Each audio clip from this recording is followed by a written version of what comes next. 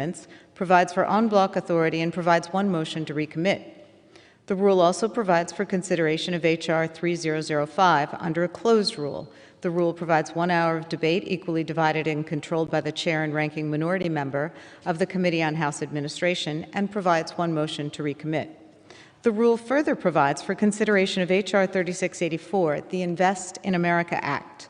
The rule provides 90 minutes of general debate with 60 minutes equally divided and controlled by the chair and ranking minority member of the Committee on Transportation and Infrastructure, and 30 minutes equally divided and controlled by the chair and ranking minority member of the Committee on Energy and Commerce. It combines the Rules Committee prints for the surface transportation and clean water provisions of the bill, self-executes a manager's amendment from Chairman DeFazio, and provides one motion to recommit. The rule additionally provides for consideration of H.Res. 503, establishing the Select Committee to investigate the January 6th attack upon the U.S. Capitol under a closed rule. The rule provides 1 hour of debate equally divided and controlled by the chair and ranking minority member of the Committee on Rules.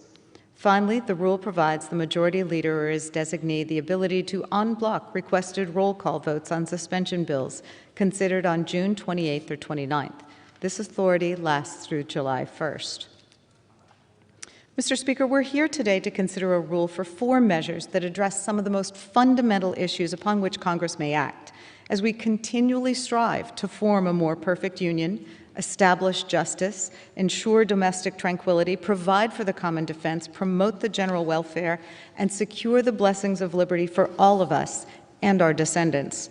In passing these 3 bills and in creating a select committee to investigate the January 6th attack on the U.S. Capitol, the U.S. House of Representatives is putting forward real solutions to repair our physical infrastructure, protect our systems of accountability, acknowledge our relationship with the past, and established a shared understanding and plan to address the deep wounds inflicted upon this building, those who serve and protect here, our government, and our democratic republic by the attack on the Capitol on January 6th. I want to first thank the members and committees that worked on the bills we consider here today, in particular, the Herculean efforts by the Transportation and Infrastructure Committee, the Oversight Committee, and Congresswoman Barbara Lee, Majority Whip Clyburn, and Majority Leader Hoyer for their leadership to remove symbols of hate from the Capitol building. Mr. Speaker, no one can deny that our nation's infrastructure is in a shameful state of disrepair. For decades, we've heard a lot of talk about infrastructure, while efforts to build and maintain the networks and systems on which we all rely have been grossly underfunded.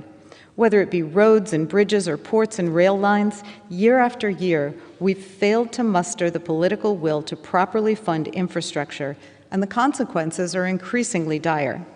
My district, Pennsylvania's 5th Congressional District, is home to Philadelphia's airport, port, rail yard, and as a key part of the Northeast Corridor, dozens of miles of interstate highways and passenger rail lines, as well as regional commuter and light rail lines that link Philadelphia and its suburb.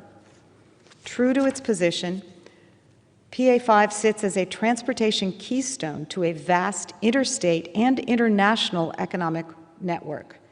The problems facing our district's transportation infrastructure are not that different from those of other regions. Our infrastructure is aging and in some cases beyond usable lifespan. It's heavily used and state and local authorities don't have enough money to meet maintenance needs, much less to make investments in modernization, expansion, or other improvements. Anyone who travels our roadways knows that axle-bending, tire-rattling potholes are the norm. Nationwide, the situation is no better. Aging and inadequate electrical grids, shamefully deficient water infrastructure, 47,000 structurally deficient bridges. You can go to any congressional district and find a litany of projects in desperate need of funding. We've heard lip service about Infrastructure Week for so long that it's become a sick national joke. We must act now. While the U.S. has sat on its hands, our allies and adversaries around the world have forged ahead with advancements in transportation networks, from high-speed rail that puts ours to shame to building out broadband and 5G networks. China spends 8% of its GDP on infrastructure. Our European partners spend 5% of their GDP on infrastructure. And here in the United States, we spend a meager 2.4%. We're falling behind the rest of the world, and in doing so, failing to promote the general welfare of our citizens. That's why I'm proud to support this rule to pass the Invest in America Act. This bill will provide over $715 billion over the next 5 years to repair and improve our nation's infrastructure. It'll create good-paying jobs and lay the foundation for robust economic growth in the 21st century. It'll make record investments in roads, transit, and rails, allowing state departments of transportation to address maintenance backlogs and make forward-thinking investments in road safety, climate mitigation and resiliency, and in low-income and underserved communities in our cities, suburbs, and rural areas. It will help build out our nation's EV infrastructure and help Americans shift to the next generation of clean energy vehicles. And it will assist transit agencies in expanding service areas and adopting zero-emission vehicles, and give states funding to help prepare for the impacts of climate change and extreme weather. This package also includes over $160 billion for drinking and wastewater infrastructure. Right now in the United States, there are millions of Americans who don't have access to clean drinking water or who aren't connected to a wastewater network. There's no excuse for that. The water provisions include much-needed funding to fully replace lead pipes throughout the country and strengthen water standards so that the EPA can better address PFAS contamination. These issues are vitally important to my district and others in southeastern Pennsylvania and across the country. So I commend the Energy and Commerce Committee for crafting this comprehensive water infrastructure package. Lastly, I want to state my strong support for the member-designated projects included in the Invest in America Act, and I want to thank Chairman DeFazio for giving my colleagues and I, on both sides of the aisle, the opportunity to secure dedicated funding for important local projects in our districts, and for instituting strong safeguards in this funding to prevent fraud and abuse. The member-designated projects process allowed us to work with our state and local transit agencies and local governments to highlight high-impact transportation projects in need of funding. I'm proud that $20 million for 7 great projects in my district have been included in this bill, including redesign of dangerous rail crossings, upgrades to commuter transit stations, and perhaps most significantly, this bill includes a project I submitted with my Pennsylvania colleague, Representative Dwight Evans, to redesign Cobbs Creek Parkway, one of the most dangerous corridors in our region and the site of hundreds of crashes and multiple fatalities year after year. The redesign will make Cobbs Creek Parkway safer for pedestrians, cyclists, and motorists.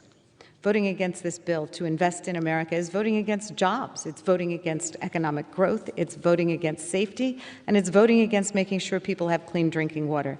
Now's the time to tackle these issues, and so I urge all my colleagues to support this measure. Mr. Speaker, also included in this bill is the IG, Inspector General Independence and Empowerment Act, a bill from the House Oversight Committee to overhaul and reform the legal powers and protections of our Inspectors General.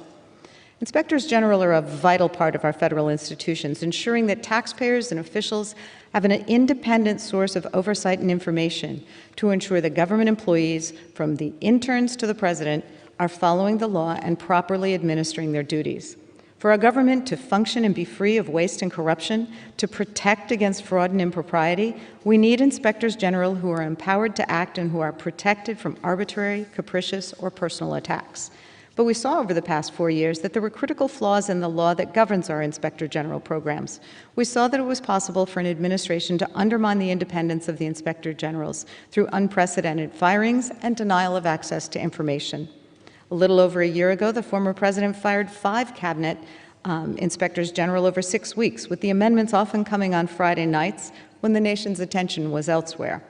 The Inspector General for Health and Human Services was fired for reporting accurately on the nation's dire shortage of life-saving PPE during the beginning of the pandemic. The State Department Inspector General was fired for investigating then-Secretary Pompeo's use of government staff to run personal errands. And the Transportation Inspector General was fired for investigating suspicious grant awards to Kentucky, the state represented by the former Secretary's husband and Senate then Majority Leader.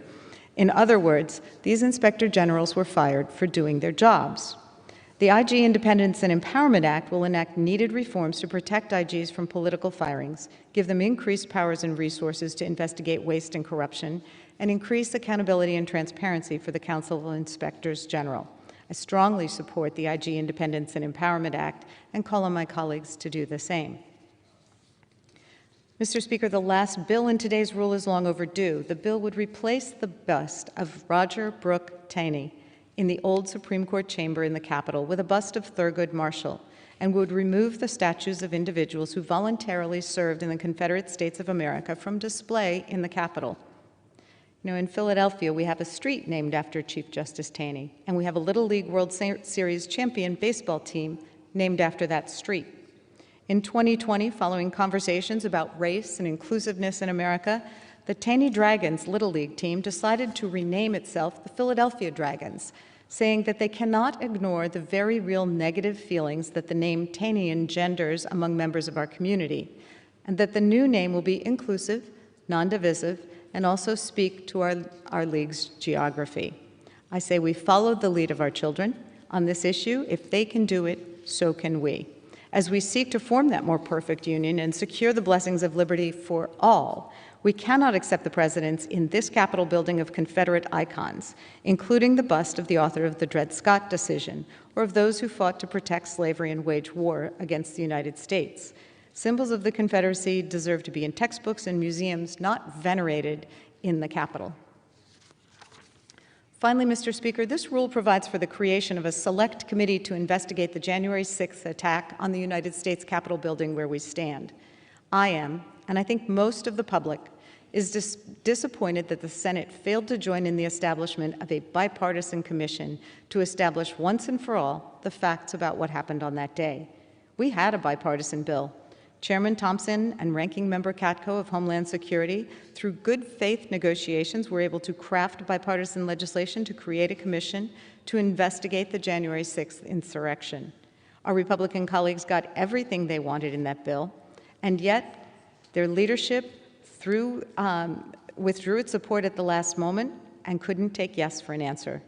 Since our colleagues refused to approve a bipartisan commission, the House must move ahead with an investigation of the January 6th events, and a select committee is our final avenue. We must investigate the causes and events that led to that attack. It's my sincere hope the committee can dive into the facts and produce a cohesive narrative around January 6th and the events that preceded it, and make recommendations that will prevent such horrors from ever being repeated again. The January 6th attack on our Capitol was a crime against our government and a crime against the men and women who serve here, whether as elected officials, congressional staff, or law enforcement, period. An ugly, violent crime, and crimes need to be investigated. Thousands participated, over 800 illegally entered the building. Roughly 500 so far have been criminally charged by law enforcement. Some have pled guilty. But the fact-finding is not yet done. We need to know how organized they were, what their level of coordination was. Despite the claims of some in this chamber, we now know that many of these rioters were armed, which means that every single one of us and all of our staffs were in very real danger. Some of the rioters came here to abduct the Vice President and the Speaker of the House and put them on trial. Some plan to take this building over and hold it until January 20th in an attempt to stave off President Biden's inauguration. Some just wanted to destroy things, and they did. That, too, the intentions of the rioters needs to be probed. Some think Donald Trump incited this riot. Some think he did not. New and wild claims have surfaced about who instigated the violence. Let's investigate that, too. Let's investigate everything connected to this horrible event. Honestly, unflinchingly, objectively, without passion or prejudice. But let us not leave this crime unexamined. If we're to come together as a nation to unite behind our shared constitutional values, to ensure domestic tranquility and secure the blessings of democracy and liberty, we must do so from a shared understanding of reality. Mr. Speaker, I hope that every member of this chamber can find it in themselves to vote for this rule when it's considered on the floor. Our country cannot afford to wait longer on infrastructure. If we continue with business as usual, our infrastructure deficit will continue to grow. Our roads and bridges will continue to deteriorate, and our national economy will be less vibrant and competitive as a result. We need to pass the Invest in America Act, full stop. We also need to pass the IG Independence and Empowerment Act, and we need to remove racist icons from the Capitol. These repairs and reforms cannot wait, and so I hope that Congress can find the political will to expeditiously pass the bills considered under the rule today. Mr. Speaker, I reserve the balance of my time. The gentlelady from Pennsylvania reserves. The gentleman from Pennsylvania is recognized. Thank you, Mr. Speaker. And I thank the distinguished gentlewoman from Pennsylvania for yielding me the customary 30 minutes, and I would yield myself as much time as I may consume. Gentleman is recognized. Thank you, Mr. Speaker. Mr. Speaker, the rule before us today provides for consideration of 4 pieces of legislation: H.R. 2662, an Inspector General Reform Bill; H.R. 3005, which requires the removal of certain capital statutes, H.R. 3684, the Democrats' Surface Transportation Reauthorization Bill, and then House Res 503, which establishes a select committee to investigate January 6th. The first bill, H.R. 2662, reforms appointment requirements, authorities, and oversight of federal inspectors general. Republicans agree that reforms are necessary. We agree it's necessary to ensure that IGs have the tools they need to conduct robust investigation and oversight. In fact, there are several provisions in this bill that we introduced with Republicans as co-leads. But unfortunately, Mr. Speaker, rather than working towards a bipartisan solution, the majority once again chooses a partisan approach and rejected good faith efforts from Republicans to craft a proposal that both sides agreed on. The bill before us today includes problematic language limiting a president's authority to remove an IG, even when that IG has committed dereliction of duty of an important act. Further, H.R. 2662 requires the president to name the first assistant as acting IG without any exceptions, even when that assistant may be implicated in the very same misconduct that led to the removal of the previous IG. Lastly, the bill grants the authority to issue subpoenas for former federal officials without providing the necessary protections to prevent abuses of this authority. Mr. Speaker, without these problematic provisions, and the IG reform bill could come to the floor with broad bipartisan support. It's just an absolute shame, though I must say it's not surprising, that my colleagues across the aisle once again threw away an opportunity for bipartisanship simply to score cheap political points with their radical liberal base. In keeping with that theme, the rule makes in order H.R. 3684, the Democrats' retread of last year's Green New Deal, only this time it's now disguised as infrastructure. Instead of working with Republicans to provide desperately needed infrastructure investment, House Democrats doubled down on the same mandates, the same restrictive policies, and the same social justice warrior priorities that failed to go anywhere last year. This partisan package spends nearly $548 billion on progressive priorities and programs while actually restricting new road and bridge construction. That's right, it actually restricts new construction of roads and bridges. When we talk about the money, like I said, it's about $550 billion. That is an 11% funding increase over last year's bill and a whopping 79% increase over the bipartisan FAST Act, the last surface transportation reauthorization bill that was passed by this chamber. Alarmingly, but not surprisingly, this bill was not paid for. So then where does the money come from? Well, the answer is simple: deficit spending. Deficit spending, which further fuels inflation and increases the cost of things like gas and food that all American families need. Simply put, every American will pay more for everything to meet the demands of the Democrats' far-left radical base. You would hope that with a price tag like this, with an impact on American families like this, that the bill would actually provide for massive investment to fix our nation's crumbling roads and bridges. But you'd be wrong. H.R. 3684 puts climate and the Green New Deal above real infrastructure needs. In fact, up to $1 out of every $2 spent in this bill is tied up in Green New Deal mandates. This bill puts up roadblocks for transportation and also puts up roadblocks for transporting clean-burning, affordable LNG, obviously liquefied natural gas, which is another blow to blue-collar workers already devastated by Joe Biden's war on American energy and his war on blue-collar workers. In focusing on this radical far-left priority, the majority has failed to include the regulatory reforms necessary to address money-wasting permitting delays that currently plague critical infrastructure projects. Think about it. Right now, it takes 6 years on average just to break ground on major public projects. 6 years. An average of 20 to 30% of infrastructure project costs are lost to red tape. This costs real money. This means that about $164 billion in this bill will actually just be wasted on red tape and project delays. But that's not even the most egregious example of wasteful spending in this legislation. This bill lifts a bipartisan ban and allows the Federal Transit Administration to spend money on art. That's right. According to liberals across the aisle, art is now infrastructure. America's taxpayer dollars clearly hard at work, and clearly liberal newspeak, Orwellian newspeak, on display calling art infrastructure. Finally, the bill favors big urban areas to the detriment of smaller rural communities like the ones I represent in southwestern Pennsylvania. H.R. 3684 prioritizes funding for urban transportation modes like transit and rail over roads and bridges that everyday Americans use. In fact, more money is given to electric vehicle charging stations than to the entire Rebuild Rural Grant Program.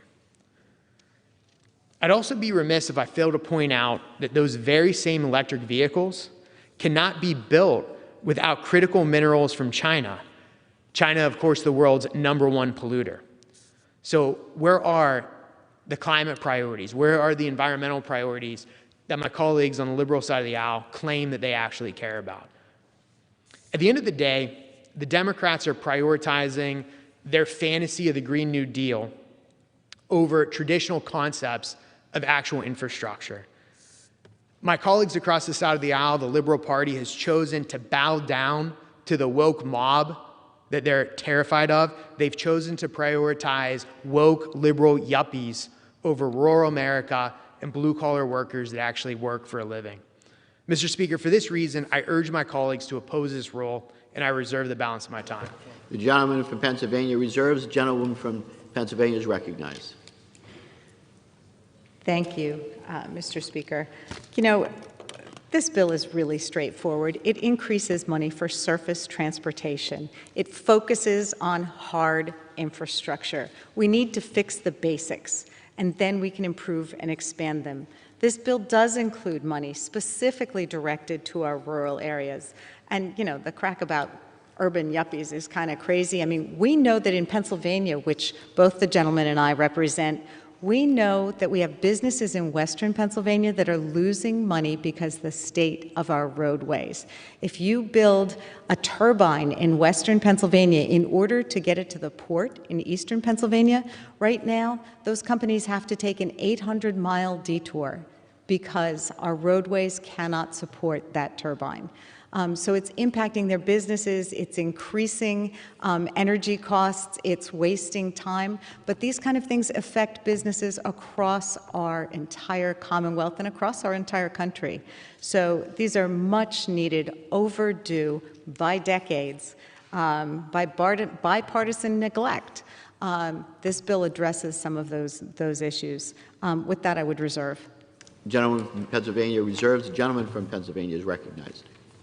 Thank you, Mr. Speaker. I'd like to remind my colleagues across the aisle some just important facts. For one, you can't make solar panels without mining because you have to mine critical minerals. You also can't make windmills without steel. You can't make steel without mining coal. So just something to keep in mind. Mr. Speaker, last month, CBP encountered more than 180,000 illegal immigrants at our southern border. That's a new 21-year high. Think about it. Last month, in 1 month, almost 200,000 illegal immigrants at our southern border. Many of these illegal immigrants are traveling from and through high-risk South and Central American countries where COVID-19 infection rates are skyrocketing. South America in particular has become a major COVID-19 hotspot with death rates 8 times above the global average. And yet the Biden administration is considering ending Title 42, the public health authority that allows Customs and Border Patrol to quickly turn back migrants due to the dangers posed by highly contagious diseases. CBP heavily relies on Title 42 authority to expel adults and family units that illegally cross the border. In May of 2021, CBP expelled more than 100,000 individuals under Title 42. Mr. Speaker, thanks to the draconian shutdown measures from far-left governors, including Pennsylvania's Tom Wolf, many states are still recovering from the COVID-19 pandemic. Ending Title 42 puts that fragile recovery at risk, especially at a time when powerful variants continue to pop up across the globe. That's why, if we defeat the previous question, I will personally offer an amendment to the rule to immediately consider my good friend Congresswoman Yvette Herrell's Pause Act. The Pause Act would provide for stringent enforcement of Title 42 and would prohibit HHS and DHS from weakening Title 42's implementation. Mr. Speaker, I ask for unanimous consent to insert the text of my amendment in the record, along with any extraneous materials immediately prior to the vote on the previous question. Without objection, so ordered. Thank you, Mr. Speaker. And Mr. Speaker, here to explain the amendment is the bill's author, my good friend, Congresswoman Herrell, and I yield her 5 minutes. The gentleman is recognized for 5 minutes. Thank you, Mr. Speaker. Mr. Speaker, if the previous question is defeated, we will amend the rule to immediately consider my bill, H.R. 471, the Pause Act, which will preserve and protect Title 42 health restrictions at the border. The border is in flames, and this crisis is cruel, it's costly, and it's cowardice. Biden's border crisis is harming my constituents and all Americans. The ranchers and the people that live in and around the border cannot let their children play outside for fear of cartel gunmen. In the past, people along the border on the American side in my district have been held at gunpoint. They've had vehicles stolen. Some have even been kidnapped. The first duty of our nation is to defend its border and its people. President Biden has been derelict in this duty, whether it be from the pandemic that continues or the violent criminals that cross our border in the dark of night. Sheriffs are reaching out to me. Just like the Border Patrol, they too are overwhelmed. They are seizing record amounts of guns, drugs, smuggled people, and untold numbers of other illicit materials are getting past them, all because President Biden has put politics over the American people. President Obama's Secretary of Homeland Security, Jay Johnson, stated that 1,000 migrants a day was a crisis. Just in May, U.S. Customs and Border Protection encountered 180,034 illegal immigrants along the southwest border, a 20-year monthly high. That amounts to 5,807 illegal immigrants per day in May. This is a crisis nearly 6 times greater than the threshold established by President Obama's Secretary of Homeland Security. Title 42 is the only major Trump-era border policy left in place under the administration, as it allows Border Patrol to quickly expel illegal immigrants, sending them back across the border instead of placing them in congregate facilities where outbreaks of COVID-19 and other variants are all but guaranteed. Ending Title 42 would turn what is already a crisis into an unmitigated, uncontrollable, and undeniable catastrophe. The pandemic continues to rage in Latin America, and Guatemala and Brazil are both currently around 90% of their peak weekly infection rates, and in the past 8 months, CBP has encountered more than 170,000 migrants from those two countries alone.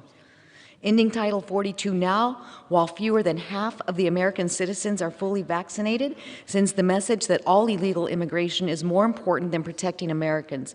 Despite the fact Biden wants to let a flood of illegal immigrants into our country, he clearly believes a public health emergency still exists. President Biden has placed several COVID-19 travel bans on dozens of countries, and these bans remain in place, indicating he thinks the public health emergency is ongoing. Speaker Pelosi has extended proxy voting in the House, stating there is an ongoing public health emergency due to COVID.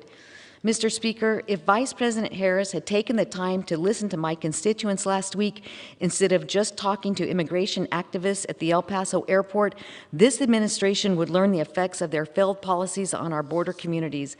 That is why I invited her twice to visit my district. If she had cared to respond, she could have heard from the farmers, ranchers, community leaders, and residents of our border communities. She could have heard how the crisis is different between the gaps in the border wall than it is in major cities like El Paso. And she could have heard from the 5 county sheriffs in my district who wrote to me in support of keeping Title 42 in place. This crisis is a double threat and places the security of our nation and the safety of the American people at risk. At minimum, however, we need to keep at minimum, we need to keep the last administration's appropriate use of Title 42 in place.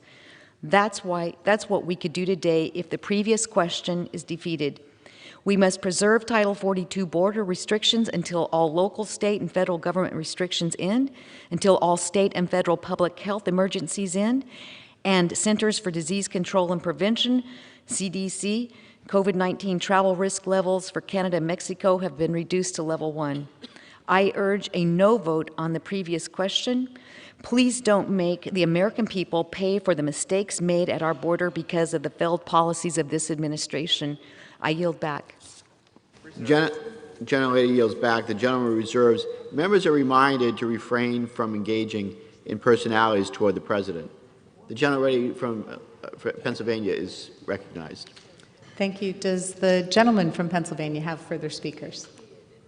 Yes, I do. Okay, then I would reserve. Gentlelady reserves. Gentleman from Pennsylvania is recognized. Thank you, Mr. Speaker. Just another fact of life now. We cannot make an electronic vehicle without critical minerals. Unfortunately, due to the red tape that's put upon the mining industry by liberals across the aisle, we are now dependent on China for roughly 80% of our critical minerals. Simply put, we now cannot make an electric car without China. Here to talk about another predicament the liberals across the aisle put us in is my good friend from Texas, and I yield the gentleman from Texas, my good friend Chip Roy, 5 minutes. The gentleman is recognized for 5 minutes. Thank the Speaker, and I thank my friend from Pennsylvania, and I thank the gentlelady from New Mexico for articulating so well the state of our southern border, which is the direct result and the consequence of the rote incompetence of the current administration and my Democratic colleagues on the other side of the aisle. It's the best I can put it. Or, frankly, it's the purposeful use of the border for political purposes. Because there's nothing else that can explain what's actually happening at the state of our border. That a political party would say that having cartels having operational control of our border to the detriment of the well-being of the United States and its citizens, or the migrants who seek to come here getting put into the human and sex trafficking trade, that somehow that should be seen as a compassionate position by my colleagues on the other side of the aisle. But I'll tell you that it is a policy that is in the false name of compassion. I note that Vice President Harris finally found her way to the border, although it was in a pit stop on her way to Los Angeles, taking 4 hours to stop in El Paso for a photo op to go say hi to some Border Patrol en route to Los Angeles. That's not the kind of visit that we've been talking about that is required of the President of the United States or his appointee, the Vice President, who is supposedly in charge of securing the border of the United States. And I would note that this is real.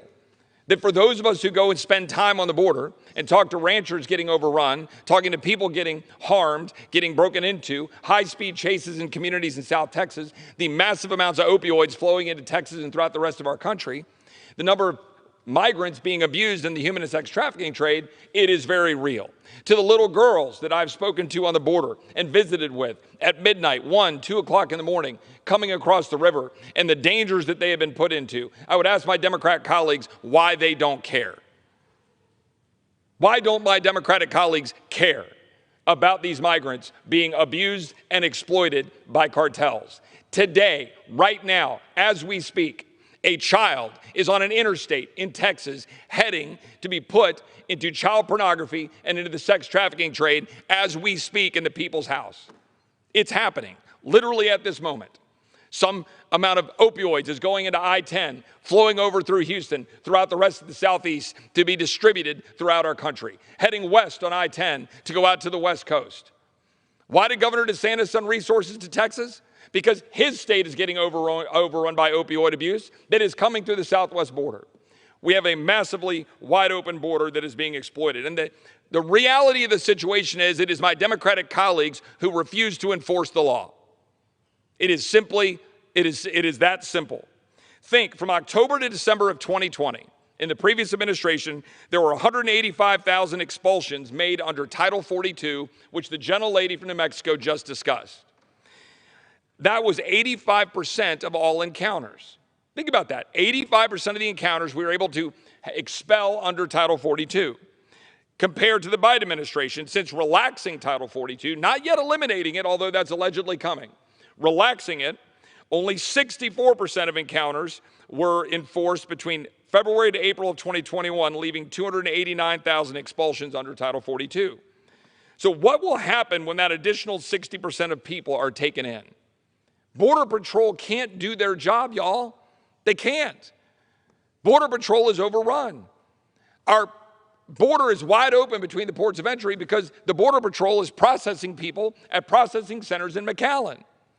The Vice President would know that if she hadn't missed the mark by 750 miles, landing her plane in El Paso instead of McAllen. Tomorrow, 30 to 40 of my colleagues on this side of the aisle, unfortunately 0 to the best of my knowledge on the other side of the aisle, are going to the border to meet with Governor Abbott and former President Trump to talk about what's happening in McAllen, where the actual crisis exists. My friend from Pennsylvania rightly noted that COVID still remains a major public health issue at the border, a risk for Americans and migrants. Latin America and the Caribbean have the world's highest death toll from COVID in proportion to population, with 33 million reported infections and 1 million reported deaths. Brazil leads the region. It leads the world in a daily average number of new infections reported. Colombia is reporting the highest rate of infections in South America. Guatemala is at peak. Honduras is at 86% of peak. Border Patrol had 9,000 CBP employees test positive. 32 CBP employees have died. As of March, 7.4% of tests given to UACs in the past year turned out to be positive, and multiple facilities have had positivity rates of 10% or higher. That's the reality of what's going on at the border. Yet Title 42, the health code provisions that allow us to secure the border during a pandemic, during the spread of communicable diseases, is about to be jettisoned by the Biden administration, endangering the American people and endangering our Border Patrol. We need to enforce the full Title 42 authority, and it's imperative for border and public health security, and that is why we should defeat the previous question. We will amend the rule to immediate consideration of my friend from New Mexico's bill, H.R. 471, as amended, that will preserve existing border health protection measures intended to safeguard the citizens of our country. Mr. Speaker, I yield my good friend from Texas as much time as he needs to close. I thank the gentleman To wrap up his remarks. I thank the gentleman from Pennsylvania. If my Democrat colleagues vote for the previous question, which I expect that they will do, they are choosing to pursue a radical leftist environmental agenda that will harm Americans. Rather than secure our border, which we are presenting as an option. For us to do our job in the people's house, to actually do our duty as the people's house to secure the border of a sovereign nation to the benefit of our people, of the state of Texas, our entire nation as a whole, and the migrants who seek to come here. That's the choice right now, ladies and gentlemen. It is a choice for this body. Choose to secure the border of the United States and make our country stronger, or secure a political agenda which has no hope of uniting this country and benefiting the American people. The small businesses that the gentlelady from Pennsylvania was talking about. Let's talk about the small businesses that got crushed under COVID, crushed by the policies of this body and others. They were shutting businesses down to the tune of 100,000 businesses, forcing them to close. Let's talk about the impact of our kids in schools and the masks being worn and the mental health issues and the cancer screenings that didn't occur because we locked down and shut down our economy. And right now, let's talk about the damage being done to this country because of wide open borders with empowered cartels. We should right now defeat the previous question so that we can amend it to do the work of the American people. Now yield back to the gentleman from Pennsylvania. Gentleman yields back. Reserve. Pennsylvania reserves. Gentlelady from Pennsylvania is recognized. Does the gentleman have additional speakers? We are prepared to close. Okay. I think we have one more speaker. I am finding the argument a little bit hard to follow from my colleagues across the aisle because, as I understand it, it was a bad thing to shut down businesses in the U.S. to protect people when there was a virus rampant here, but we have to shut down the border because there's a virus rampant here. It's just a little hard to follow the logic sometimes. I think I have, or not. Waiting for Godot. Okay, I think if the gentleman's prepared to close, then I would reserve. The gentlelady reserves. The gentleman from Pennsylvania is recognized. Thank you, Mr. Speaker. I am indeed prepared to close, and I would yield myself the balance of my time. So ordered. Thank you, Gentleman is Mr. Speaker.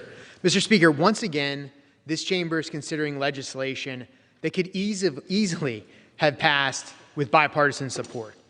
If Democrats would stop appeasing their radical progressive base, if they would stop worrying about what whiny, spoiled millennials are saying on Twitter, if they decided they would finally try to approach their work here in some kind of bipartisan manner, then we could work for real solutions for real Americans that would help the country.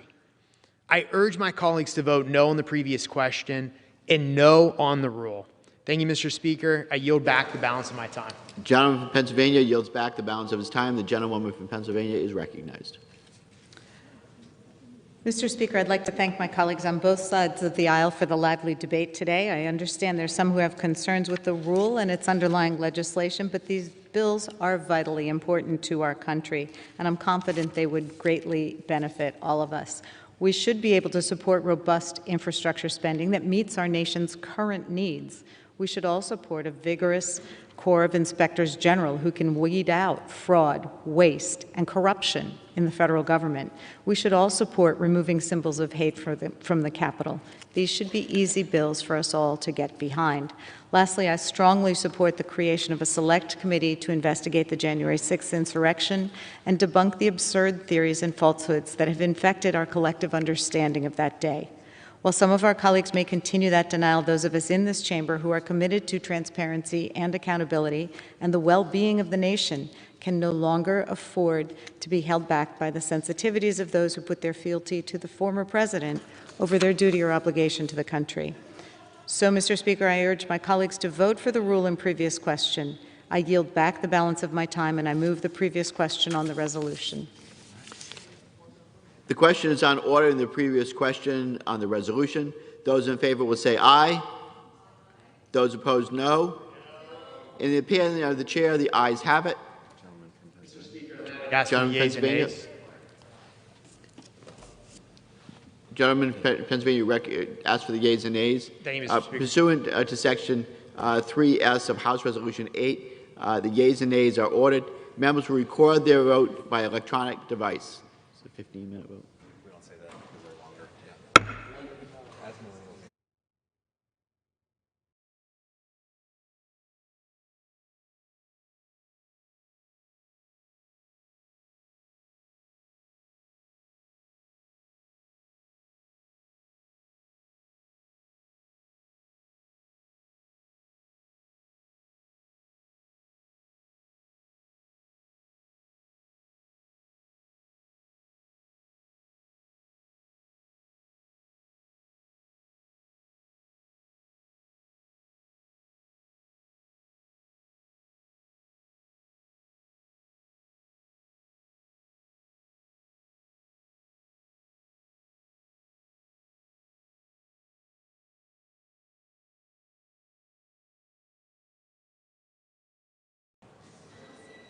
For what purpose does the gentleman from Arizona?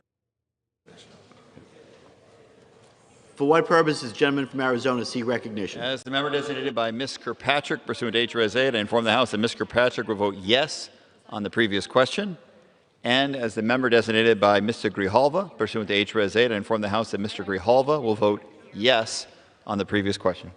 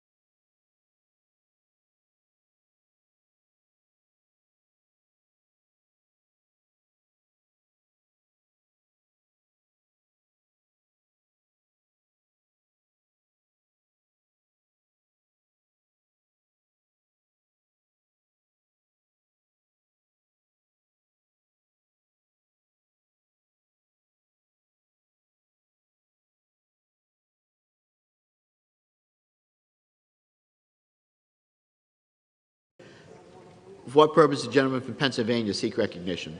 Mr. Speaker, as a member designated by Representative Carl of Alabama pursuant to House Res 8, I inform the House that Representative Carl will vote no on the previous question.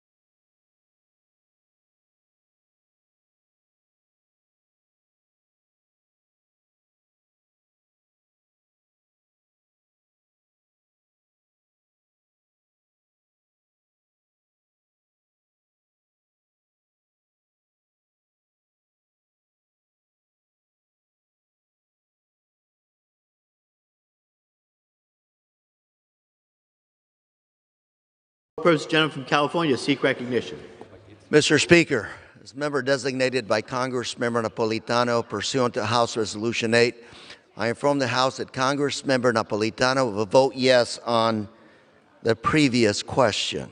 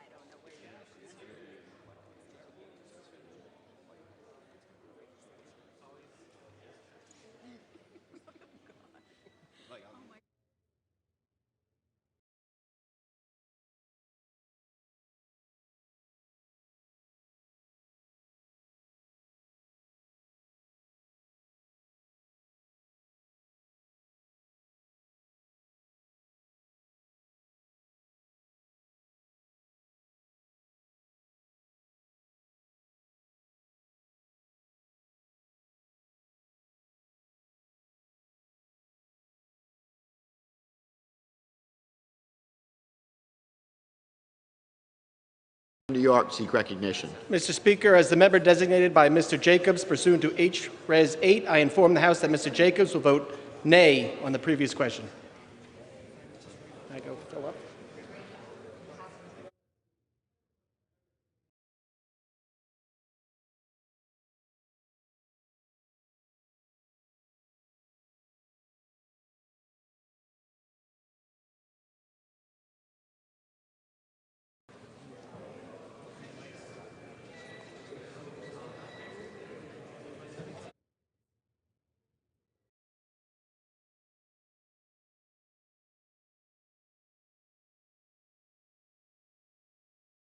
For what purpose the gentleman from Tennessee seek recognition? Mr. Speaker, as the member designated by Mr. Desjardins of Tennessee pursuant to H.Res. 8, I inform the House that Mr. Desjardins will vote nay on the previous question. Thank you.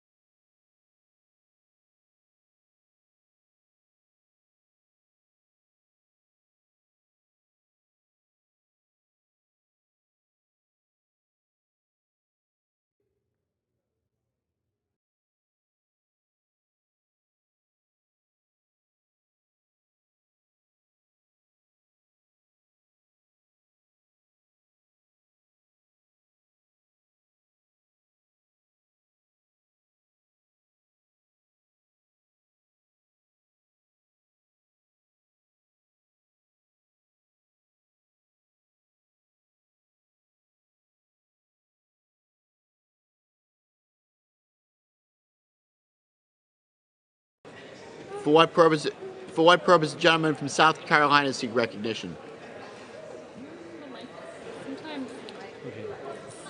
He's got it now. For what purpose the gentleman from South Carolina seek recognition? No, he's not speaking.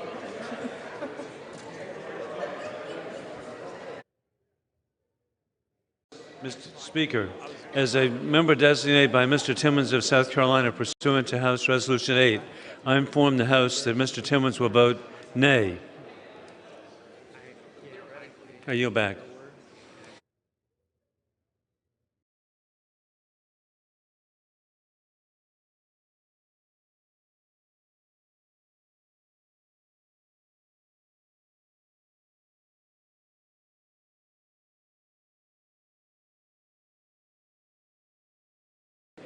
Okay, for what purpose the gentleman from Virginia seek recognition?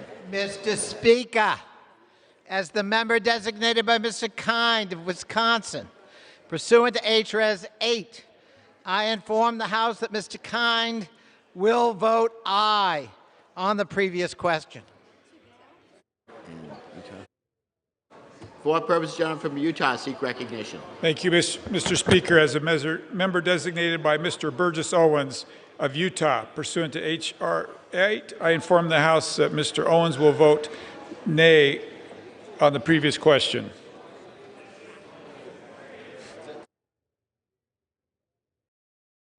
For what purpose the gentleman from New York seek recognition? As the member designated by Chairwoman Eddie Bernice Johnson pursuant to H.Res. 8, I inform the House that Chairwoman Johnson will vote yea on the previous question. The member designated by Congresswoman Grace Meng pursuant to H.Res. 8, I inform the House that Congresswoman Meng will vote yea on the previous question. As the member designated by Congressman Stephen Horsford pursuant to H.Res. 8, I inform the House that Congressman Horsford will vote yea on the previous question. As the member designated by Congresswoman Sylvia Garcia pursuant to H.Res. 8, I inform the House that Congresswoman Garcia will vote yea on the previous question. As the member designated by Congressman Richie Torres pursuant to H.Res. 8, I inform the House that Congressman Torres will vote yea on the previous question. All right.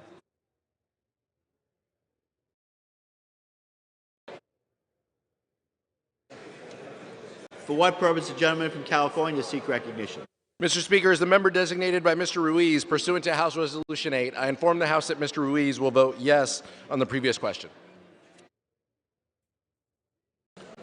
For what purpose the gentleman from Florida seek recognition? Mr. Speaker, as a member designated by Mr. Gates of Florida, or Mr. Stubbe rather, of Florida pursuant to H.Res. 8, I inform the House that Mr. Stubbe will vote no on the previous question. For what purpose the gentlelady from California seek recognition? As the member designated by Ms. Leger Fernandez pursuant to H.Res. 8, I inform the House that Ms. Leger Fernandez will vote yes on the previous question. For what purpose the gentleman from Texas seek recognition? Mr. Speaker, as a member designated by Mr. Fallon, great state of Texas, pursuant to House Resolution 8, I inform the House that Mr. Fallon will vote no on the previous question. As a member designated by Mr. Babin from the great state of Texas, pursuant to House Resolution 8, I inform the House that Mr. Babin will vote no on the previous question. As a member designated by Mr. Cawthorn, great state of North Carolina, pursuant to House Resolution 8, I inform the House that Mr. Cawthorn will vote no on the previous question.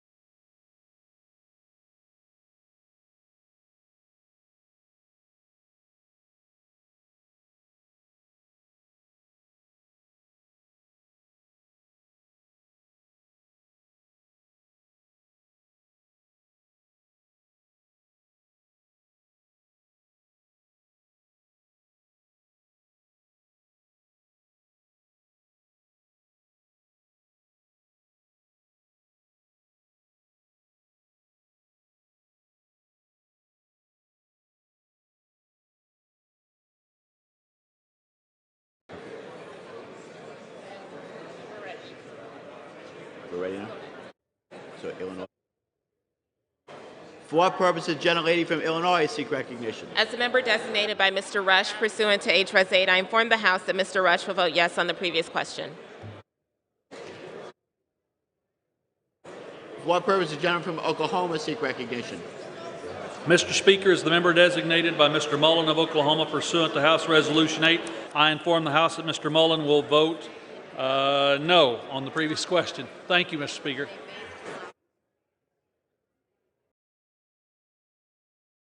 From Washington seek recognition. Mr. Speaker, as the member designated by Ms. Sewell pursuant to H.Res. 8, I inform the House that Ms. Sewell will vote yes on the previous question. And as the member designated by Ms. Strickland pursuant to H.Res. 8, I inform the House that Ms. Strickland will vote yes on the previous question.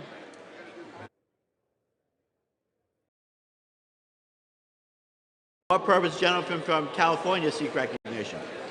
As the member designated by Mr. Gallego pursuant to H.Res. 8, I inform the House that Mr. Gallego will vote aye on the previous question.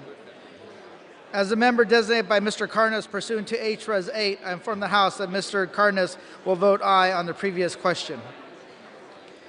As the member designated by Mr. Chuy Garcia pursuant to H.Res. 8, I inform the House that Mr. Garcia will vote aye on the previous question. Pause.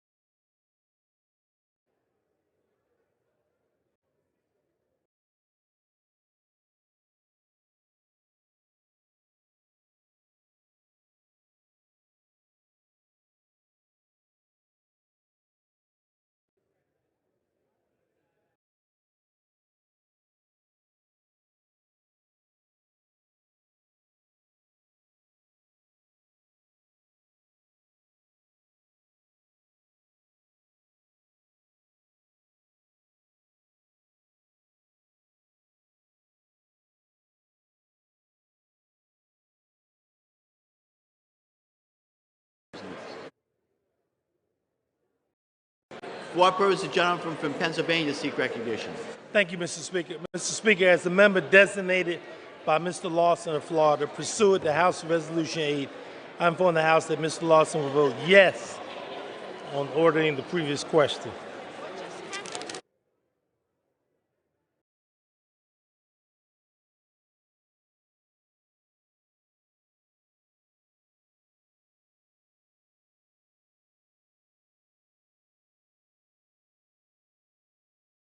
For what purpose does the gentleman from California seek recognition? Mr. Speaker, as a member designated by Ms. Rice of New York pursuant to H.Res. 8, I inform the House that Ms. Rice will vote yes on the previous question.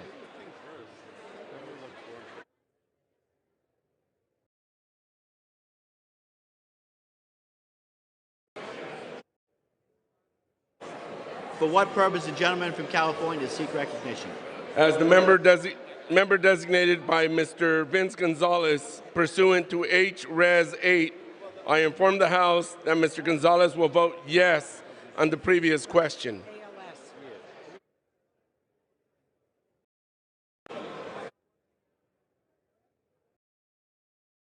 For what purpose the gentleman from New Jersey seek recognition? Mr. Speaker, as the member designated by Mr. Donald Payne pursuant to H.Res. 8, I inform the House that Mr. Payne will vote yes on the previous question.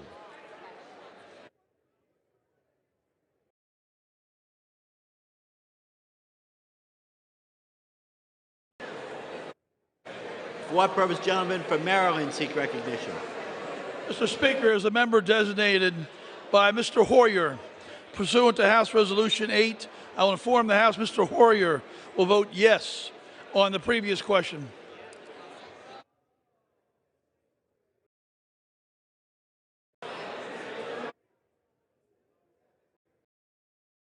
Over here.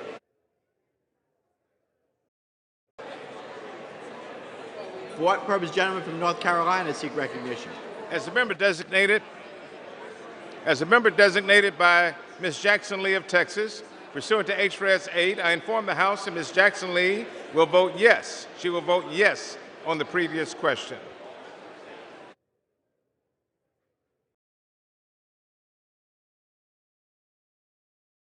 For what purpose gentlelady from Connecticut seek recognition? As the member designated by Ms. Wilson pursuant to H.Res. 8, I inform the House that Ms. Wilson will vote yes on the previous question.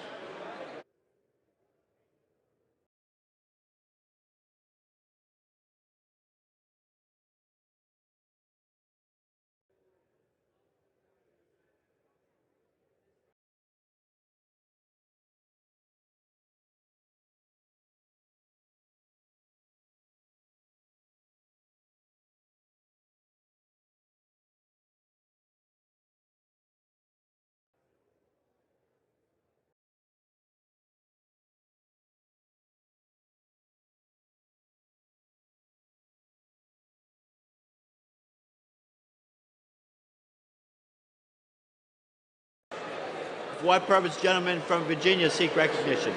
The same, like, yeah. Mr. Speaker, as the member designated by Mr. Cohen, pursuant to H.Res. 8, I inform the House that Mr. Cohen will vote yes on the previous question. As a member designated by Mr. Liu, pursuant to H.Res. 8, I inform the House Mr. Liu will vote yes on the previous question. As a member designated by Mr. Lowenthal, pursuant to H.Res. 8, I inform the House Mr. Lowenthal will vote yes on the previous question.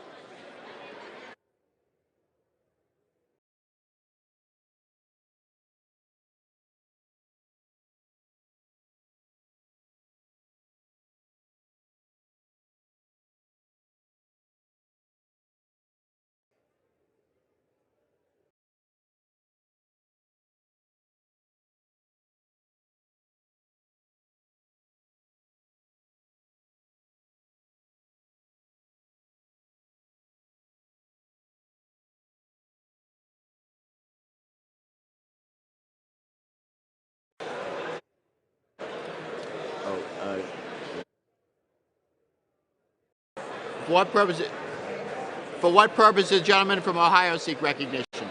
Mr. Speaker, as a member, he recognized me, but Mr. Speaker, as a member designated by Mr. Young from the great state of Alaska, pursuant to H.Res. 8, I inform the House that Mr. Young will vote nay on the previous question.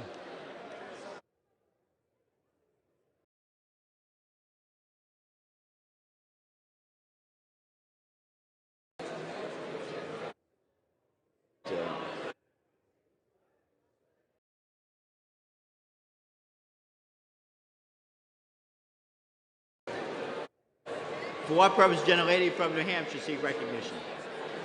As the member designated by Ms. Clark of Massachusetts pursuant to H.Res. 8, I inform the House that Ms. Clark will vote yes on the previous question. And as the member designated by Ms. Bordeaux pursuant to H.Res. 8, I inform the House that Ms. Bordeaux will vote yes on the previous question.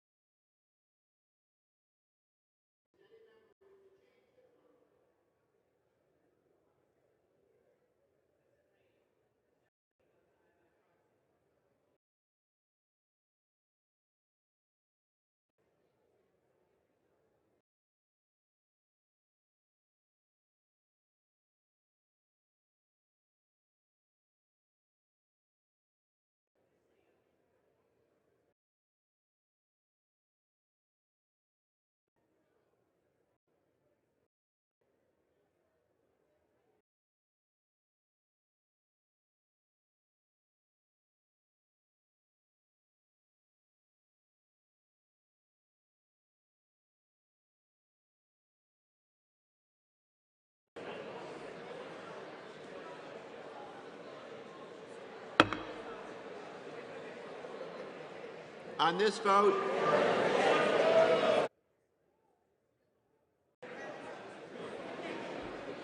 We're back open.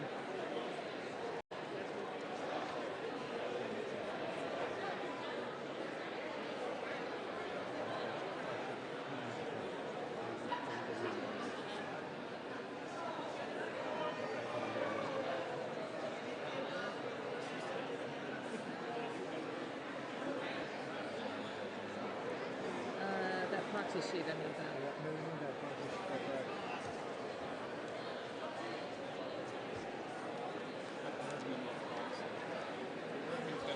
Bergman votes no, by the way. Mr. Bergman votes no.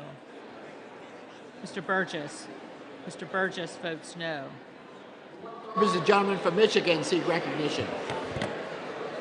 Mr. Speaker, is the member designated by Mrs. McLean of Michigan pursuant to House Resolution 8. I inform the House that Mrs. McLean will vote no on the previous question. I'll let you know too.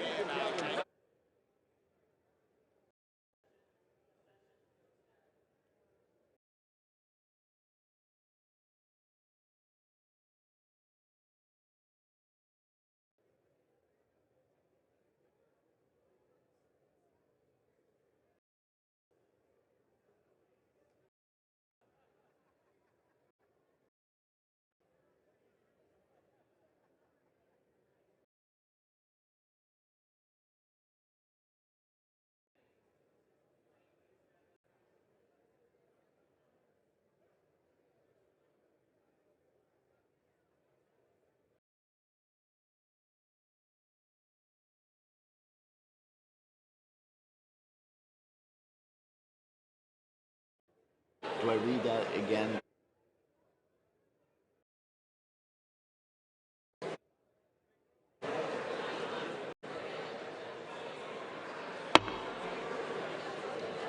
On this vote, the yeas are 213, the nays are 195.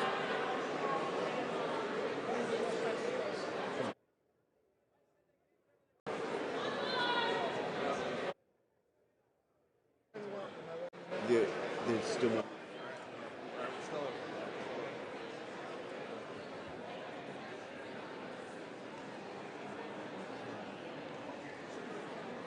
Mr. Costa. Mr. Costa votes aye. So close, Kevin.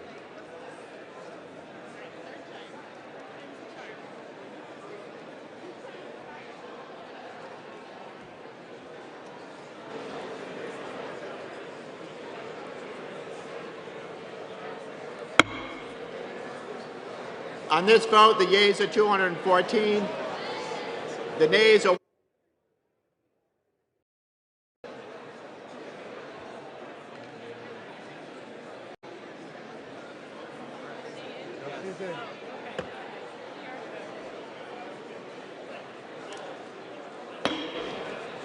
On this vote, the yeas are 214 and the nays are 195. The previous question is ordered. The question is on adoption of the resolution. Those in favor will say aye. Those opposed, nay. In the opinion of the chair, the ayes have it.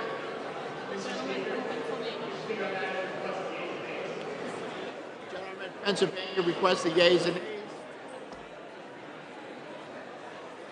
Pursuant to Section 3S of House Resolution 8, the yeas and nays are ordered. Members will record their votes by electronic device.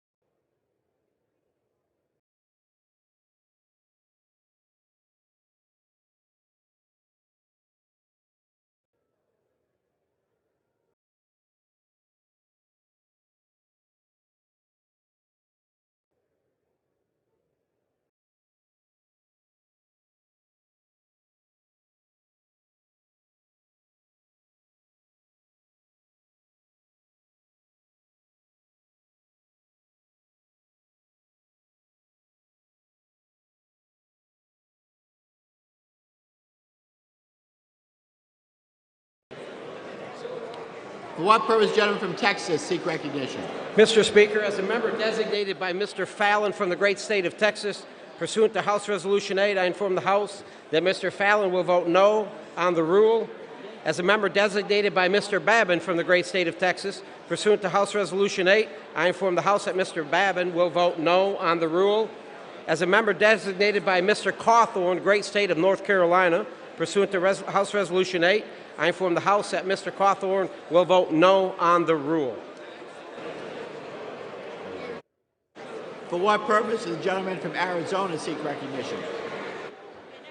As the member designated by Ms. Kirkpatrick, pursuant to H.R.S. 8, I inform the House that Ms. Kirkpatrick will vote yes on H.R.S. 504, and as the member designated by Mr. Grijalva, pursuant to H.R.S. 8, I inform the House that Mr. Grijalva will vote yes on H.R.S. 504. For what purpose does the gentleman from Utah seek recognition? Mr. Speaker, as the member designee for Mr. Burgess Owens, pursuant to H.R. 8, I inform the House that Mr. Owens will vote no on the rule. For what purpose, gentleman from California seek recognition?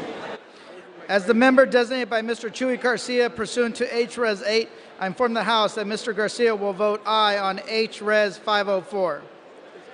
As the member designated by Mr. Carnes pursuant to H.Res. 8, I inform the House that Mr. Carnes will vote aye on H.Res. 504. As the member designated by Mr. Gallego pursuant to H.Res. 8, I inform the House that Mr. Gallego will vote aye on H.Res. 504. For what purpose, gentleman from Tennessee seek recognition? Mr. Speaker, as the member designated by Mr. Desjardins of Tennessee, pursuant to H.Res. 8, I inform the House that Mr. Desjardins will vote nay on the rule. Thank you.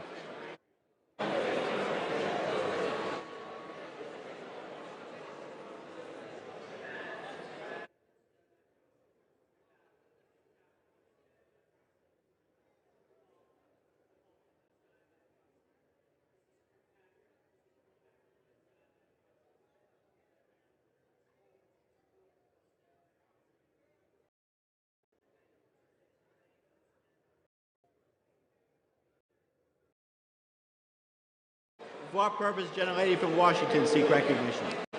Mr. Speaker, as the member designated by Ms. Sewell pursuant to H.Res. 8, I inform the House that Ms. Sewell will vote yes on H.Res. 504. And as the member designated by Ms. Strickland pursuant to H.Res. 8, I inform the House that Ms. Strickland will vote yes on H.Res. 504. For what purpose, gentleman from Oklahoma seek recognition? Speaker, as the member designated by Mr. Mullen of Oklahoma, pursuant to H.R. Resolution 8, I inform the House that Mr. Mullen will vote no on the rule. Thank you, Mr. Speaker. For what purpose, gentleman from California seek recognition? Mr. Speaker, as the member designated by Mr. Vince Gonzalez, pursuant to H.Res. 8, I inform the House that Mr. Gonzalez will vote yes on H.Res. 504.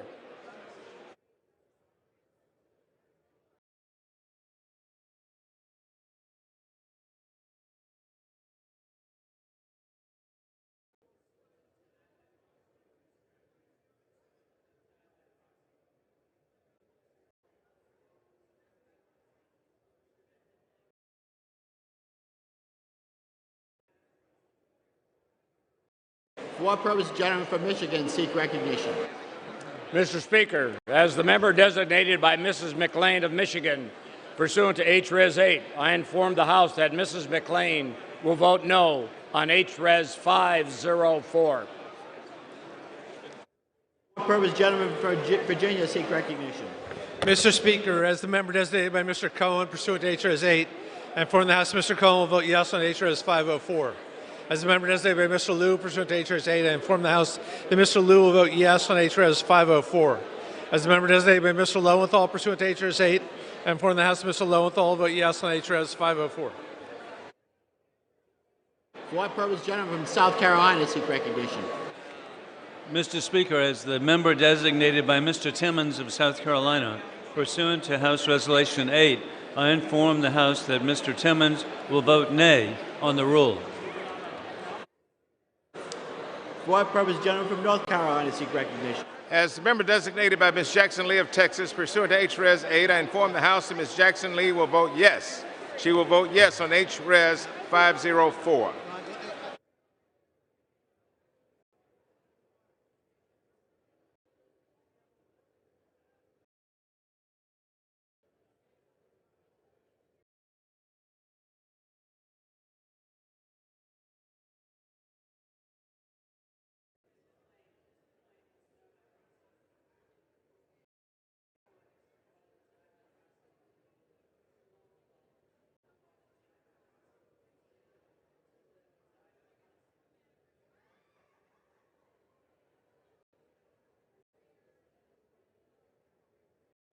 For what purpose does the gentleman from Florida seek recognition? Mr. Speaker, as a member designated by Mr. Stubbe of Florida pursuant to H.Res. 8, I inform the House that Mr. Stubbe will vote no on the rule. For what purpose does the gentleman from California seek recognition? Mr. Speaker, as the member designated by Ms. Rice of New York pursuant to H.Res. 8, I inform the House that Ms. Rice will vote yes on H.Res. 504. Recognition. Designated by Mr. Young from the great state of Alaska. Pursuant to H.Res. 8, I inform the House that Mr. Young will vote nay on the rule. And for what purpose does the gentlelady from New Hampshire seek recognition? Mr. Speaker, as the member designated by Ms. Clark of Massachusetts pursuant to H.Res. 8, I inform the House that Ms. Clark will vote yes on H.Res. 504. And as the member designated by Ms. Boudreau pursuant to H.Res. 8, I inform the House that Ms. Boudreau will vote yes on H.Res. 504.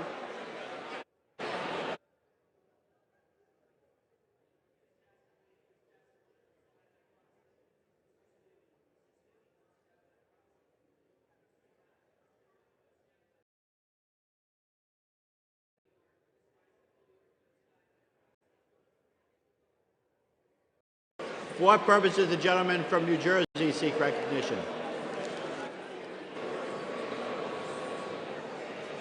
For what purpose does the gentleman from New Jersey seek recognition? Mr. Speaker, as the member designated by Mr. Donald Payne pursuant to H.Res. 8, I inform the House that Mr. Payne will vote yes on H.Res. 504.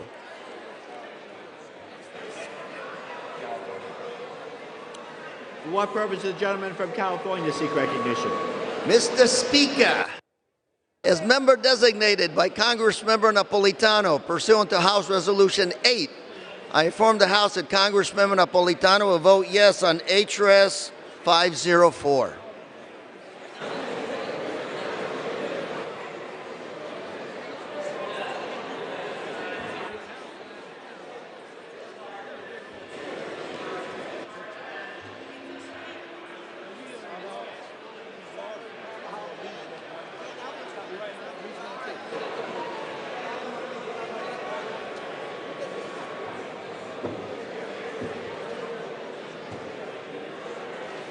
For what purpose does the gentleman from Virginia seek recognition? Mr. Speaker, as the member designated by Mr. Kind of Wisconsin, pursuant to H.Res. 8, I inform the House that Mr. Kind will vote aye on H.Res. 504.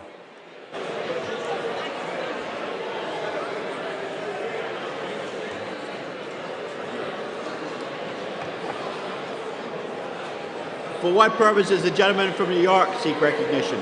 The member designated by Chairwoman Eddie Bernice Johnson pursuant to H.Res. 8, I inform the House that Chairwoman Johnson will vote yea on H.Res. 504. As the member designated by Congresswoman Grace Meng pursuant to H.Res. 8, I inform the House that Congresswoman Meng will vote yea on H.Res. 504. As the member designated by Congressman Stephen Horsford pursuant to H.Res. 8, I inform the House that Congressman Horsford will vote yea on H.Res. 504. As the member designated by Congresswoman Sylvia Garcia pursuant to H.Res. 8, I inform the House that Congresswoman Garcia will vote yea on H.Res. 504. And as the member designated by Congressman Richie Torres pursuant to H.Res. 8, I inform the House that Congressman Torres will vote yea on H.Res. 504.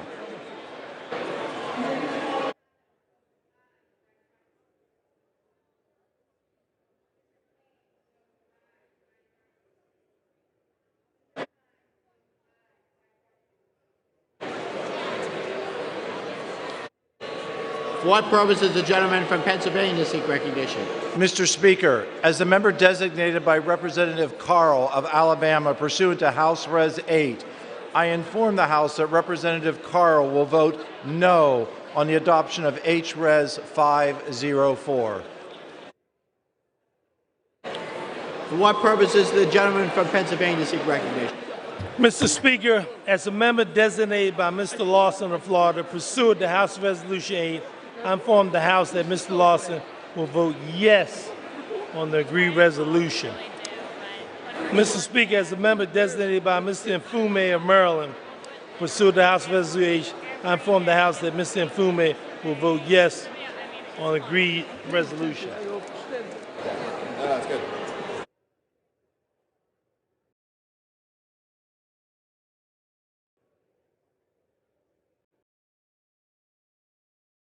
For what purpose does the gentleman from Maryland seek recognition?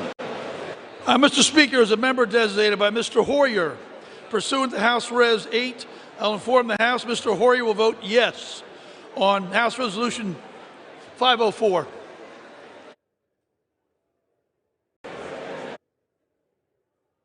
Last one.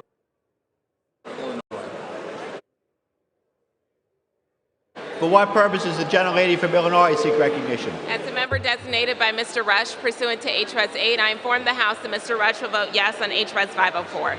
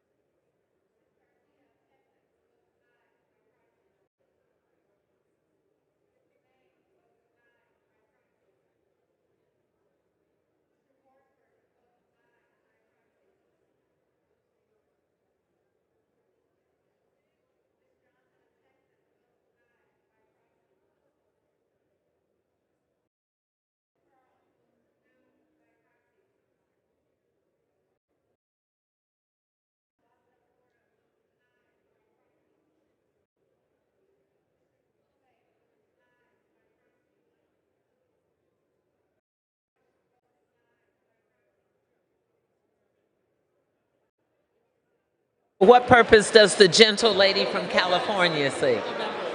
As the member designated by Ms. Leger Fernandez pursuant to H.Res. 8, I inform the House that Ms. Leger Fernandez will vote yes on H.Res. 504.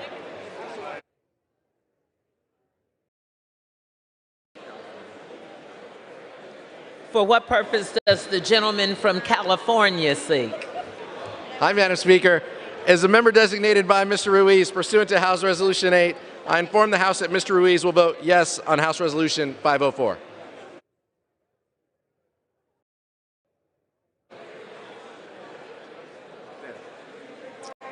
For what purpose does the gentlelady from Connecticut seek? As the member designated by Ms. Wilson pursuant to H.Res. 8, I inform the House that Ms. Wilson will vote yes on H.Res. 504.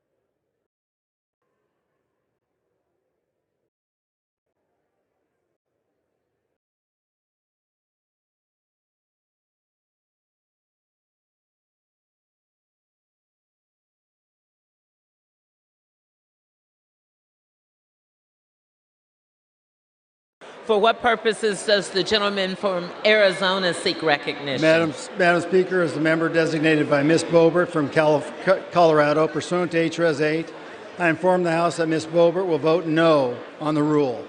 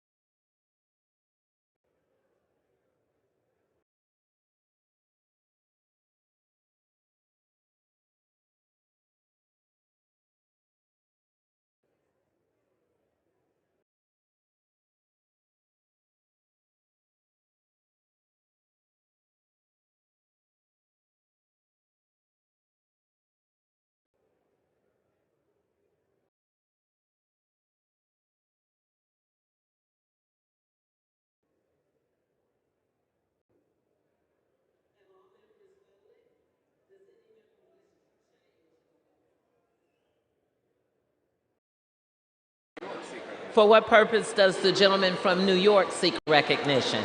Madam Speaker, as the member designated by Mr. Jacobs of New York pursuant to H.R.S. 8, I inform the House that Mr. Jacobs will vote nay on the rule.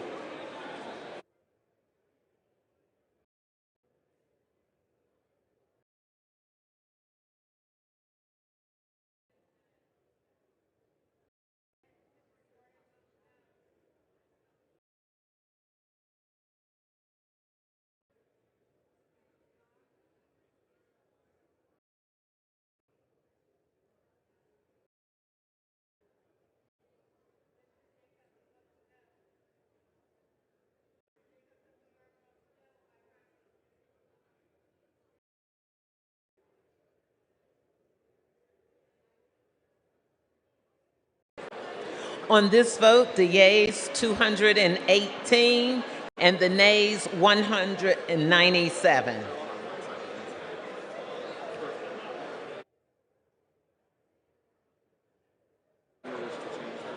Does any member wish to change a vote?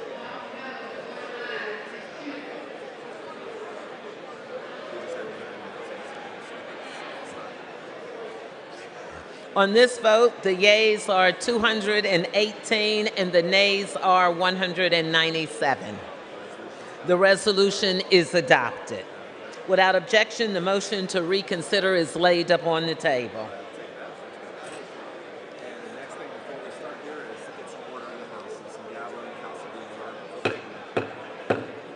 The House will be in order.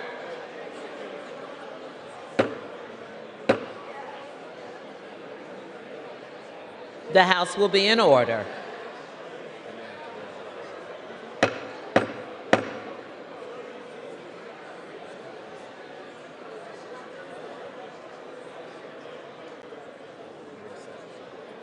The House will be in order.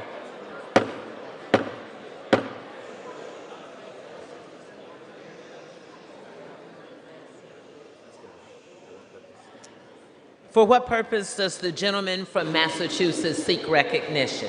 Madam Speaker, pursuant to Section 8 of House Resolution 504, I move to suspend the rules and pass H.R. 1500, H.R. 2471, H.R. 3261, H.R. 3283, and H.R. 3385, and agree to H.Res. 186 and H.Res. 402. The clerk will report the titles. H.R. 1500, a bill to direct the Administrator of the United States Agency of International Development to submit to Congress a report on the impact of the COVID-19 pandemic on global basic education programs. H.R. 2471, a bill to measure the progress of post-disaster recovery and efforts to address corruption, governance, rule of law, and media freedoms in Haiti. H.R. 3261, a bill to repeal the authorization for use of military force against Iraq resolution. H.R. 3283, a bill to repeal the joint resolution entitled, A Joint Resolution to Promote Peace and Stability in the Middle East. H.R. 3385, a bill to waive the requirement to undergo a medical exam for aliens who are otherwise eligible for special immigrant status under the Afghan Allies Protection Act of 2009 and for other purposes. House Resolution 186, resolution calling for the immediate release of Trevor Reed, a United States citizen who was unjustly found guilty and sentenced to 9 years in a Russian prison. House Resolution 402, resolution urging the administration to facilitate assistance in response to the devastating impact of COVID-19 in India. Pursuant to House Resolution 504, the ordering of the yeas and nays on the postponed motions to suspend the rules with respect to such measures is vacated to end that all such motions are considered as withdrawn. The question is on the motion offered by the gentleman from Massachusetts. Those in favor say aye. Those opposed, nay. Independent of the chair, 2/3 being in the affirmative, the rules are suspended. The gentleman from Maryland. Madam Chair, on this motion, I request the yeas and nays. Pursuant to the Section 3 of the House Resolution 8, the yeas and nays are ordered. Members will record their votes by electronic device.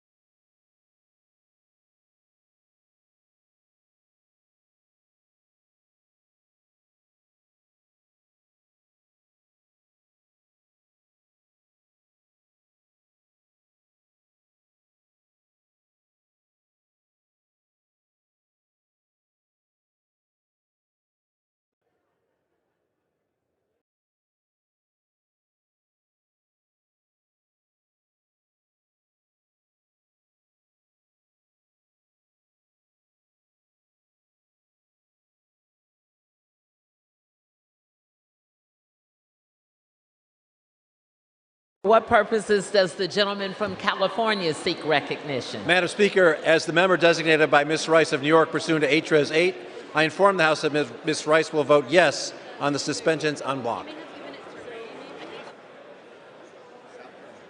For what purposes does the gentleman from South Carolina seek recognition? Madam Speaker, as the member designated by Mr. Timmons of South Carolina pursuant to House Resolution 8, I inform the House that Mr. Timmons will vote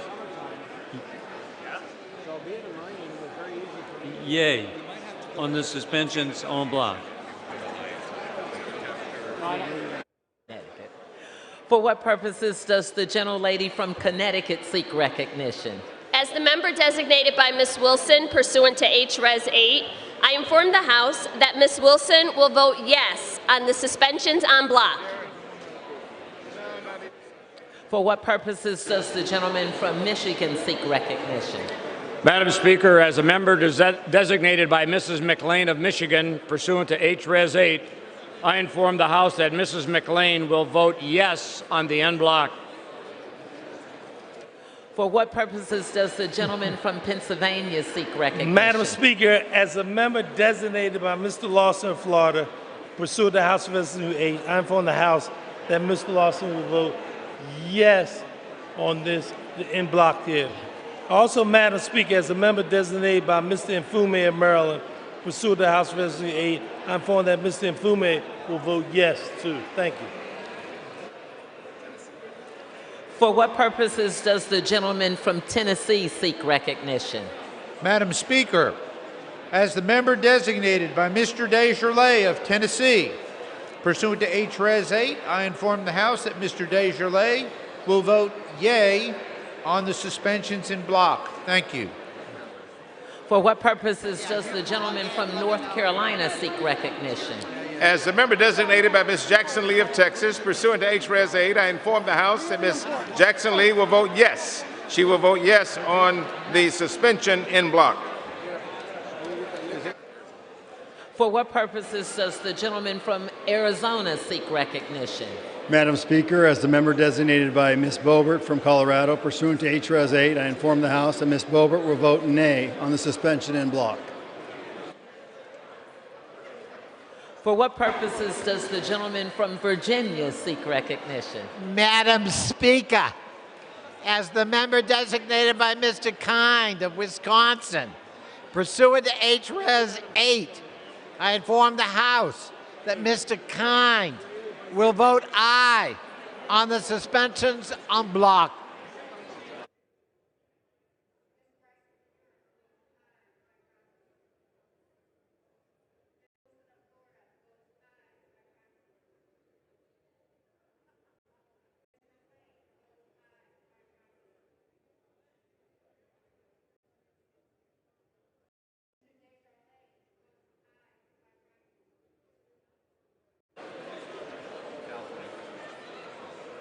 For what purposes does the gentleman from California seek recognition? Madam Speaker, as the member designated by Mr. Vince Gonzalez, pursuant to H.Res. 8, I will inform the House that Mr. Gonzalez will vote yes on the suspension en bloc. For what purposes does the gentleman from Pennsylvania seek recognition? Madam Speaker, as the member designated by Representative Carl of Alabama, pursuant to House Res. 8, I inform the House of Representative Carl will vote yes to the suspensions en bloc. For what purposes does the gentleman from California seek recognition? Madam Speaker, as the member designated by Mr. Ruiz, pursuant to House Resolution 8, I inform the House that Mr. Ruiz will vote yes on the suspensions en bloc. Does the gentleman from Utah seek recognition? Madam Speaker, as a member designee for Mr. Burgess Owens, pursuant to H.R. 8, I inform the House that Mr. Owens will vote yea on the suspension en bloc. Does the gentleman from Maryland seek recognition? Madam Speaker, as a member designated by Mr. Hoyer, pursuant to House Res. 8, I inform the House Mr. Hoyer will vote yes on the suspensions en bloc.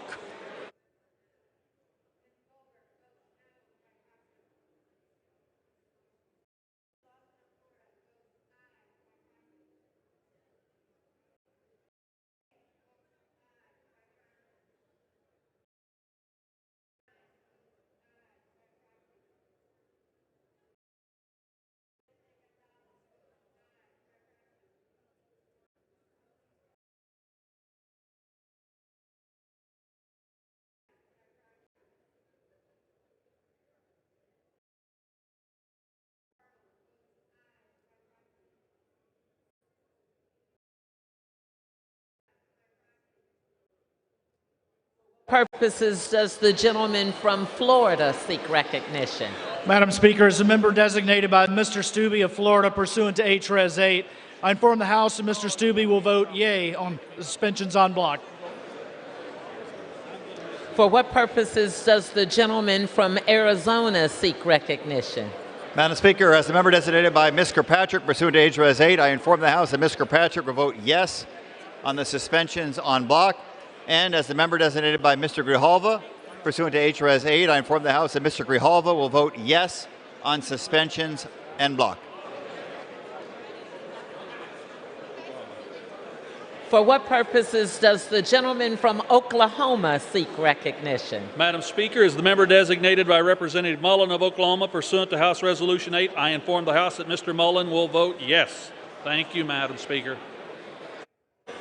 For what purposes does the gentleman from California seek recognition? Madam Speaker, as member designated by Congressmember Napolitano, pursuant to House Resolution 8, I inform the House Congressmember Napolitano will vote yes on the suspension en bloc. Purposes does the gentleman from Ohio seek recognition? By the lovely Madam Speaker, As a member designated by Mr. Young from the great state of Alaska, pursuant to H.Res. 8, I inform the House that Mr. Young will vote yea on the suspensions en bloc.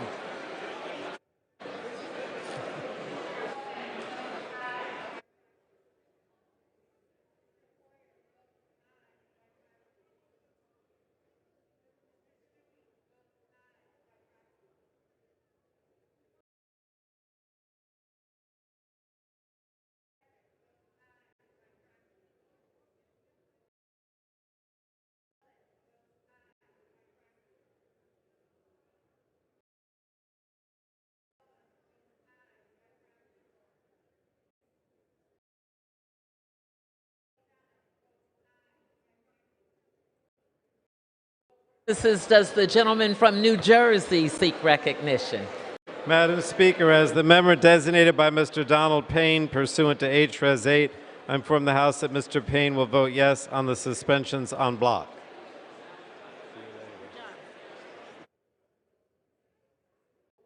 Does the gentlelady from Washington seek recognition? Madam Speaker, as the member designated by Ms. Sewell pursuant to H.Res. 8, I inform the House that Ms. Sewell will vote yes on the suspensions en bloc. And as the member designated by Ms. Strickland pursuant to H.Res. 8, I inform the House that Ms. Strickland will vote yes on the suspensions en bloc.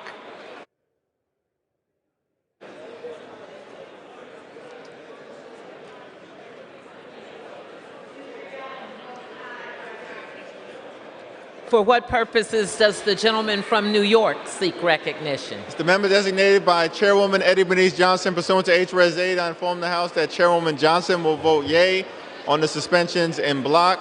As the member designated by Congresswoman Grace Meng pursuant to H.Res. 8, I inform the House that Congresswoman Meng will vote yea on the suspensions en bloc. As the member designated by Congressman Stephen Horsford pursuant to H.Res. 8, I inform the House that Congressman Horsford will vote yea on the suspensions en bloc.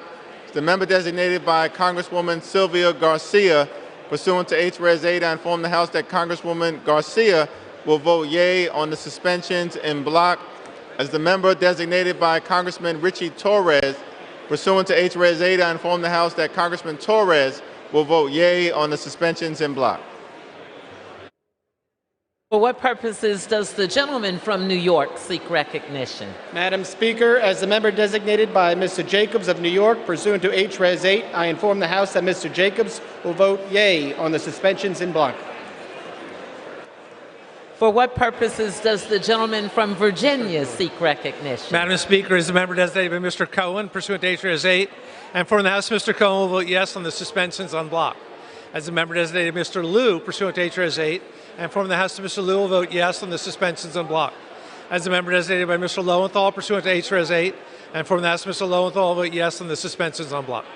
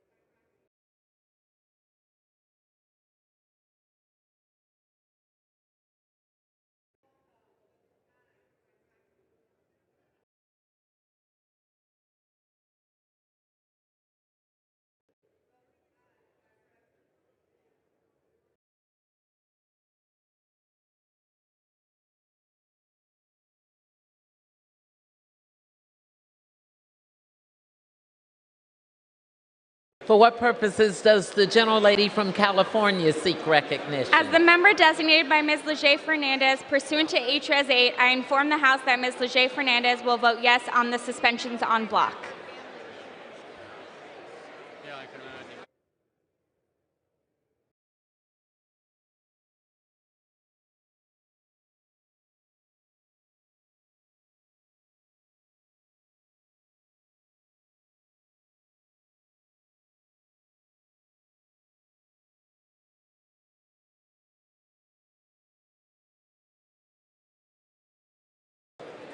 For what purposes does the gentlelady from New Hampshire seek recognition? Madam Speaker, as the member designated by Ms. Clark of Massachusetts pursuant to H.Res. 8, I inform the House that Ms. Clark will vote yes on the suspensions en bloc. And as the member designated by Ms. Bordeaux pursuant to H.Res. 8, I inform the House that Ms. Bordeaux will vote yes on the suspensions en bloc.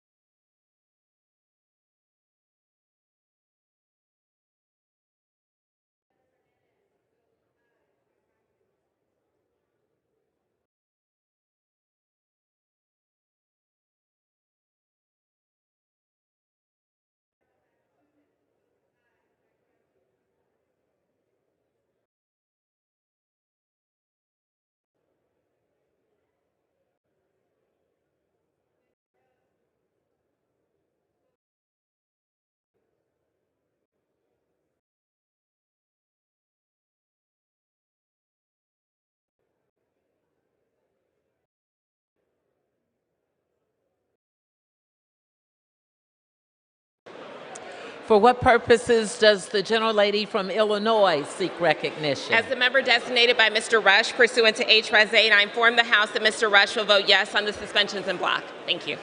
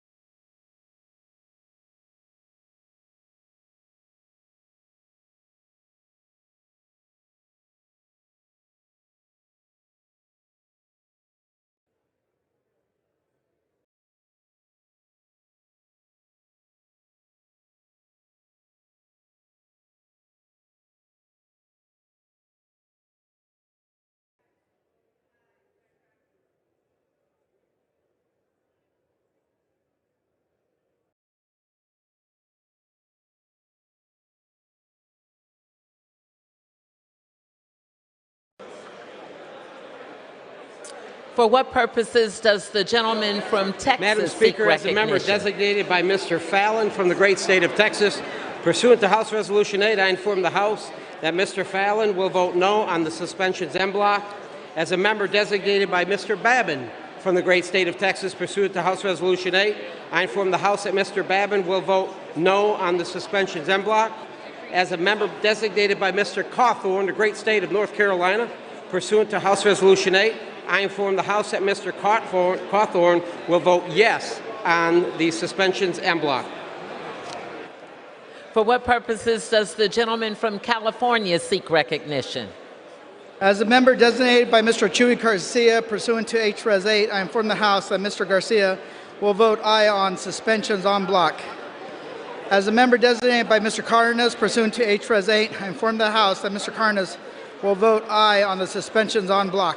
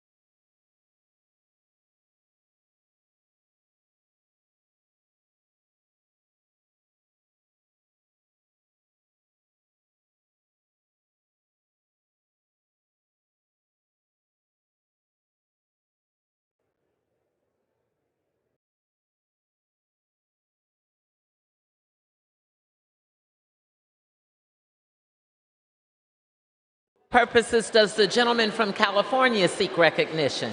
As a member designated by Mr. Gallego pursuant to H.Res. 8, I inform the House that Mr. Gallego will vote aye on the suspensions en bloc.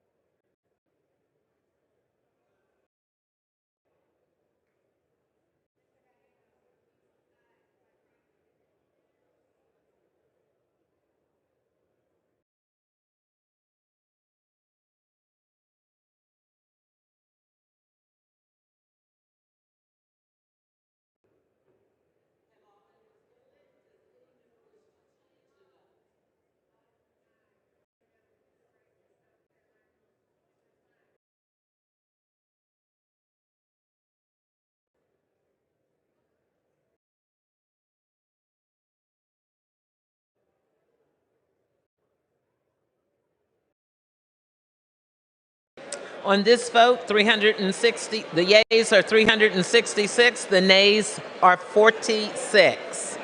2/3 being in affirmative, the rules are suspended, the bills are passed. The resolutions are agreed to, and without objection, a motion to reconsider is laid up on the table. Without objection, the title of H.R. 1500 is amended. Pursuant to Clause 8 of Rule 20, the unfinished business of the vote on the motion of the gentleman from New York, Mr. Meeks, to suspend the rules pass H.R. 567 as amended, on which the yeas and nays are ordered. The clerk will report the title. H.R. 567, a bill to establish an interagency program to assist countries in North and West Africa to improve immediate long-term capabilities to counter terrorist threats and for other purposes. The question is, will the House suspend the rules and pass the bill as amended? Members will record their votes by electronic device. For what purpose does the gentleman from California seek recognition? Madam Speaker, as the member designated by Ms. Rice of New York pursuant to H.Res. 8, I inform the House that Ms. Rice will vote yes on H.R. 567. For what purposes does the gentleman from South Carolina seek recognition? Madam Speaker, as the member designated by Mr. Timmons of South Carolina pursuant to House Resolution 8, I inform the House that Mr. Timmons will vote yea on H.R. 567. For what purposes does the gentleman from California seek recognition? As the member designated by Mr. Carnos pursuant to H.Res. 8, I inform the House that Mr. Carnos will vote aye on H.R. 567. As the member designated by Mr. Chuy Garcia pursuant to H.Res. 8, I inform the House that Mr. Garcia will vote aye on H.R. 567. As a member designated by Mr. Gallego pursuant to H.Res. 8, I inform the House that Mr. Gallego will vote aye on H.R. 567. For what purposes does the gentleman from Pennsylvania seek recognition? Madam Speaker, as a member designated by Representative Carl of Alabama pursuant to House Res. 8, I inform the House that Representative Carl will vote yes on H.R. 567. For what purposes does the gentlelady from Washington seek recognition? Madam Speaker, as the member designated by Ms. Sewell pursuant to H.Res. 8, I inform the House that Ms. Sewell will vote yes on H.R. 567. And as the member designated by Ms. Strickland pursuant to H.Res. 8, I inform the House that Ms. Strickland will vote yes on H.R. 567. For what purposes does the gentleman from Florida seek recognition? Madam Speaker, as the member designated by Mr. Stubbe of Florida pursuant to H.Res. 8, I inform the House that Mr. Stubbe will vote yea on H.R. 567. What purposes does the gentleman from California seek recognition? Madam Speaker, as the member designated by Vince Gonzalez, pursuant to H.Res. 8, I inform the House that Mr. Gonzalez will vote yes on H.R. 567. For what purposes does the gentleman from Michigan seek recognition? Madam Speaker, as the member designated by Mrs. McLean of Michigan pursuant to H.Res. 8, I inform the House that Mrs. McLean will vote yes on H.R. 567. For what purposes does the gentleman from Maryland seek recognition? Madam Speaker, as the member designated by Mr. Hoyer pursuant to H.R. 8, I inform the House that Mr. Hoyer will vote yes on H.R. 567. For what purposes does the gentleman from Oklahoma seek recognition? Madam Speaker, as the member designated by Representative Mullen of Oklahoma pursuant to House Resolution 8, I inform the House that Mr. Mullen will vote yes. Thank you, Madam Speaker. For what purposes does the gentlelady from New Hampshire seek recognition? Madam Speaker, as the member designated by Ms. Clark of Massachusetts pursuant to H.Res. 8, I inform the House that Ms. Clark will vote yes on H.R. 567. And as the member designated by Ms. Boudreau pursuant to H.Res. 8, I inform the House that Ms. Boudreau will vote yes on H.R. 567.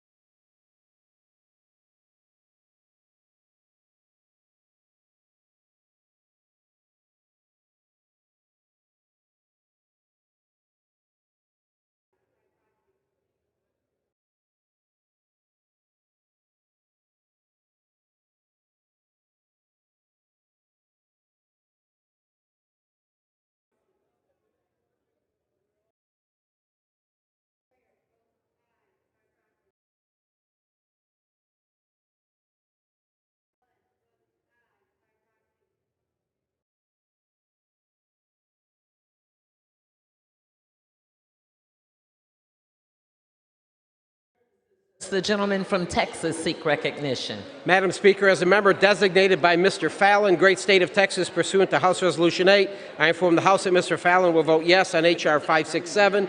As a member designated by Mr. Babin from the great state of Texas, pursuant to House Resolution 8, I inform the House that Mr. Babin will vote yes on H.R. 567.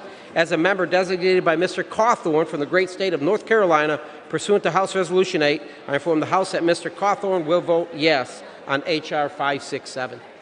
For what purposes does the gentleman from California seek recognition? Madam Speaker, as the member designated by Mr. Ruiz pursuant to House Resolution 8, I inform the House that Mr. Ruiz will vote yes on H.R. 567. For what purposes does the gentleman from Texas seek recognition? Madam Speaker, as the member designated by Mr. Desjardins of Tennessee, pursuant to H.Res. 8, I inform the House that Mr. Desjardins will vote yea on H.R. 567. Thank you. For what purposes does the gentleman from North Carolina seek recognition? As the member designated by Ms. Jackson Lee of Texas, pursuant to H.Res. 8, I inform the House that Ms. Jackson Lee will vote yes. She will vote yes on H.R. 567. For what purposes does the gentleman from Ohio seek recognition? The lovely Madam Speaker, as a member designated by Mr. Young from the great state of Alaska, pursuant to H.Res. 8, I inform the House that Mr. Young will vote yea on H.R. 567. For what purposes does the gentleman from California seek recognition? Madam Speaker, as member designated by Congressmember Napolitano pursuant to House Resolution 8, I inform the House that Congressmember Napolitano will vote yes on H.R. 567. For what purposes does the gentleman from Arizona seek recognition? Madam Speaker, as the member designated by Ms. Boebert from Colorado, pursuant to H.Res. 8, I inform the House that Ms. Boebert will vote yea for H.R. 567. For what purposes does the gentlelady from California seek recognition? As the member designated by Ms. Leger Fernandez pursuant to H.Res. 8, I inform the House that Ms. Leger Fernandez will vote yes on H.R. 567. For what purposes does the gentleman from New York seek recognition? Madam Speaker, as a member designated by Mr. Jacobs of New York, pursuant to H.Res. 8, I inform the House that Mr. Jacobs will vote yea on H.R. 567. For what purposes does the gentleman from Virginia seek recognition? Madam Speaker, as the member designated by Mr. Kind of Wisconsin, pursuant to H.Res. 8, I inform the House that Mr. Kind will vote aye on H.R. 567.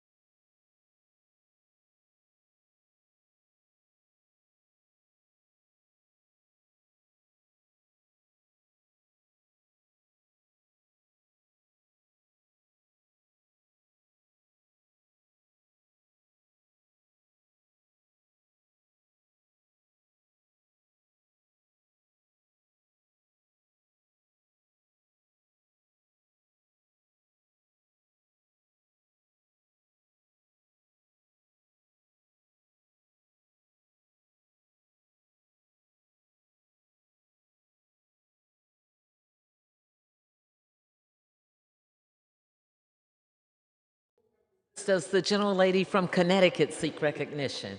As the member designated by Ms. Wilson pursuant to H.Res. 8, I inform the House that Ms. Wilson will vote yes to H.R. 567. For what purposes does the gentleman from Virginia seek recognition? Madam Speaker, as the member designated by Mr. Lowenthal pursuant to H.R. 8, I inform the House that Mr. Lowenthal will vote yes on H.R. 567. As the member designated by Mr. Liu pursuant to H.R. 8, I inform the House that Mr. Liu will vote yes on H.R. 567. And as the member designated by Mr. Cohen pursuant to H.R. 8, I inform the House that Mr. Cohen will vote yes on H.R. 567. For what purposes does the gentleman from Utah seek recognition? Madam Speaker, as a member designee for Mr. Burgess Owens, pursuant to H.R. 8, I inform the House that Mr. Owens will vote yea on H.R. 567. Thank you. For what purposes does the gentleman from Arizona seek recognition? As the member designated by Ms. Kirkpatrick, pursuant to H.R. 8, I inform the House that Ms. Kirkpatrick will vote yes on H.R. 567. And as the member designated by Mr. Grijalva, pursuant to H.R. 8, I inform the House that Mr. Grijalva will vote yes on H.R. 567. For what purposes does the gentlelady from Illinois seek recognition? As the member designated by Mr. Rush pursuant to H.R. 8, I inform the House that Mr. Rush will vote yes on H.R. 567.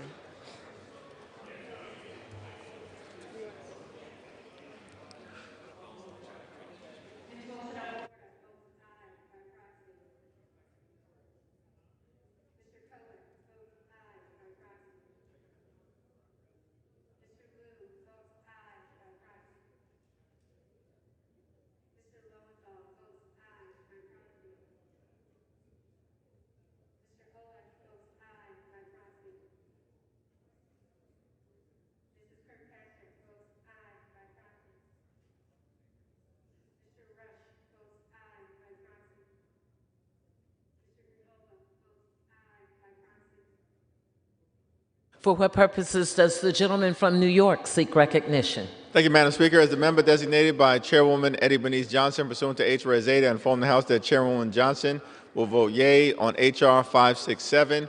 the member designated by Congresswoman Grace Meng, pursuant to H.Res. 8, I inform the House that Congresswoman Meng will vote yea on H.R. 567. As the member designated by Congressman Stephen Horsford, pursuant to H.Res. 8, I inform the House that Congressman Horsford will vote yea on H.R. 567. As the member designated by Congresswoman Sylvia Garcia, pursuant to H.Res. 8, I inform the House that Congresswoman Garcia will vote yea on H.R. 567. And as the member designated by Congressman Richie Torres, pursuant to H.Res. 8, I inform the House that Congressman Torres will vote yea on H.R. 567.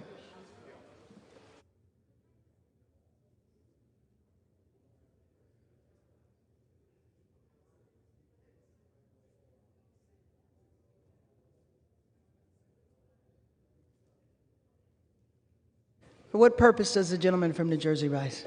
Madam Speaker, as the member designated by Mr. Donald Payne pursuant to H.Res. 8, I inform the House that Mr. Payne will vote yes on H.R. 567.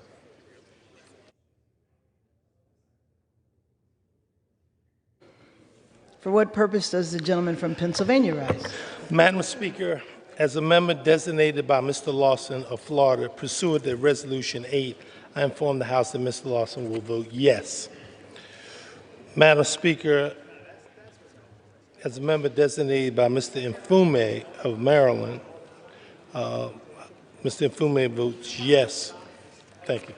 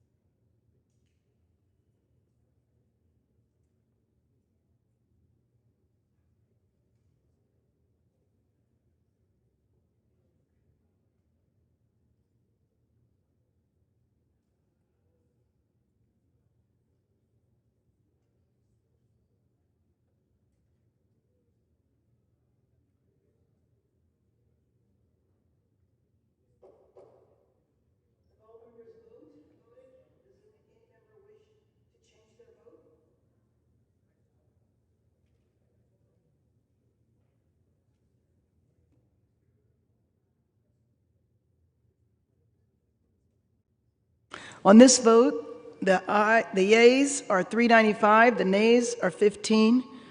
Two-thirds being in the affirmative, the rules are suspended, the bill is passed, and without objection, the motion to reconsider is laid on the table.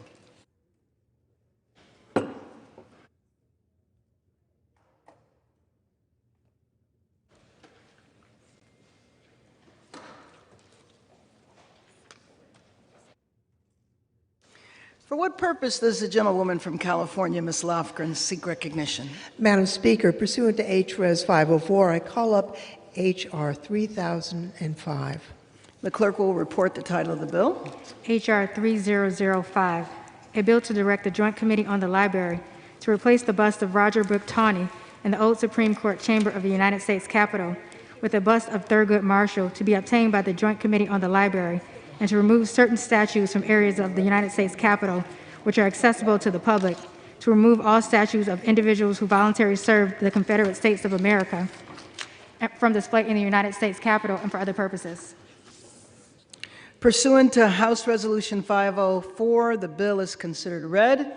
The bill shall be debatable for 1 hour, equally divided and controlled by the chair and ranking minority member of the Committee on House Administration or their respective designees.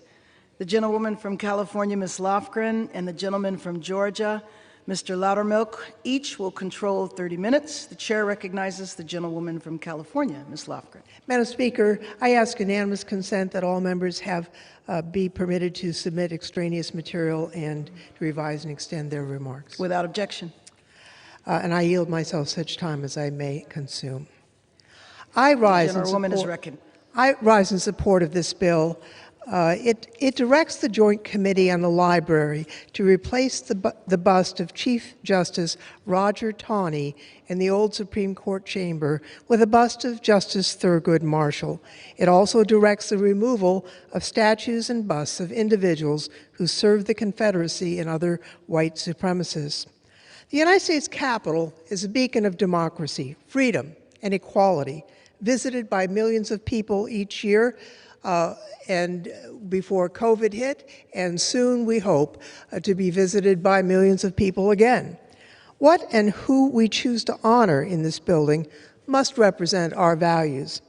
Chief Justice Taney, who in the Dred Scott decision declared that African Americans could never be citizens of the United States and had no constitutional rights, does not meet this standard, and neither do the white supremacists and Confederates we continue to honor with statues today.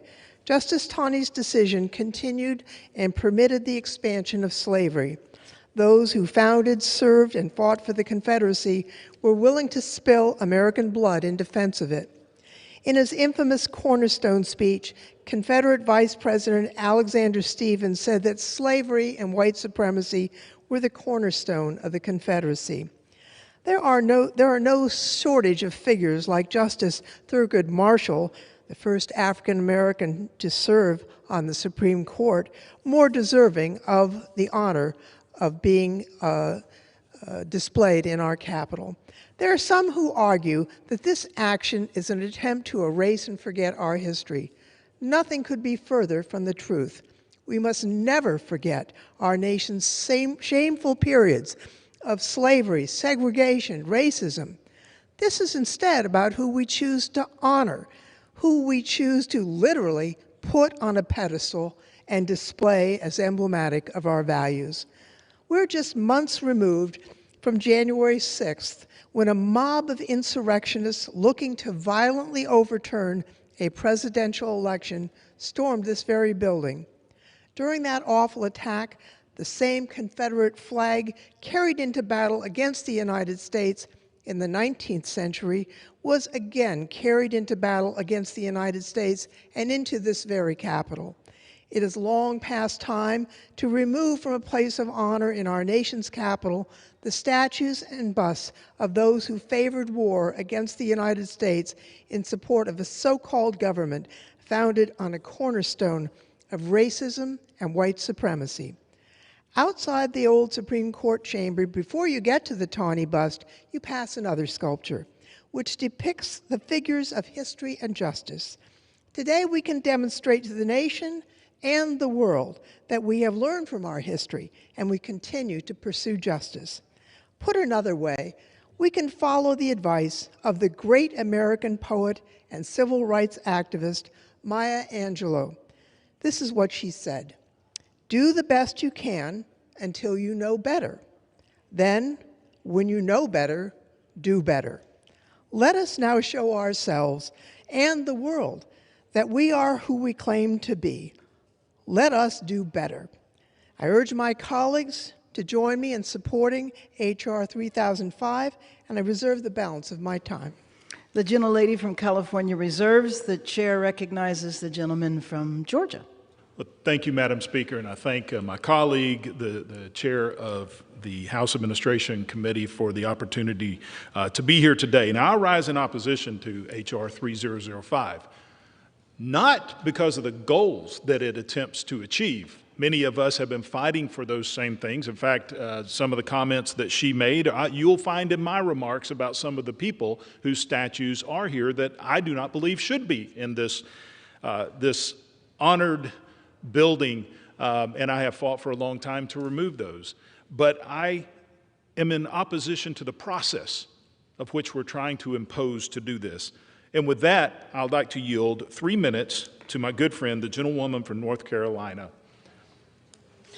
The gentlelady is recognized. Thank you, Madam Chair. Madam Speaker, I thank the gentleman from Georgia for yielding. Madam Speaker, Republicans and Democrats agree that racism in any shape or form is repugnant and must be denounced.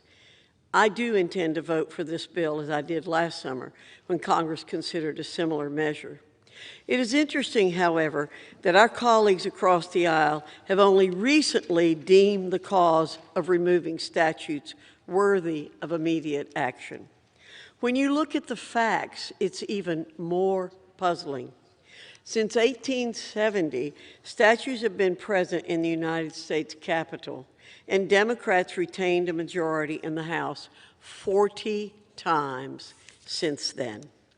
They've had ample opportunities to remove these statues that members of their own party are responsible for placing in the Capitol in the first place, but have done nothing. Again, the timing here is rather peculiar. After retaining the majority 40 times, one would think that if this were truly a pressing issue, they would have acted sooner. For many years, I've advocated that North Carolina's statues of Charles Aycock and Zebulon Vance be removed based on their ties to the Confederacy. I've suggested that 2 statues of people that all North Carolinians and all Americans can be proud of be put in their place. I'm proud that the first Republican majority in North Carolina's legislature in 140 years voted in 2015 to replace the Aycock statue with the statue of Reverend Billy Graham. Yet this request has been awaiting action by the Democrat-chaired Joint Committee on the Library for months. If they were truly concerned about removing these statues, they might be quicker to act on the request to replace some of the very same statues. I'll look past the times the North Carolina Democrat Party used Governor Aycock's name in fundraising materials and the meetings they held in buildings that sported his name. Maybe today's vote is to compensate for the decades of inaction under a Democrat-controlled House of Representatives. We'll let the people, the American people, decide. Republicans are always open for a spirited debate on this issue, and I'm confident that we can find common ground.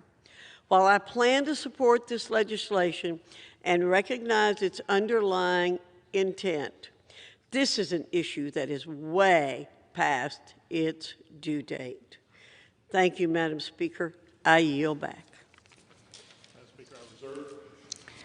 The gentleman from Georgia reserves. The chair Before recognizes. yielding to the gentleman from North Carolina, I just would like to note, correct the record, that the Joint Committee on the Library organized last Wednesday, and until last Wednesday, the Joint Committee was chaired by Senator Roy Blunt, a Missouri Republican senator, and I have now been chair for 6 days and hope to act promptly on the North Carolina matter. And with that, I would yield 4 minutes to the distinguished chair of the Election Subcommittee in the House Administration Committee, Mr. G.K. Butterfield. The gentleman is recognized. Let me first thank the chair for her friendship and leadership on our committee, and thank you for yielding time this afternoon. Madam Speaker, just a little bit of history. I want to take you back to 1860. President Lincoln won the general election in 1860 by winning 18 of 29 states. Madam Speaker, the 11 states that Lincoln failed to carry were slave-holding states. These states were fearful that Lincoln would find a way to end slavery and deprive slave owners of their free labor. 11 southern states immediately seceded from the Union, forming the Confederate States of America. The CSA elected its leadership, they printed a currency, and stood up a military. At Fort Sumter on April 12, 1861, CSA took military action against the United States of America. For the following 4 years, more than 600,000 Americans lost their lives on the battlefield, including black Union soldiers. This was not a war between the states. It was a war against the United States by 11 southern states, including my state. When the Union finally won the war, both sides buried their dead. 4 million slaves were granted their freedom by the passage and ratification of the 13th Amendment. In 1864, each state was granted the privilege to donate 2 statues of deceased persons to be displayed in this Capitol that depict the history of their state. These statues are now known as the National Statuary Hall Collection. Approximately 10 of these statues depict men who volunteered to fight against the United States in the Civil War. All of these statues were donated many decades after the war. Like many other statues around the country honoring members of the Confederate States of America, and particularly those erected in the South, these 10 statues were not donated and installed in the Capitol until the 1900s, during the height of the Jim Crow era. Many Americans see these statues and the timing of their placement to intimidate black Americans and to perpetuate the notion of white supremacy. We must not continue to honor these combatants by allowing their images to be displayed in this Capitol. The bill before us today, Madam Speaker, identifies several other statues for removal that are not part of the collection, including the bust of Chief Justice Roger Brooke Taney, who authored the 1857 Supreme Court decision of Dred Scott that ruled that slaves could not be considered citizens and that Congress did not have the ability to ban slavery. This opinion, Madam Speaker, is regarded as possibly the Supreme Court's worst decision of all time. And the 7-2 decision was a major factor contributing to the Civil War. Another bust, and I'll conclude with this, Madam Speaker, another bust, not a part of the Statuary Hall collection, is for Vice President. Vice President John Breckinridge, 1856 to 1859. In 1860, Breckinridge ran for president on the Southern Democratic ticket, and he lost. During the Civil War, Breckinridge served in the United States Senate from Kentucky, but became a traitor and enlisted in the Confederate military and assigned to the Army of Mississippi, achieving the rank of Major General. And it gets worse. He was expelled from the United States Senate. Jefferson Davis then appointed him as Secretary of War. After the war, he fled the country. He fled the country for several years.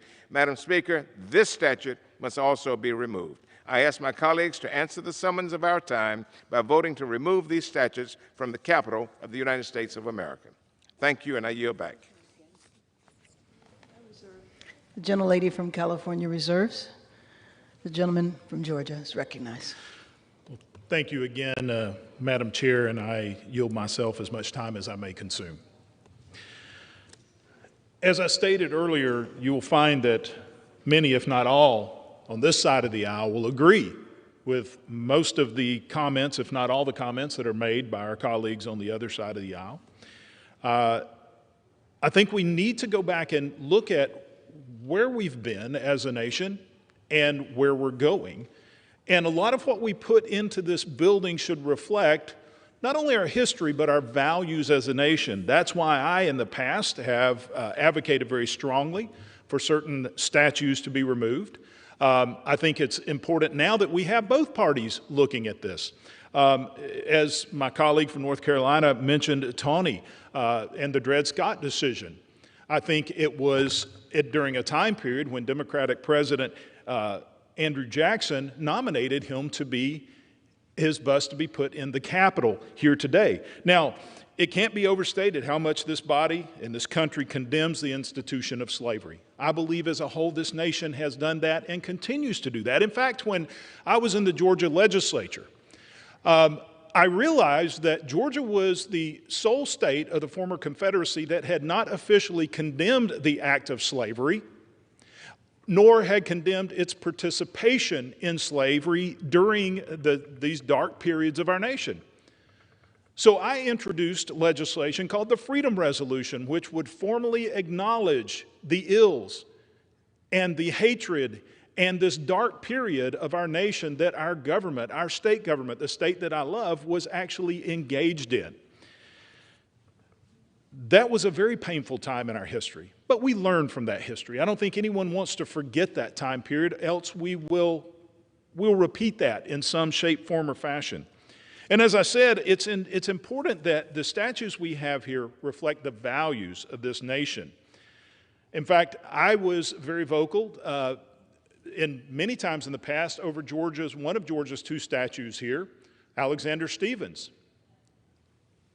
To say he was a racist was an understatement, as was mentioned his Cornerstone address, which, as we read it today, is just wrought with the ideas that all men are not created equal. In fact, he was very condemning of Thomas Jefferson and George Washington. He even went as far as illustrating that they were insane because of our founding documents being built upon a false premise.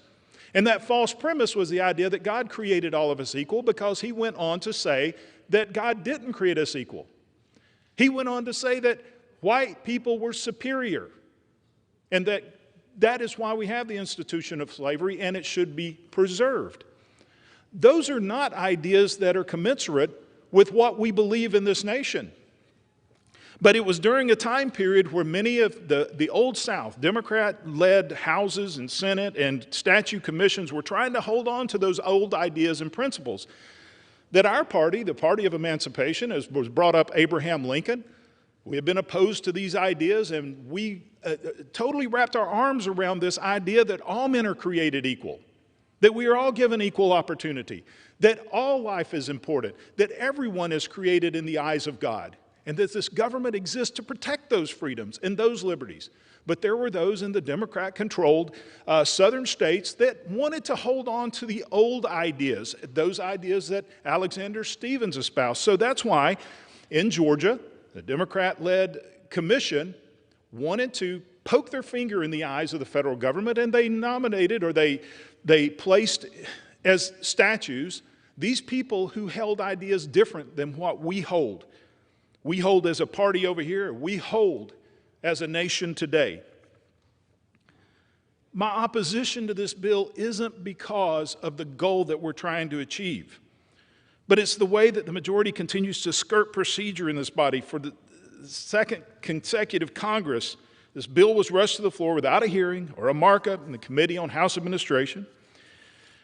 And I'm sure we'll hear from my colleagues on the other side say that Republicans are insincere in our opposition to slavery and dragging our feet when it comes to removing these statues. And in fact, it was a Republican, a good friend of mine in the state legislature, Scott Turner, who in 2020 introduced legislation that he knew I supported and I came out publicly supporting, to remove Stephen's statue and replace it with a statue of Martin Luther King Jr. So the states have begun to take action. As we talked about, North Carolina has already taken action to remove their statues and replace them. But I'm very concerned over this committee. In fact, the Joint Committee on the Library, the committee responsible for facilitating the removal of statues approved by state legislatures, was only organized last week. Now, this is 6 months from the start of the 117th Congress. Now, I believe I've been on the Joint Committee of Library, and I was very excited the first year I was appointed to the Joint Committee on the Library, because as a fan of the Library of Congress, I thought this would be a great opportunity to participate in preserving a history and heritage of this nation. But of the 3 terms that I have been on that committee, from my recollection, the committee has only met 3 times. And that was an organizational meeting of each time. So it's hard to do your work when you don't even get together to do the work. The lack of urgency to organize a committee is a reason for enough concern. Even more disappointing is our failure to address several approved statutes or replacement requests from state legislatures. In October 2015, the state of North Carolina began the process of switching out the statue of Charles Brantley Aycock with the Reverend Billy Graham. Now, this passed the North Carolina House 71-28, a bipartisan vote, and the Senate 44-0, unanimous vote in the North Carolina House. But yet, we still have not taken action on approving that for a man who definitely had a very strong impact, not only on civil rights, but as our nation as a whole, who we so respect him, his body laid in the rotunda not too long ago, but yet we still have not been able to move on getting that done, as well as several other states. I believe that we need to focus our efforts on changing this process, because I think it would mean a whole lot more to this body as well as to the American people if the states who originally put those statues in here were the ones who now ask that they would be removed. I think that would be much more appropriate than this body taking action, is that if we reformed our process to make it where the states could actually do it, it would mean a whole lot more to the future of our nation. With that, Madam Chair, I reserve. The gentleman reserves. The chair recognizes the gentlewoman from California. Madam Speaker, before yielding, I just want to note, for purposes of clarifying the historical record, that the Republicans of the 19th century and early 20th century bear almost no resemblance to the Republican Party of today, and similarly, the Democratic Party bears no resemblance to the Democratic Party of the 19th and early 20th century. They're the same parties in name only. In the 19th century, the Republicans were generally the party of the Northerners, and the Democrats were the party of the South, and that has switched. At this point, I would be pleased to yield 1 minute to the gentlelady from California, the Speaker of the House. The chair recognizes Madam Speaker from California for her special minute. Thank you very much, Madam Speaker. I thank the Madam Chair for yielding and for her leadership on this very important issue. And the point that she makes is interesting because actually, in terms of the 14th Amendment, when Black Americans were given the right to vote, it was the Republicans who were the votes to make that happen, and the Democrats, to a person, voted against it. So your point is well taken. Now we're in a fight to protect that right to vote. We'll have that conversation another day. Today, we are here for a very specific purpose. Madam Speaker, this weekend, we observe the birth of our nation, the 4th of July, when Americans joyfully celebrate the birth of America's independence and the blessings of liberty. As we do so, we solemnly recognize that those blessings have been denied to so many throughout our nation's history out of sheer bigotry and racism. This holiday, while a celebration, is also an opportunity to take steps to right the wrongs of history, starting here, right here in the U.S. Capitol. That is why today we're again passing legislation to remove statues of Confederate officials and other advocacies of bigotry and removing them from the U.S. Capitol. As I have said before, the halls of Congress are the very heart of our democracy. The statues that we display should embody our highest ideals as Americans, expressing who we are and who we aspire to be as a nation.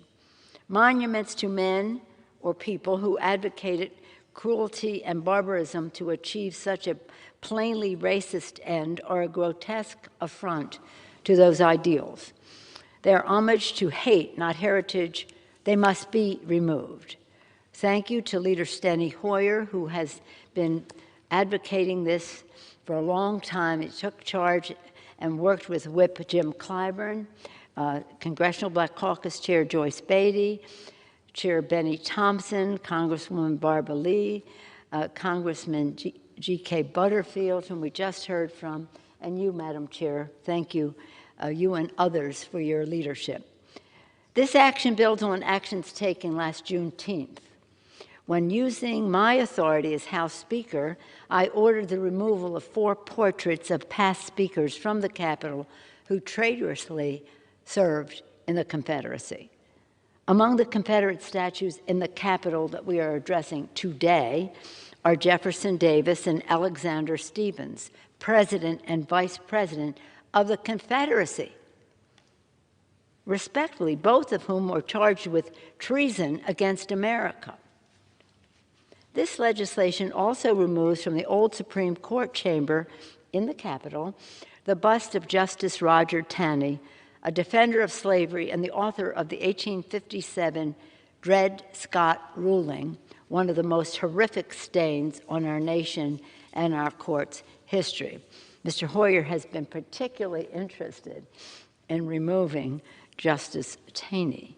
Removing these statues will not erase the stain and that of other racist acts in our history, nor will it erase the racism that exists in our country today. But it is an important and necessary step.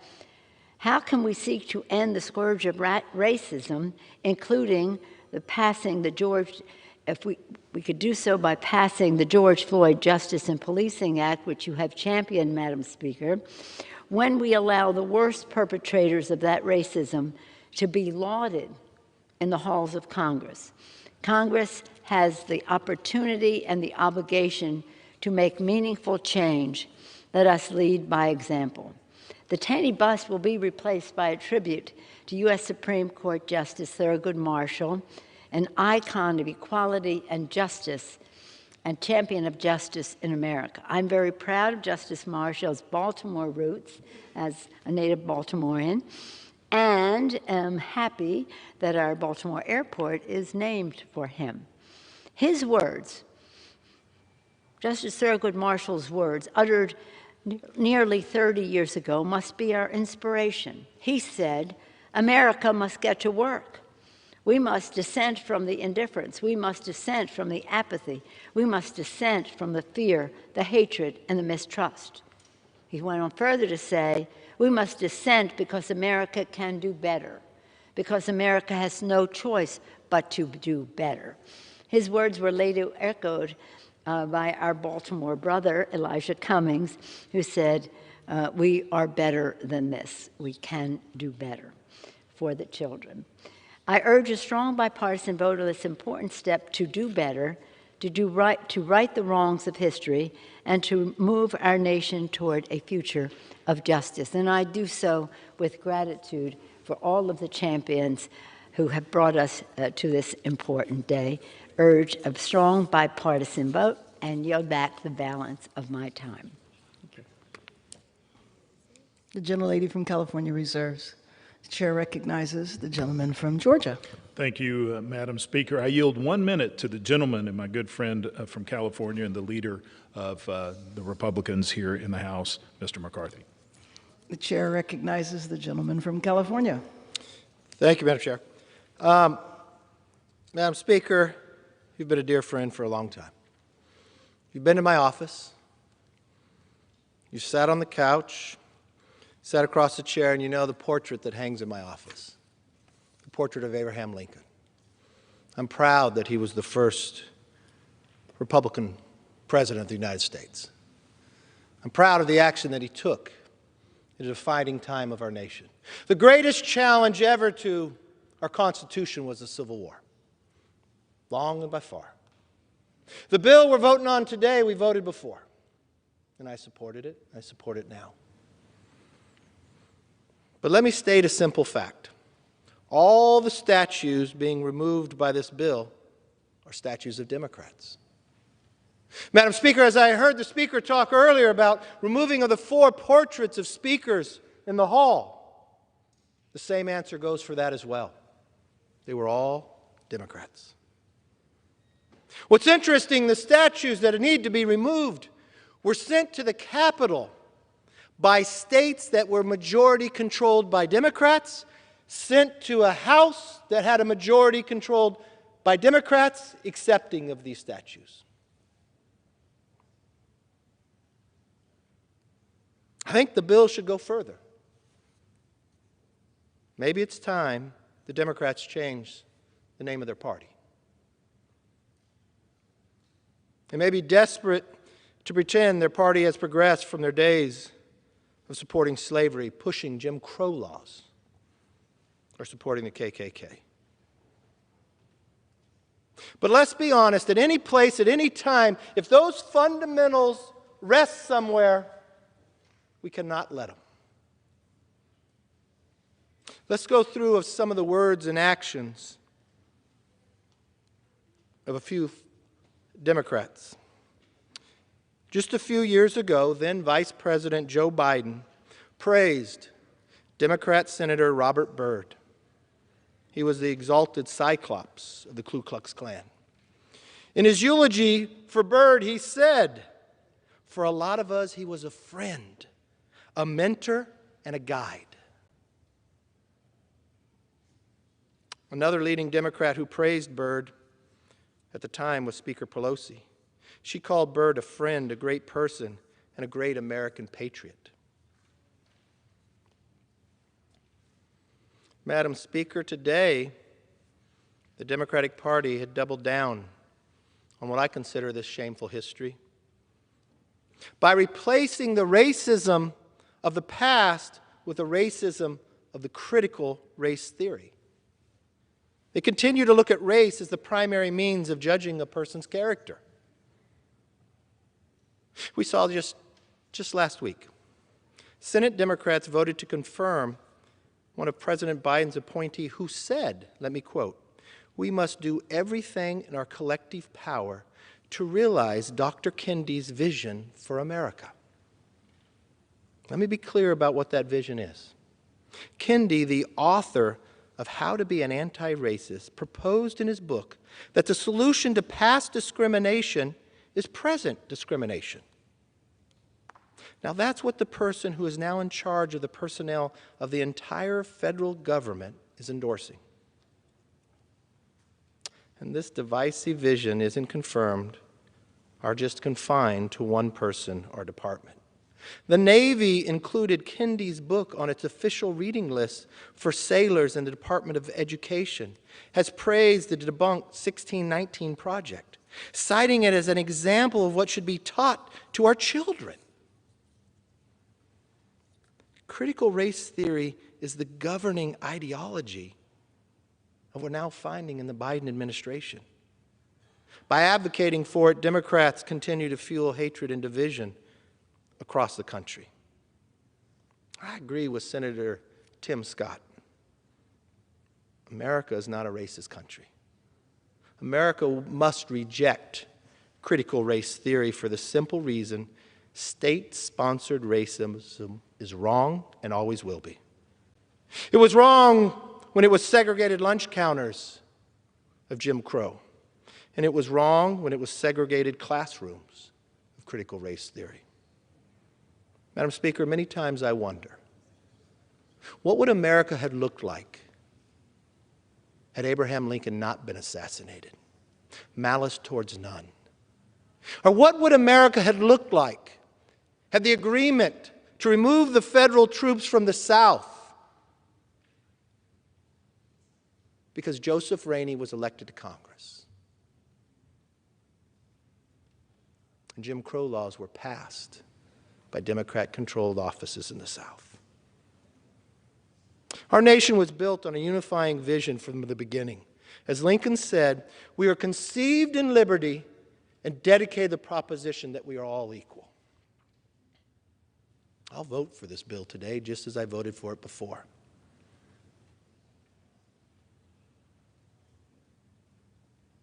But, Madam Speaker, if we have not learned anything, we should not divide our nation based on race. I applaud the Democrats for standing up, removing Democrat statues from Democrat-controlled majorities sent to a Democrat-majority House who accepted them. It is about time. But, Madam Speaker, to continue along in a critical race theory where you would teach an individual that they're right or wrong based upon the color of skin goes against everything that we're voting about today. Madam Speaker, you know my heart, and I know yours.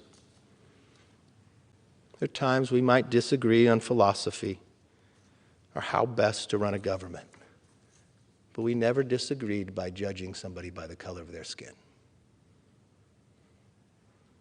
And I hope we take this moment and this opportunity, as we promised before, to strive to be a more perfect union. With that, I yield back. The gentleman from Georgia reserves. The gentlelady from California. Madam Speaker, we are so lucky to have as our whip someone who started his public service as a fighter for civil rights, like our colleague, the late John Lewis. Our whip put his life on the line for civil rights and for voting rights, and I yield to him 5 minutes. Chair recognizes the majority whip. Thank you, Madam Speaker, and I thank the gentlelady for yielding me the time. I listened pretty intently to the minority leader talking about theory, a principle upon which a set of practices are made.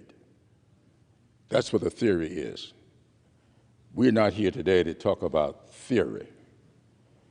Today, we're talking about some actions, some practices that were made. We're talking about moving to make this nation more perfect. And one of the ways you do that is by recognizing and admitting that we have a very spotted history when it comes to race. I met my late wife in jail, protesting practices that were based upon our skin color, racial inequities. That's what this is all about. One of the statutes in this building, sent up here by my state, South Carolina, is a statute of John C. Calhoun. John C. Calhoun is not here because he defended the southern states during the Civil War. We talk about those generals all over this place. John C. Calhoun died in 1850, more than a decade before the Civil War started. So why is he here? Why did South Carolina send his statue up here for us to honor? Simply because he was this nation's foremost proponent of slavery. So much so, until Yale University, from which he graduated, took his name off the college that they celebrated him with. Clemson University, he was one of the founders of, took his name off of his honors college. Charleston, South Carolina, where he is buried, took his statue down overnight. People went to bed around 11 o'clock at night looking at the statue. When they got up at 6 o'clock the next morning, it was gone because South Carolina has done everything they can to get beyond those principles advocated by John C. Calhoun. But his statue is here. And I want to thank the Speaker for moving that statue to someplace out the eyesight of any school child coming up here. I always call this hall America's classroom.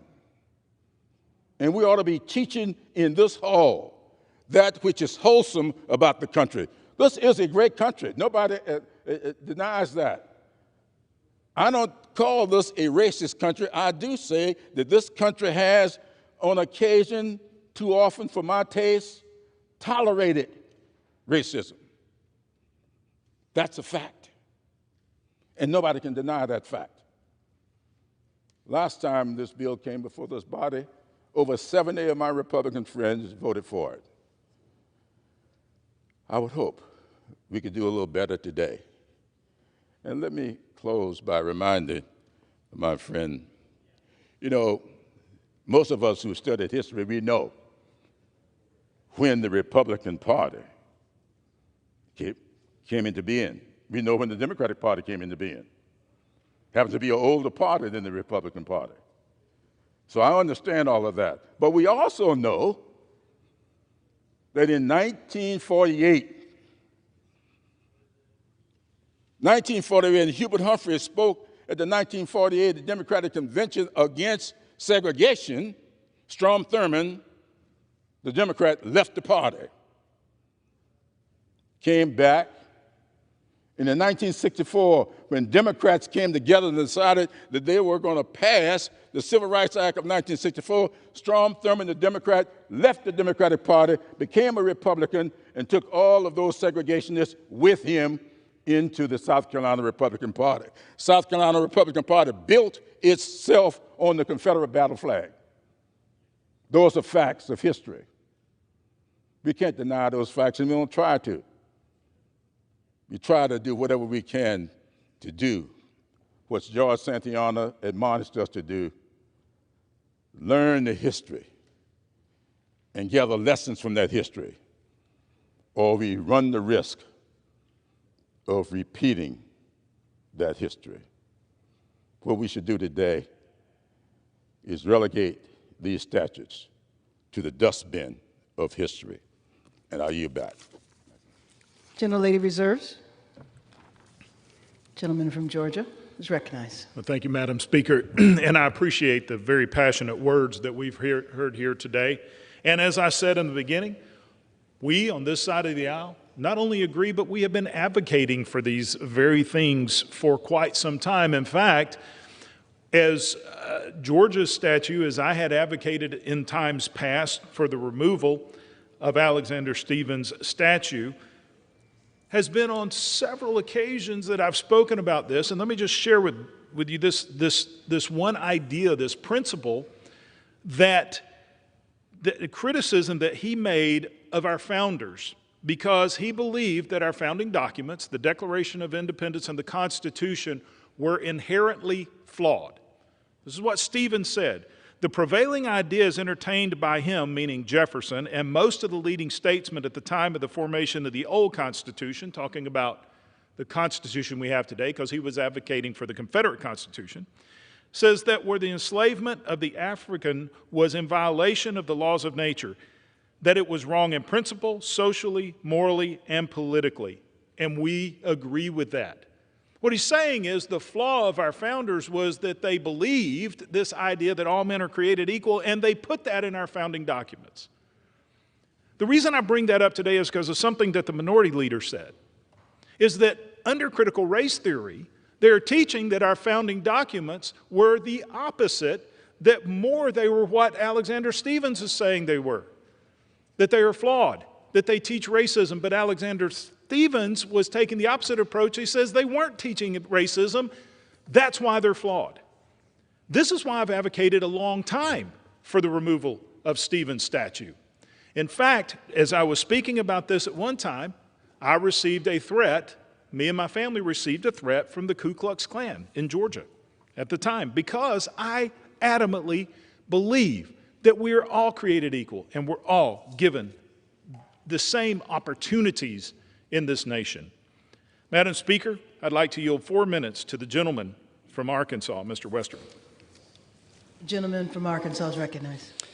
Thank you, Madam Speaker. Madam Speaker, the gentlelady in her opening remarks quoted Maya Angelou earlier, and Since Maya Angelou spent her childhood in my district in Arkansas, I would say I wholeheartedly agree with the words of Maya Angelou that we can do better.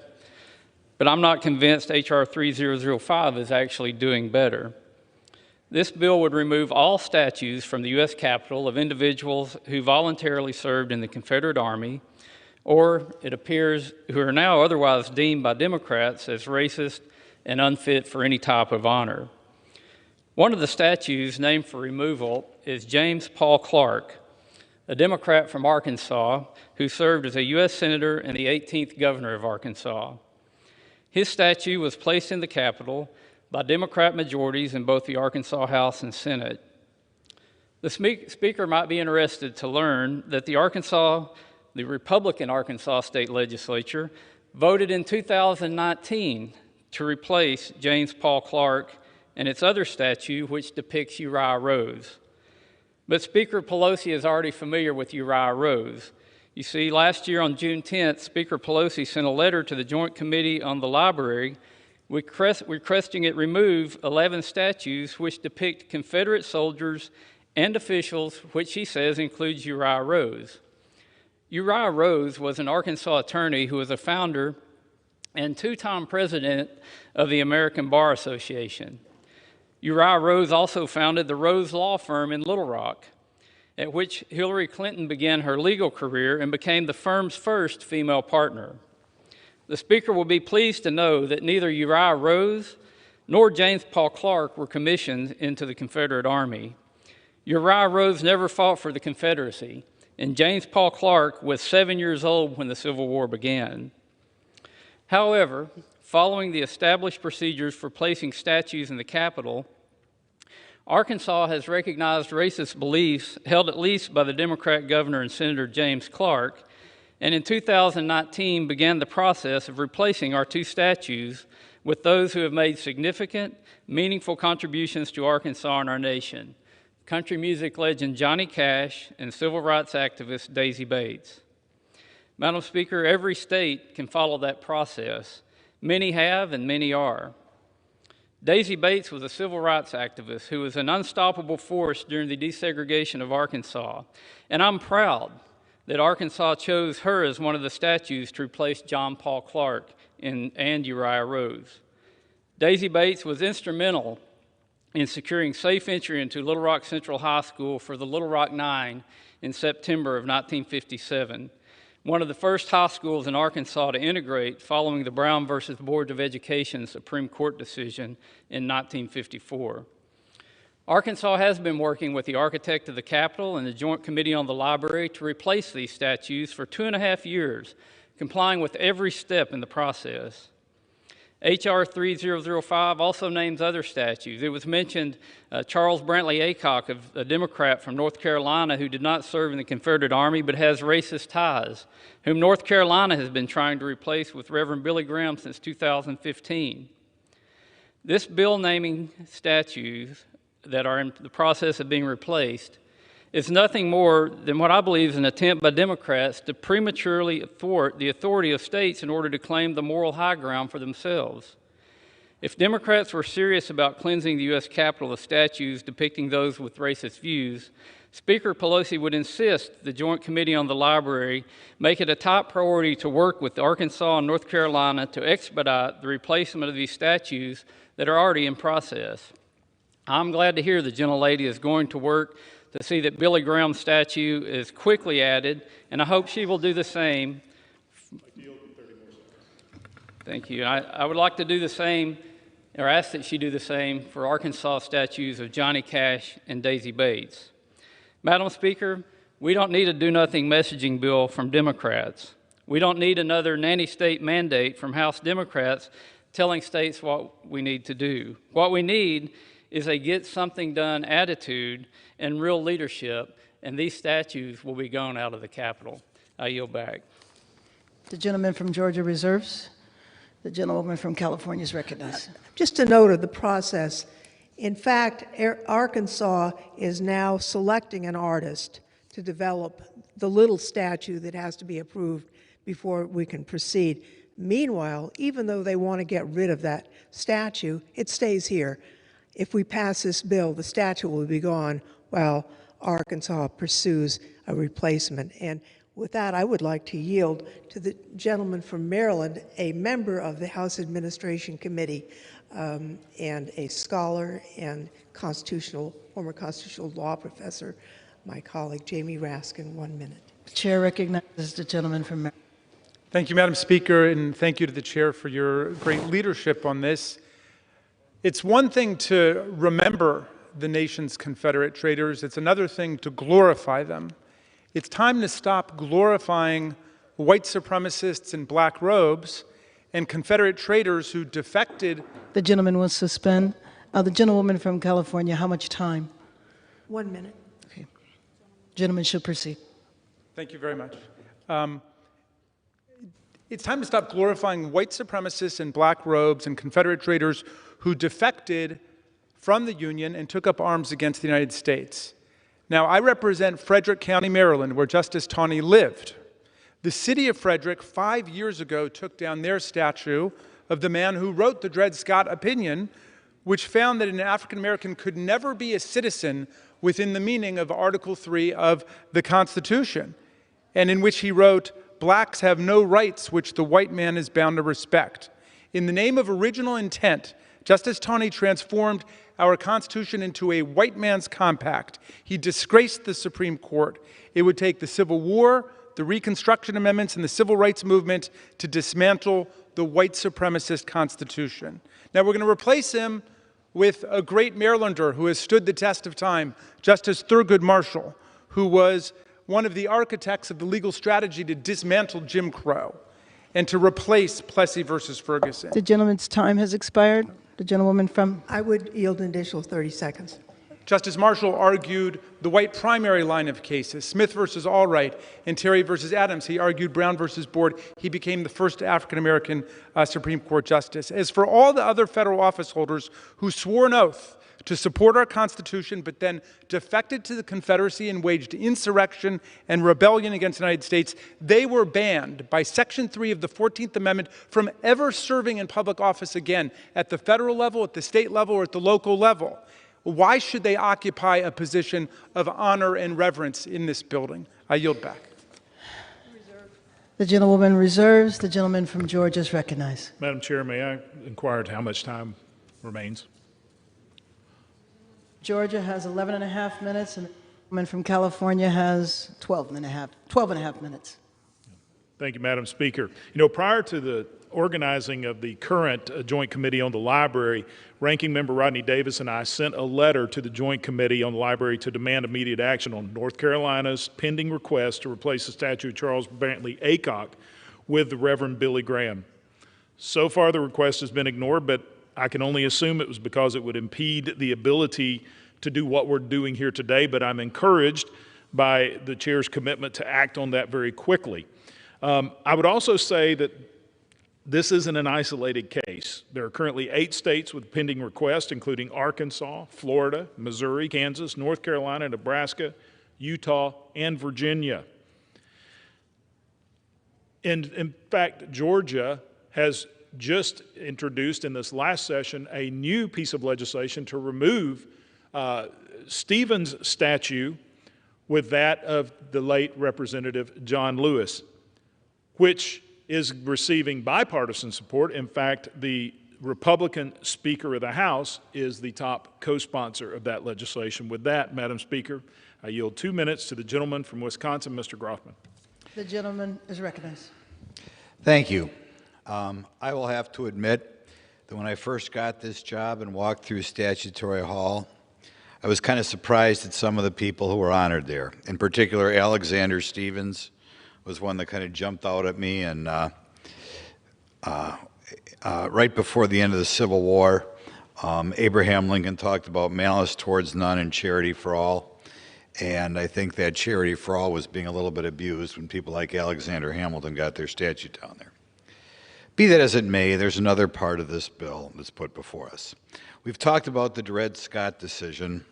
I'm going to talk a little bit about Roe v. Wade and a history of Roe v. Wade that I think a lot of people don't know about. I get this history in part from an article put out by Planned Parenthood and in part from a book written by Bob Woodward. Obviously, Roe v. Wade could be described as the most significant court decision in that it legalized abortion, and we have 60 million fewer Americans than we would have if this decision had not happened. However, there were a change was made in that decision as they were debating it, upping that 60 million figure a little bit higher, because a decision was made at the end to go from allowing abortion at 3 months to allowing abortion all the way until viability, late-term abortion. The author of that decision, Justice Blackmun, was just going to go 3 months, and he got a letter put out by Thurgood Marshall who wanted it to be much higher. I can't tell you exactly how many abortions past 3 months we've had in this country, but it's probably over 5 million. And that was because Thurgood Marshall was in the right or wrong position, however you want to look at it, to go from 3 months to making America one of 7 countries in the world where they allow abortions so late. And of those countries includes North Korea, Vietnam, Red China, not countries you want to be associated with. If this bill becomes law and we walk through there, we're going to see Thurgood Marshall. At least I will always look at him as the guy who weighed in and felt after abortion was largely illegal in this country. The gentleman's time has expired. Its first Gentleman, another 30 seconds. Yeah.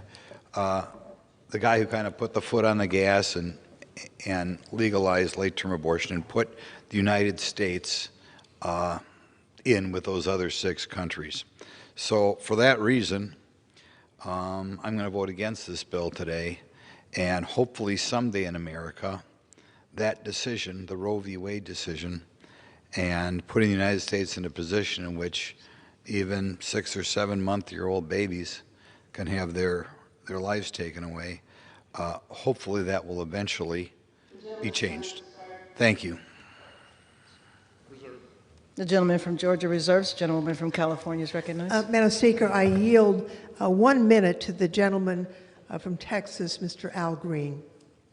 The Thank you gentleman very from much. Texas is recognized. Thank you very much, Madam Speaker, and I thank the chair lady. Madam Speaker, the great Thurgood Marshall won 29 of 32 cases before the Supreme Court of the United States of America. He was eminently qualified then, and he is now, and this is a proper thing for us to do. But I want to close with this. If Judge Taney and his cohorts had their way, there would be no person of color in this building today. If they had their way, Madam Speaker, you would not be at that podium. I stand with Mr. Hoyer. I'm grateful for what he's done, and I will vote for this legislation. Its time has long since come, and we are doing the right thing. And Dr. King reminded us, the time is always right to do that which is right. I yield back. The gentleman from California reserves. The gentleman from Georgia is recognized. Madam Chair, how much time do we have remaining? The gentleman, 8 minutes left. 8 minutes. Thank you, Madam Chair. It's refreshing to know that there is so much we actually do agree on in this chamber, because the things that my good friend from Texas just said, we agree on, and we've agreed on since Abraham Lincoln was the president. I'd now like to yield 4 minutes to the gentleman from Illinois, my good friend, Mr. Davis, who is also the ranking member of the Committee on House Administration. Well, thank you. The gentleman from Illinois is recognized. Thank you, Madam Speaker, and thank you to my colleague and my friend on the House Administration Committee for running this debate for our side. Madam Speaker, despite its flaws, I intend to vote for the underlying bill. But nevertheless, I rise to highlight several points the majority has failed to address. It's been 6 years since the people of North Carolina, through their elected state legislature, requested on a bipartisan basis to replace the state statue of Charles Brantley Aycock, a former Democrat governor of that state who supported segregation and white supremacy.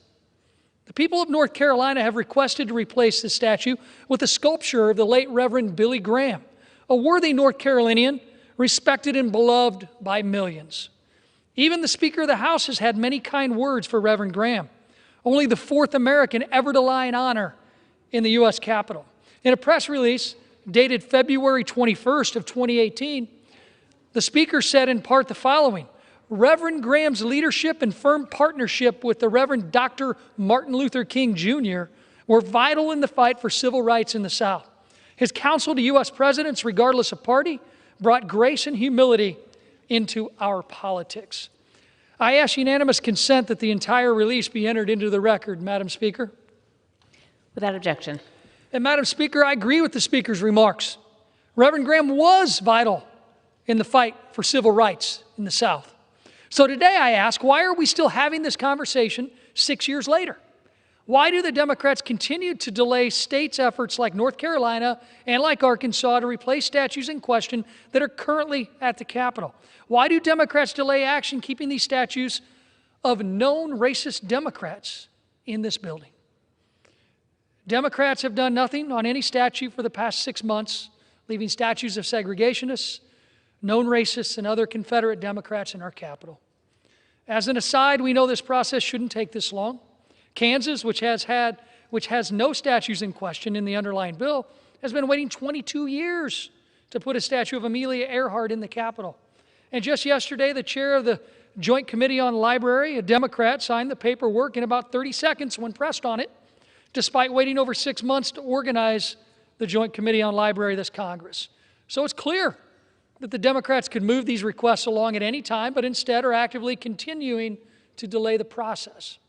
In an effort to speed up this process, I offered an amendment yesterday at the Rules Committee that very reasonably would have addressed these delays and would have required the Joint Committee on the Library to act within 30 days of receiving any actionable items on statue replacement. 30 days, come on. Democrats ruled it out of order. And I believe that's because they wanted to vote on this bill. Each of the statues in question represents a known racist who was a Democrat from the past. And the majority party is anxious to erase their discriminatory history from the Capitol with this action. So let's have the vote. Let's have a vote on this Democrat bill intending to remove Democrat statues. And Madam Speaker, my constituent, Abraham Lincoln, who's buried in my district, the 13th District of Illinois, the first Republican president of our great nation. I'm proud to represent that history. I stood on this floor debating and supporting this bill in the last Congress, and I will support it again. But please, Madam Speaker, please encourage the Democratic majority to help us reform this broken process that has delayed and kept statues of known Confederates, known racists, who happen to be Democrats in the past, in this Capitol. Let's work together. Let's get this done. Let's stop playing games, and let's actually open the Capitol again. It's kind of interesting and ironic. No one can see these statues right now because the Capitol's closed. What are we doing to establish a plan to reopen our Capitol for our nation, to actually share in this history, to share in the history of Abraham Lincoln, to share in the history of our country, to share in the special building that we get a chance to walk in and work in while it remains closed? With that, Madam Speaker, I look forward to working in a bipartisan way to reform this broken process. I thank you for the opportunity to speak today. I intend to vote for this bill, and I yield back the balance of my time. Reserve. The gentleman from Georgia reserves. The gentlewoman from California is recognized. May I ask how much time remains on both sides? Lady has 11 and a half minutes remaining. The gentleman from Georgia has 3 minutes remaining. Thank you. I would be happy to yield 2 minutes to the gentlelady from California, Ms. Karen Bass. The gentlelady is recognized. Thank you, Madam Speaker. I rise today in support of H.R. 3005 to remove the bust of Chief Justice Roger Taney and Confederate statues from public displays in the U.S. Capitol building. The People's House can never truly be for the people if it is lined with tributes to those who fought to continue the enslavement of black people in this country. My ancestors built this building. Imagine how they would feel knowing that more than 100 years after slavery was abolished in this country, we still paid homage to the very people that betrayed this country in order to keep my ancestors enslaved. And imagine how I feel and other African Americans and people of color feel walking through Statuary Hall and knowing that there are monuments to people who supported, embraced, and fought for the breakup of our country. We are not trying to erase our history. We must confront our past when we talk about who we should honor in this building. Should we honor the man who wrote the Supreme Court ruling that African Americans can't be citizens? Or should we honor the man who got the Supreme Court to rule that separate but equal cannot be equal? Should we honor a legal architect of slavery, or should we honor a legal architect of the civil rights movement? When I hear my colleagues on the other side of the aisle talk about the Democratic Party, I wonder if you are aware of the whole history of the civil rights movement, where Black people and other people of color fought to enter the Democratic Party. And when people objected to our participation, and when people objected to our right to vote, those people left the Democratic Party and joined the Republican Party. So we are extremely aware of our history of racism in the Democratic Party, and part of our history of Americans is that we criticize our country. We don't just honor the nice stories of our history, but we honor and embrace all of our history, and we fight for a more perfect union. So fighting for a more perfect union for people of color meant fighting to enter the Democratic Party, and it is my hope that my colleagues on the other side of the aisle will go back to that history of the Republican Party that you honor and fight for the right for all Americans to vote. Thank you. And I yield. I reserve. The gentlelady from California reserves. The gentleman from Georgia is recognized. Reserve. The gentleman reserves. The gentlelady from California is recognized. I am very pleased that the majority leader is here with us this afternoon, and I would be honored to yield to Mr. Hoyer 1 minute. Gentleman is recognized. I thank the gentlelady for yielding. And I'm glad to be back. I've been out for 2 weeks now that I have a new knee, I'm good for another 20 years. That's what they tell me. They guaranteed me that. Madam Speaker, when I brought this bill to the floor just about a year ago, I referred to our Capitol building as a sacred space for democracy, a symbol around the world of democracy. The intervening months have shown us in ways we could not have imagined then just how true that statement was and is. Sadly, we in this House, our colleagues in the Senate, all who work here, experienced on January 6th a wrenching reminder of how democracy demands our eternal defense and vigilance. We watched our temple of democracy defiled by a violent mob of insurrectionists. For many of us here, that was a watershed moment, seeing such evils pervade the halls of the American Capitol. However, Madam Speaker, for African Americans who have been serving here, working here, and visiting here for many decades, that sense of defilement of this sacred space is all too familiar for them. Our colleague, the former Speaker of the California Assembly, Karen Bass, made that clear when she spoke. Because when they see individuals like John Calhoun and Charles Aycock and John Paul Clark celebrated in stone and bronze in these halls, they are reminded that for so much of our history, the leaders and leading institutions of our government and our country did not view them as equal or at times even human. When they enter the solemn old Supreme Court chamber and stare into the cold marble eyes of Roger Brooke Taney, they are reminded that at one time, the highest court in our land,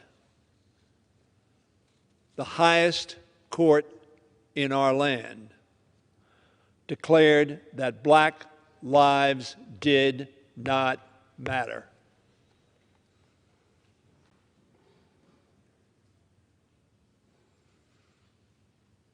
So, Mr. Speaker, we ought not be surprised when our fellow citizens of color raise signs that say, "No, America, black lives do matter." That's somewhat what this debate is about. In the infamous 1857 Dred Scott decision written by Justice Taney, a distinguished citizen of Maryland, revered in his time for his intellect and his accomplishments. Taney, in this terrible decision, quoted the Declaration of Independence, which all of us quote so often. We hold these truths to be self-evident, that all men are created equal. Today, we would say all men and women are equal, irrespective of color. But this Dred Scott decision ought to teach us a lesson today. And it ought to humble us today when people around us say, "Boy, that's the right decision," because it happens to be the decision of the moment, not a decision of history. Beneath those lines, Taney wrote these: "The general words, that is, that all men are created equal, the general words above quoted would seem," he said, "to embrace the whole human family." Hear me, colleagues. This is Taney speaking in a decision that he is about to say, black lives do not matter. He said, however, that it would seem to embrace the whole human family, not divided by color or gender or nationality or religion, the whole human race. And he went on to say, and if they were used in a similar instrument at this day, would be so understood. I want you to think about that. I want you to think about it, colleagues, with humility. And frankly, I want those who argue for the originalist point of view to think of that. Taney thought of that. And he thought in his day, in 1857, the whole human family would be covered by all men are created equal. But notwithstanding that belief, he did not so rule, because he was mired in the past and the progress of those some 90 years had eluded him, because he went on to say, but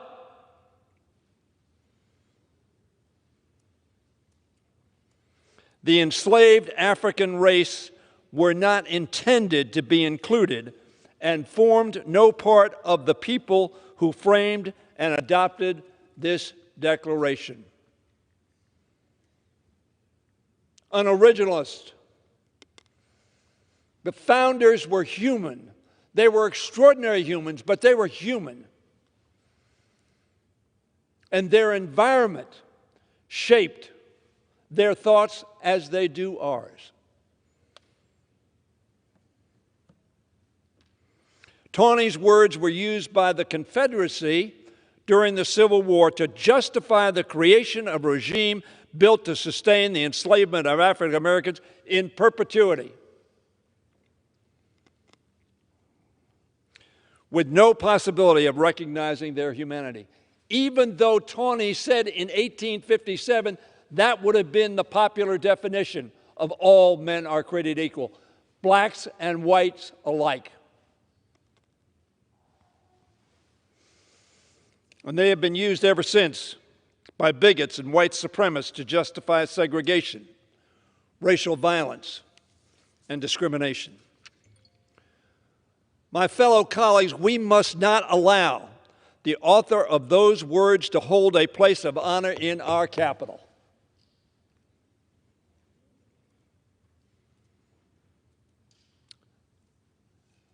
That's why I introduced this legislation along with Representative Barbara Lee, my dear friend of over a half a century, Jim Clyburn, Representative Karen Bass, former Speaker of the California Assembly, Chairman Benny Thompson from Mississippi, and Representative G.K. Butterfield of North Carolina, former Supreme Court Justice, and the present chair of the Congressional Black Caucus, Congresswoman Joyce Beatty of Ohio. Because this building, this sacred space, this temple of democracy has been defiled for too long. We ought not to forget history. We must learn from history. But we ought not to honor that which defiled the principles for which we think we stand, and for which I think we do stand. It's time, Mr. Speaker, to remove those symbols of slavery, segregation, and sedition from these halls. How recently we saw remembered the savage genocide in Tulsa just a few weeks ago. Justified in the minds of many, I'm sure, that these, after all, were not men who were created equal. They were not children created in the image of God. And therefore, some rationalized that the taking of their lives, because after all, their lives did not matter. And therefore, no one was prosecuted. No one was held accountable. As I said, Roger Brooke Taney was from my state of Maryland. And I acknowledge, as I was growing up as a kid in the late 50s in high school, and then in college in the 60s, my party was the segregationist party.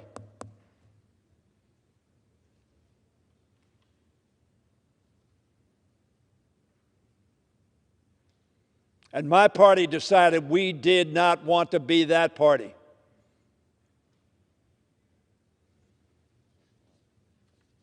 And that there was not a home for segregationists in the Democratic Party. That is a decision we made consciously, knowing full well the cost, and that is why Lyndon Johnson said when he signed one of the civil rights bills, we may have just given up the South. In our state capital of Annapolis, Mr. Speaker, we removed the statue of Chief Justice Taney, the highest-ranking Marylander in the federal government in history. It had stood there, Mr. Speaker, when I was sworn in as a member of the state Senate and listened to Governor Agnew give his State of the Union. It was in the site of the Roger Brooke Taney statue on the east front of our Capitol. And if you turn and walk west through the capital of Maryland, you will come out on a park. It is the Thurgood Marshall Park, a testament to the progress and enlightenment that occurred from Taney to Marshall in our state. The decision to remove Taney's statue was long overdue. But as the gentleman from Texas said, Martin Luther King said, it is never too late to do the right thing. And this, today, is the right thing. It reflects our growth as a state as we have confronted the most difficult parts of our history, and it will reflect our growth as we recognize it here, as we did overwhelmingly when we passed this last year. Over a third of my Republican colleagues joining the Democratic colleagues in saying black lives do, in fact, matter. Those who say we shouldn't teach about slavery or that we should sweep it under the rug or that we should skip over the lines in our Constitution that reference it do a disservice to our understanding of America's greatness. Jim Clyburn, our whip, a civil rights hero in his own right, likes to quote de Tocqueville saying, America's greatness is not that it always does the right thing. America's greatness is that it is willing to correct its wrongs. We are great because we approach our past with humility and openness. And we are great because we continue to perfect our democracy through more inclusion, more tolerance, more justice, more equality, that all men and women, irrespective of artificial distinctions or real distinctions, are equal in the eyes of our Constitution and of our laws. That's why Democrats and Republicans came together earlier this month to make Juneteenth a national holiday. Overwhelmingly, a handful voting against that. In an articulation of our principles today, not yesterday. That was Roger Brooke Taney's great blindness. It's why I believe we can take this important step together today. So, Mr. Speaker, I ask the House once again to join me in passing this legislation to remove these statutes and bust of Chief Justice Taney from the Capitol. Not to forget them, not to say they weren't part of history, but they are not deserving of our honor. Not because we want to erase history, but because we are determined to confront it. And as a Marylander, proud of steps we have taken in Annapolis, I believe that Justice Thurgood Marshall would be a far better ambassador for the greatness of American democracy and for our state of Maryland than Roger Brooke Taney. Where Roger Brooke Taney represents the worst of American injustice and racism, Thurgood Marshall represents the best of American justice and equality. He deserves to be honored in this Capitol for his trailblazing career and his lifelong dedication to civil rights and equal justice for all.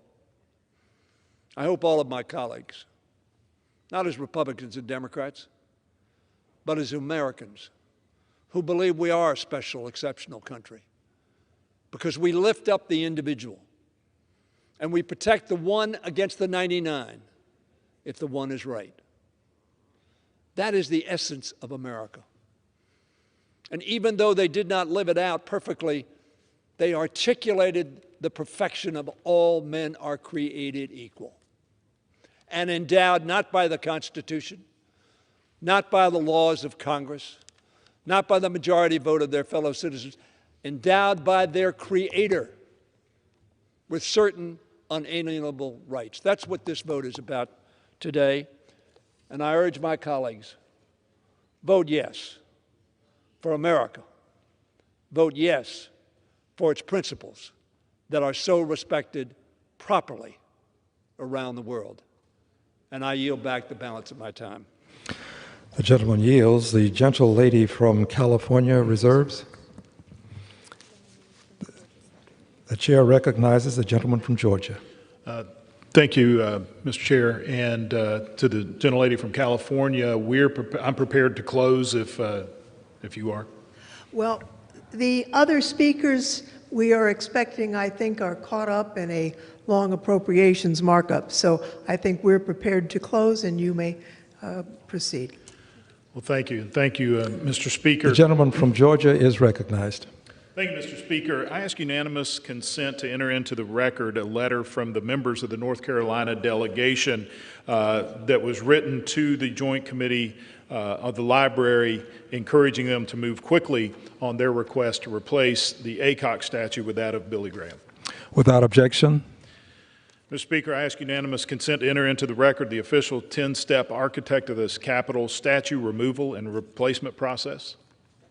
Without objection. This process was established in the 2000 Omnibus and further defined in 2014 and requires coordination between state, the architect of the Capitol, and the Joint Committee on the Library. All requests for statue replacement begin in state legislatures and then communicated to the architect of the Capitol, who then manages the communication of the request to the JCL for approval through the process.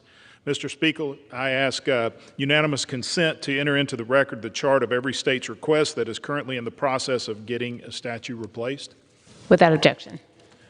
Madam Speaker, I ask unanimous consent to enter into the record a timeline of the Joint Committee on the Library's organization for this Congress, including the minutes of the first JCL organizing meeting. Without objection. Thank you, Madam Speaker.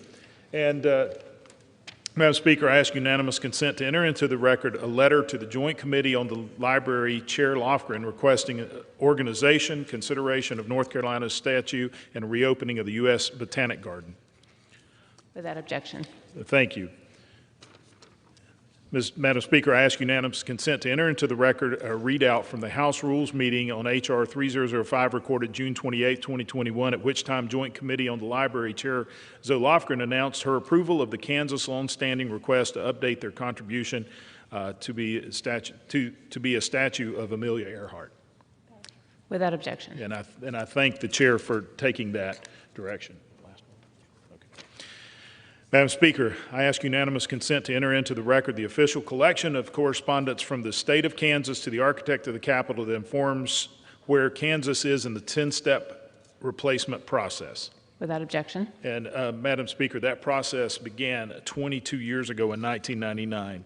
And I thank you for your indulgence with that. And I just want to reiterate, there is much that was said here today that we are in agreement with.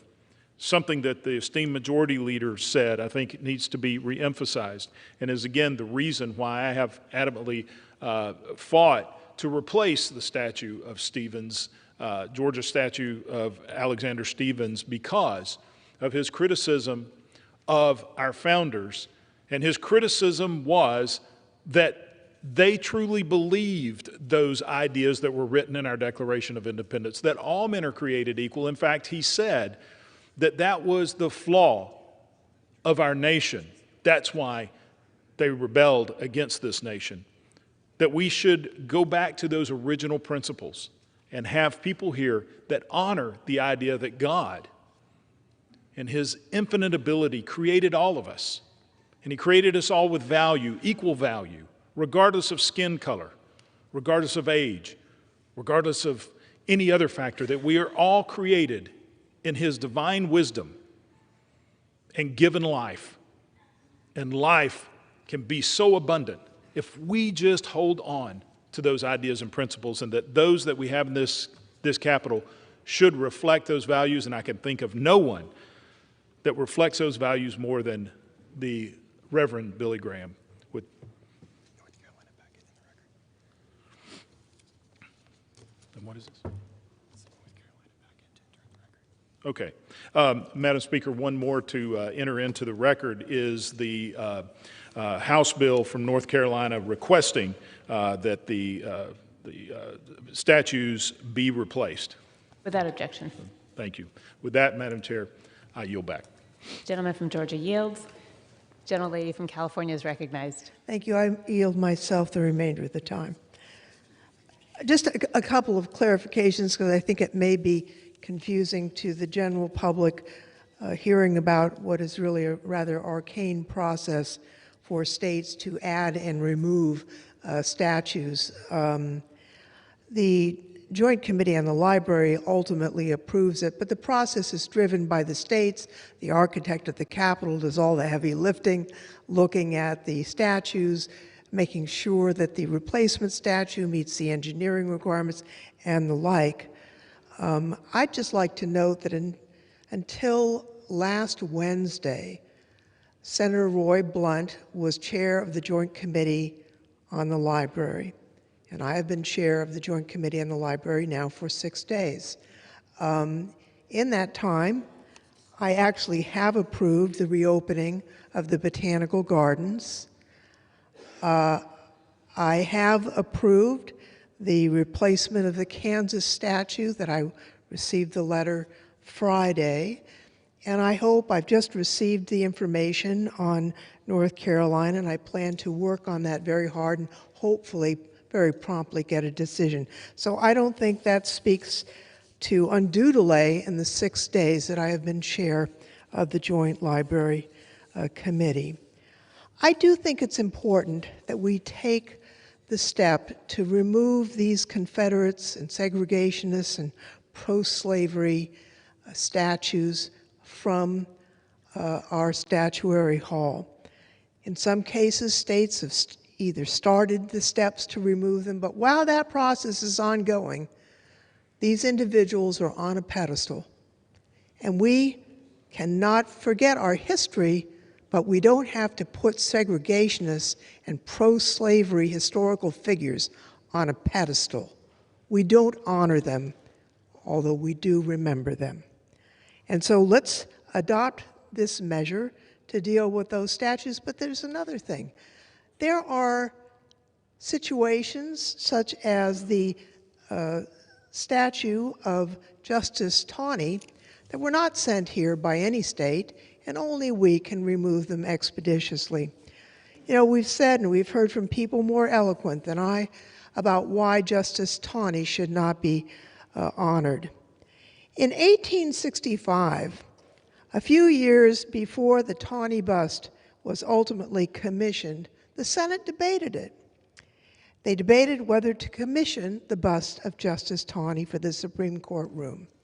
And during that debate, Senator Charles Sumner of Massachusetts said this, quote, "I object to that now an emancipated country should make a bust to the author of the Dred Scott decision. Judgment is beginning now, and an emancipated country will fasten upon him the stigma which he deserves." Now, it may have taken longer than Senator Sumner envisioned, in fact, 156 years, to attach the stigma that belongs to Justice Taney, but we will attach that stigma today if we pass this bill. In closing, I just want to say, you know, all of us are here for a few years, some longer, some shorter, but we're just here for a little slice of history. And I feel fortunate that my little slice of history allowed me to be here the same time as the late John Lewis. I can almost imagine him standing here on the floor. How fortunate I am to have served with him. And how fortunate I am to serve with our Majority Whip, Mr. Clyburn, who put his body on the line to fight against segregation and to fight for voting rights. They are leaders of our country. I'm proud to serve with them. Let's show how much we honor them by voting for this bill. And with that, I yield back. The gentlelady yields.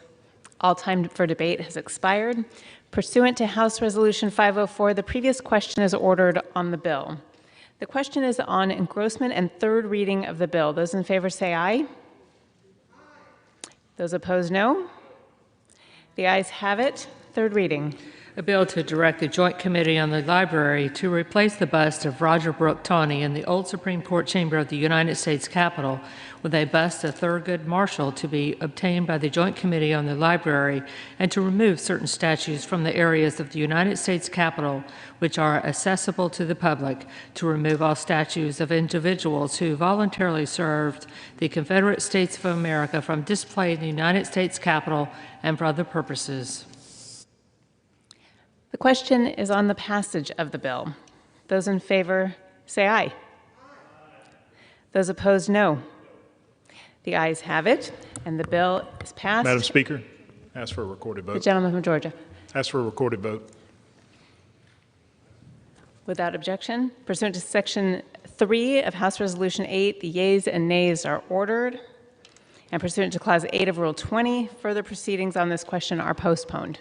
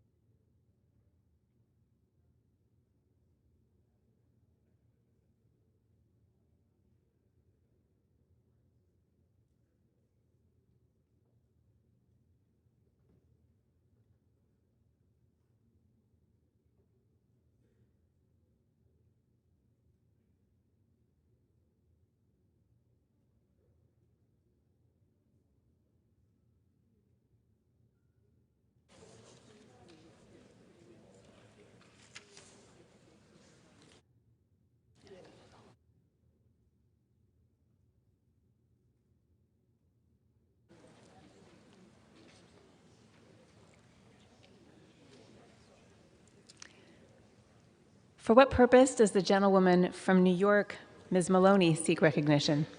Madam Speaker, pursuant to House Resolution 504, I now call up the bill, H.R. 2662, the Inspector General Independence and Empowerment Act, and ask for its immediate consideration. The clerk will report the title of the bill. Union Calendar Number 47, H.R. 2662, a bill to amend the Inspector General Act of 1978 and for other purposes. Madam Speaker, I ask unanimous consent that all members have 5 legislative days in which to revise and extend their remarks. The gentlelady will suspend.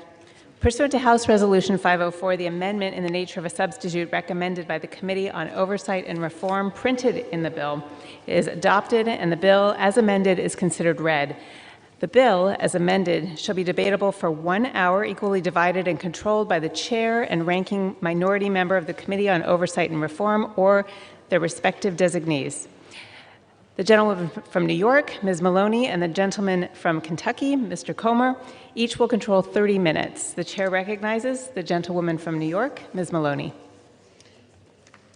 Madam Speaker, I ask unanimous consent that all members have 5 legislative days in which to revise and extend their remarks and insert materials on H.R. 2662. Without objection. Thank you. I yield myself as much time as I may consume. I rise today to urge strong bipartisan support for my bill, H.R. 2662, the IG Independence and Empowerment Act. The work of inspectors general who conduct independent oversight of federal agencies continues to be a remarkable investment for American taxpayers. For every dollar we spend on IGs, we get $17 back. And this return could be even higher if we gave IGs additional tools, which is exactly what this bill would do. The IG Independence and Empowerment Act is a package of critical reforms to protect IGs from political retaliation and obstruction. I want to thank Leader Hoyer for his support and work on this bill, as well as all the other co-sponsors of the legislation. The IG Independence and Empowerment Act also has the support of 14 good government groups. They wrote that the reforms in this legislation, and I quote, have been crafted to address problems with Inspector General independence an authority long raised by Congress, civil society, and our inspectors general. We strongly urge Congress to pass this legislation to empower our independent watchdogs to serve the public even more effectively, end quote. This bill would enhance the independence of IGs in several ways. Most importantly, it would protect IGs from being fired simply for doing their jobs. The bill would only allow an IG to be removed for a documented cause based on a defined list of nonpartisan reasons, such as knowing a violation of the law, abuse of authority, or gross mismanagement. These removal protections come from a bill I introduced last year after the previous administration bullied, sidelined, and retaliated against multiple IGs.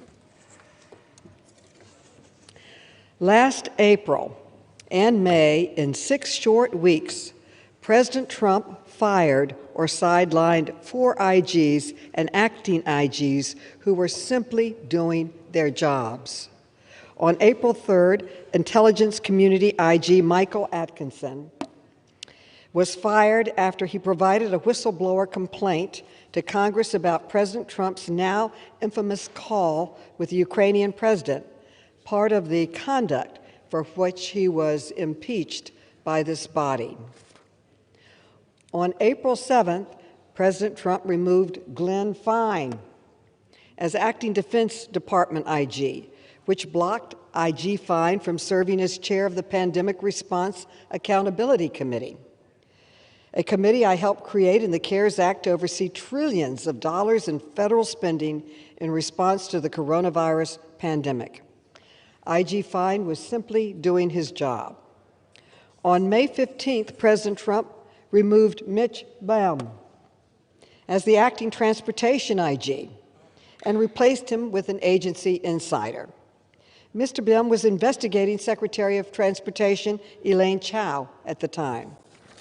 And finally, that same day, President Trump fired State Department IG Steve Linick, who at the time was investigating Secretary of State Mike Pompeo for abuse of power and misuse of resources, and replaced him with a political crony. All 4 of these IGs were just following the law and the facts, yet they faced blatant retaliation. This is just plain wrong. President Trump's actions struck at the heart of why we have IGs, to provide independent oversight and a check on executive branch waste, fraud, and abuse.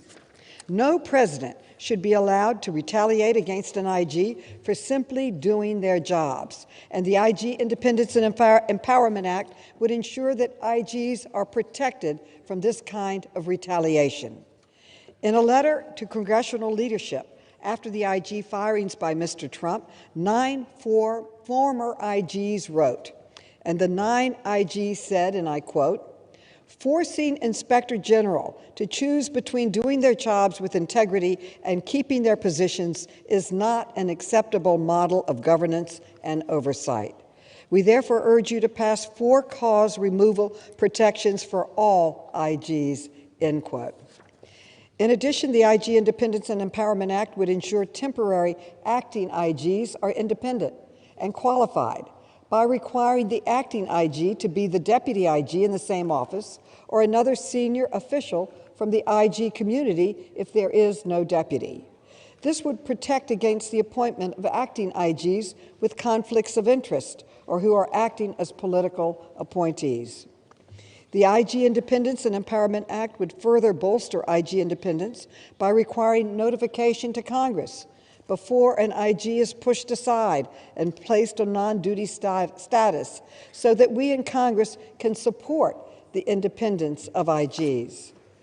The bill would also empower IGs by granting them the authority to subpoena non-government witnesses to provide testimony. In many investigations, testimony from non-government witnesses is essential. So providing IGs with this authority is often the only way to root out fraud or other wrongdoings. In 2016, our former colleague Mark Meadows supported a similar provision and highlighted that bill's procedural safeguards, which are essentially the same in the bill we are considering today. He stated, and I quote, "This bill provides the expanded authority that the IGs have asked for, but with safeguards in place to make sure that they protect against the possibility that an IG's investigation would interfere with an ongoing criminal investigation or do other harm," end quote.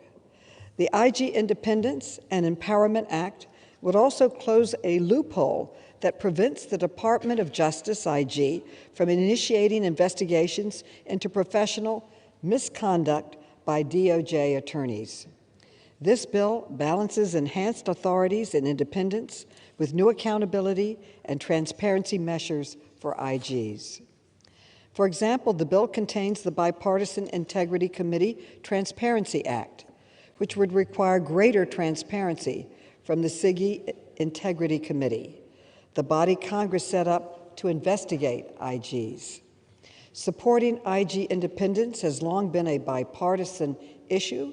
Congress must act now to protect and empower IGs so that they can perform their duties Congress has entrusted to them without being retaliated against. I strongly urge my colleagues to support the IG Independence and Empowerment Act and continue the bipartisan tradition of protecting and strengthening IGs. To my Republican colleagues who may say these efforts are about attacking President Trump, I would respond with this: Joe Biden is the president now. I am supporting good government reforms under a Democratic administration because I believe in accountability no matter who the president is and what party they come from. We are talking about the future. This is about safeguarding taxpayers' money and protecting the integrity of our government. I hope my colleagues on both sides of the aisle will support these critical reforms as well. I reserve the balance of my time. The gentlelady from New York reserves. The chair recognizes the gentleman from Kentucky. Madam Speaker, I yield myself such time as I may consume. The gentleman's recognized. Thank you, Madam Speaker. Through their work, inspectors general help improve government efficiency and effectiveness. Their nonpartisan audits and investigations work to root out waste, fraud, abuse, and mismanagement in all federal agencies. And in fact, the Oversight Committee and IGs have this common mission. But IGs occupy a unique spot within the federal government.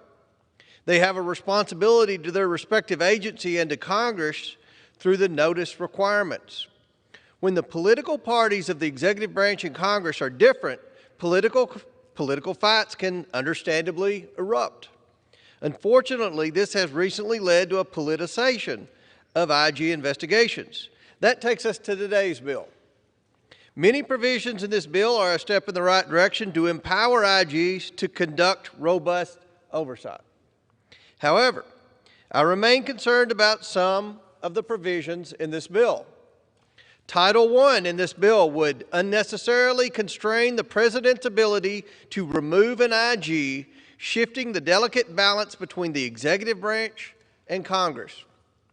Maintaining the current balance would enable Congress to use its own oversight authority if it believes there is wrongdoing by the President or agency head in the removal of an IG. Next, in Title III, the majority has proposed to dramatically limit who can be appointed as an acting inspector general if the IG has voluntarily left office or been removed. In doing so, this hinders the President's ability to appoint an IG with whom they have confidence. While there are legitimate concerns about IGs serving at multiple agencies, this provision goes too far in limiting the President's authority over a subset of executive branch employees. Finally, I have serious concerns with Title V, the provision authorizing an inspector general to issue testimonial subpoena authorities to compel testimony from former federal employees. While it may be helpful for IGs to investigate certain allegations of misconduct, it also provides IGs with a tool that can be easily abused for political purposes. For example, this authority would enable new Biden-appointed inspectors general to subpoena former Trump administration officials under the guise of any investigation, regardless of the real purpose for the investigation. Finally, this provision does not provide the necessary protections for former federal employees that may be subjected to the legal fees of dealing with a subpoena, instead forcing them to pay for counsel to defend against and respond to these subpoenas. Without meaningful protections to ensure that testimonial subpoena authority would not be used to seek out political retribution, I cannot support this provision. Rooting out waste, fraud, abuse, and mismanagement and misconduct is one of the most important jobs of this committee, and inspectors general serve on the front lines with us in this mission. We must ensure that all our inspectors general have the tools they need to conduct robust oversight of their respective agencies.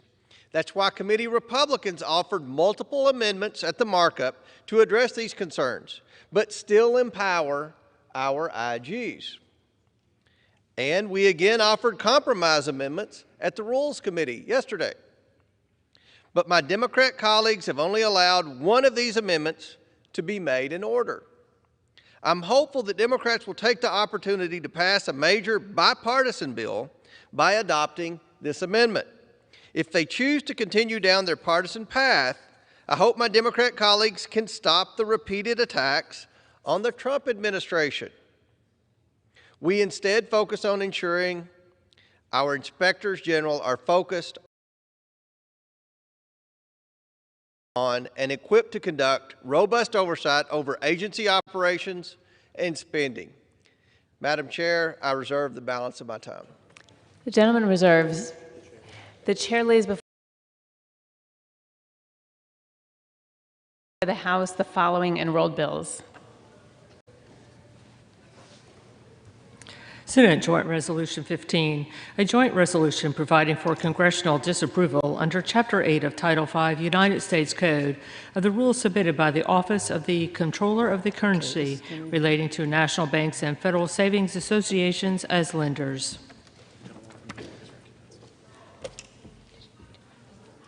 The gentlelady from New York is recognized. Madam Speaker, I now recognize the gentleman from the great state of Maryland, the distinguished majority leader of the House, an important leader on this legislation, a steadfast leader on it, and on so many issues before this body, Steny Hoyer. I thank the gentlelady for yielding, and I appreciate her leadership on this issue and so many other issues to protect the citizens, to protect consumers, protect voters, and protect, frankly, those who stand up and say there is wrongdoing. That's I heard the remarks of the ranking member, and I appreciate his thoughtfulness. But as I was listening to him, I'm thinking, how do you make sure that somebody is not cowed by a president, any president, who is prepared to take adverse action without cause against somebody because he or she does not like the investigation they are undertaking. As the gentleman may know, and as my colleagues may know, I urged a rule that we adopted in this House, which said that it was a violation of our rules to out a whistleblower. We've put whistleblower protections in, but unfortunately, when we had whistleblowers come forward, most recently, they were attacked and attempted to be outed, which would have subjected them, obviously, to the adverse consequences against which we tried to protect them in the very legislation that we passed on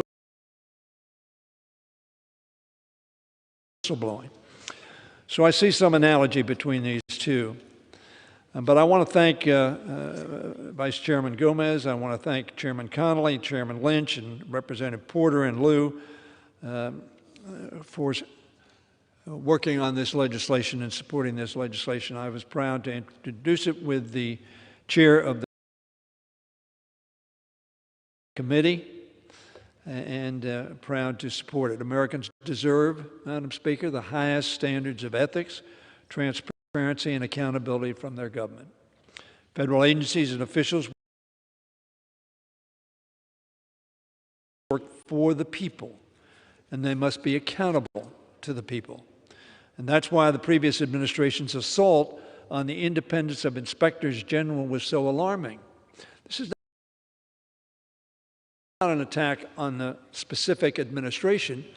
As the gentlelady, the chair of the committee, has pointed out, we have a Democratic president now. So this is going to bind him. It's not going to bind his predecessor. So this is, if anything, certainly not anti-Biden, but it is to say, President Biden, we respect you, but we want to have inspectors general who have the confidence that they can move ahead without fear of retribution. Former President Trump removed or replaced, as has been pointed out, the inspectors general from the Departments of Defense, State, Health and Human Services, and Transportation. What kind of a check and balance is that if a president can simply say, I don't like what you're doing, I'm removing you? I would suggest none, with all due respect to my friend. These watchdogs must be able to act independently and be free from political pressure or threats to their careers. It seems to me that is a very common sense, rational judgment to make. That's what this bill is about. We introduced our bill to address the challenge exposed by the actions of the prior administration. That's true, but that's not been the only administration that has acted to undermine inspectors general. I urge all of my colleagues to join us in supporting this legislation today. It will build on the provisions that I pushed to include in the House Rules Committee, as I pointed out in January, which protects federal whistleblowers by making it a violation of House rules for members to reveal their identities.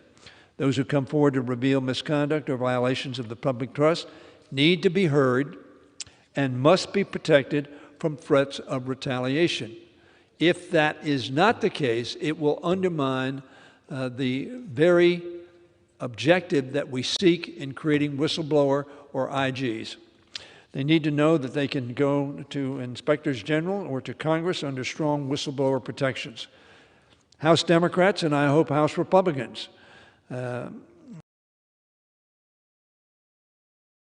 would renew the faith in government and assure that it works for the people, are determined to protect and strengthen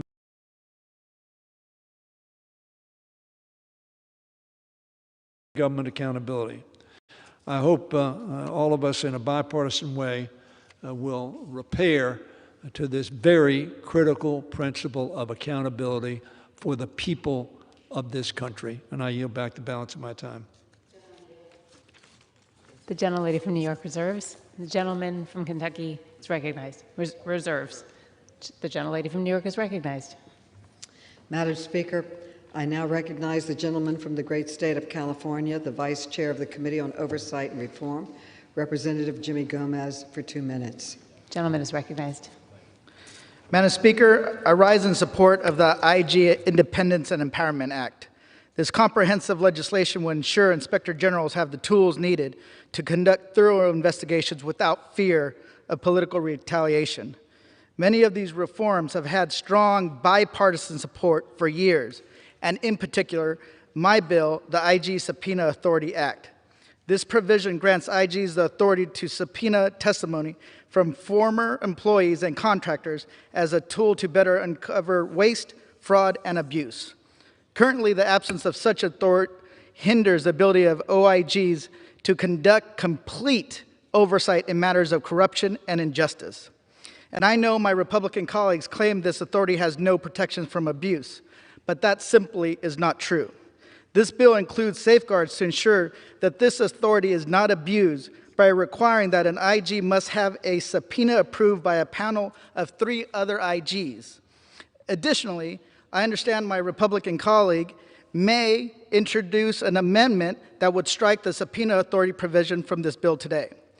But I find this interesting and confusing because the IG Subpoena Authority Act was first introduced in the 115th Congress by Republican Congressman Steve Russell with the support of then Chairman Towns and Ranking Member Issa, and passed the House by unanimous consent. This bill has not changed substantially since the 115th Congress. But what has changed is the political context in which we are trying to pass this reform. If a reform was good government for good government then, it's a reform that's for good government now. Nothing has changed. So with that, we need to make sure that the IG Subpoena Authority Act is included and passed today. And that will help strengthen the integrity and maintain accountability in our federal agencies. I thank Chairwoman Maloney for its inclusion in the IG Independence and Empowerment Act as a step forward for good government. And I strongly encourage an aye vote. And I thank you, and I yield back. Gentleman yields. I reserve. The gentlelady reserves. The gentleman is recognized. Is reserved. The gentleman reserves. The gentlelady is recognized. Madam Chair, I now recognize the gentlewoman from the state of California, the Vice Chair of the Subcommittee on Government Operations of the Oversight Committee, Representative Katie Porter, for 2 minutes. The gentlelady is recognized. The Inspector General Independence and Empowerment Act protects our nation's government watchdogs. Inspectors General are independent officials responsible for preventing and detecting waste, fraud, and abuse. They safeguard the interests of taxpayers and weed out corruption. We need stronger protections to prevent biased or unqualified acting inspectors generals from assuming these vital roles. I've championed such measures in my Accountability for Acting Officials Act, and I'm proud to say they are included in the Chairwoman's bill. These provisions would forbid dual hatting, serving as both a political appointee and an acting inspector general at the same agency. This conflict of interest compromises the independence of the Inspector General's work. American taxpayers fund these agencies. They deserve to know that those agencies are working on their behalf. They deserve inspector generals who will fight to protect their dollars and our government's integrity. I urge my colleagues on both sides of the aisle to support the Inspector General Independence and Empowerment Act. Thank you, Chair Maloney, for your leadership on government integrity, including this important bill, and I yield back. The gentlelady from California yields. The gentlelady from New York reserves. The gentleman reserves. The gentlelady from New York is recognized. I thank the gentlelady for her amendment and her hard work on this bill and her leadership on the subcommittee and committee. I now recognize the gentleman from the great Commonwealth of Virginia, the chairman of the Subcommittee on Government Operations Oversight, Representative Jerry Conley, for 3 minutes. The gentleman is recognized. Thank you, Madam Speaker, and I thank the distinguished chairwoman of our committee, Ms. Maloney, for her leadership on this bill. I rise today in support of H.R. 2662, the IG Independence and Empowerment Act. And I want to thank again the chairwoman of the committee for her leadership, especially in bringing forward this important legislative package to bolster the independence and protection of oversight of federal inspectors general while holding them more accountable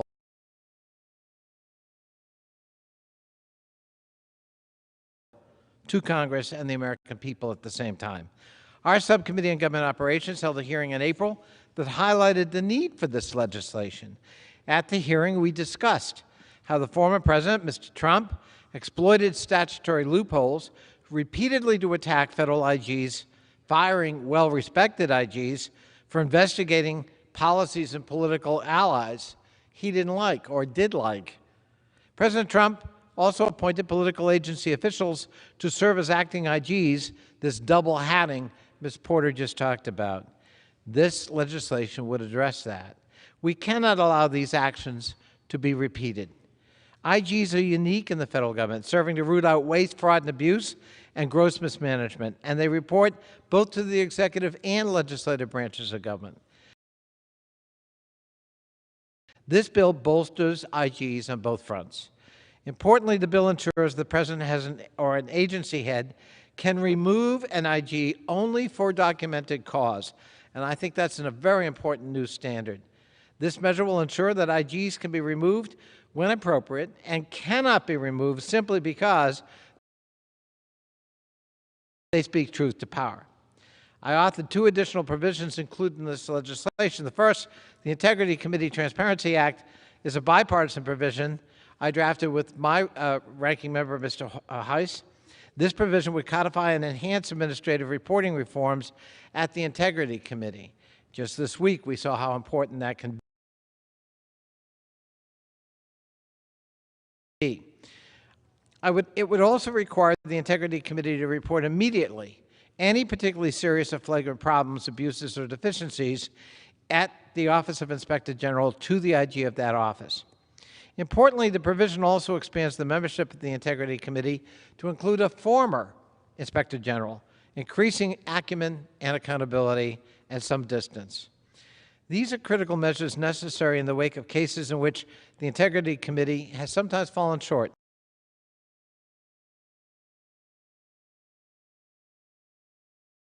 in its reporting to this body, to the Congress. In one recent allegation of wrongdoing, it took nearly 4 years for the Integrity Committee to complete its investigation, and employees at that office continued to struggle under an IG who conducted herself with clear negligence. That case got resolved today with the announcement that that IG is going to retire. IGs cannot afford to be poor leaders, and nor can we afford to have them be poor leaders. They must be model federal employees if their credibility and integrity is to be trusted. We also champion Title VII of this bill, the Enhanced Whistleblower Engagement Act. This provision requires OIG employees to undergo whistleblower training, mandates engagement between a designated whistleblower coordinator and the Integrity Committee, and requires, could I have 30 more seconds? So I grant 30 more seconds, or as much time as the gentleman recognized. I thank the distinguished chairwoman. This measure is nearly identical to a bipartisan provision in the Senate crafted by Republican Senator Grassley of Iowa. In addition to these provisions, the bill includes several other important measures to bolster the independence of our nonpartisan watchdogs. This bill is an important bill in reasserting the independence and accountability and transparency of IGs. They are a critical part of making this government work and rebuilding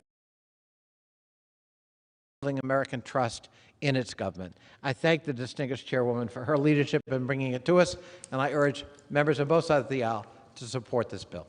I yield back. The gentleman from Virginia yields. The gentlelady from New York is reserves. Reserve.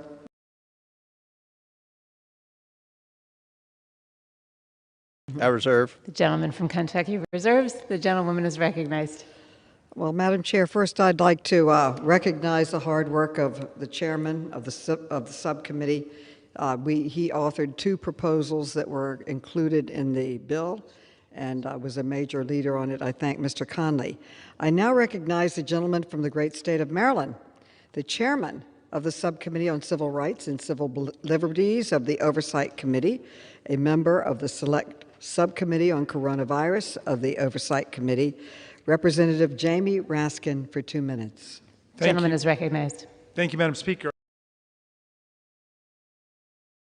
And thank you, Chair Maloney, for your wonderful leadership of the Oversight Committee. I rise in support of H.R. 2662, the Inspector General Independence and Empowerment Act. The Inspectors General are a remarkable innovation in American government that have saved us untold billions of dollars and checked the corrupt abuse of power by people controlling federal departments. They are essential to our ability to legislate as the Article I branch and to do meaningful oversight over the executive branch of government. That's true in general, but it's especially true when we've got a president like Donald Trump who categorically refused to recognize congressional subpoenas, blocked members of his administration from coming to testify before Congress in an unprecedented way, and generally refused to cooperate with congressional fact-finding at all.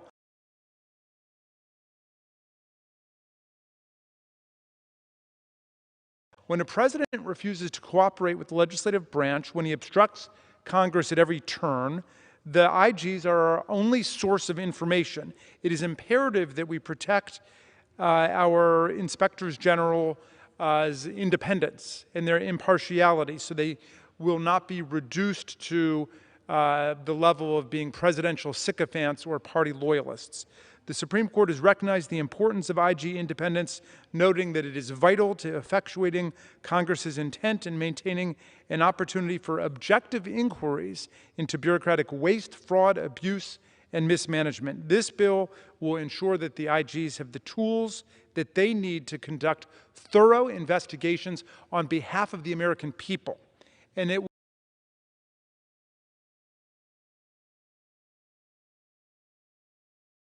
protect them from unjust political retaliation. Thank you, Madam Chair. Thank you, Madam Speaker, and I yield back. The gentleman yields. The gentlelady reserves. I reserve. The gentleman from Kentucky. Madam Chair, I'm excited to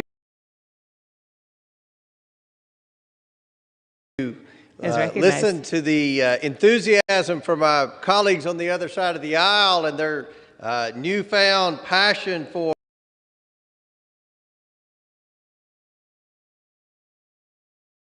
oversight. The Republicans on the Oversight Committee have been asking for many hearings on many different areas of potential oversight, potential waste, fraud, and abuse, and mismanagement in the federal government.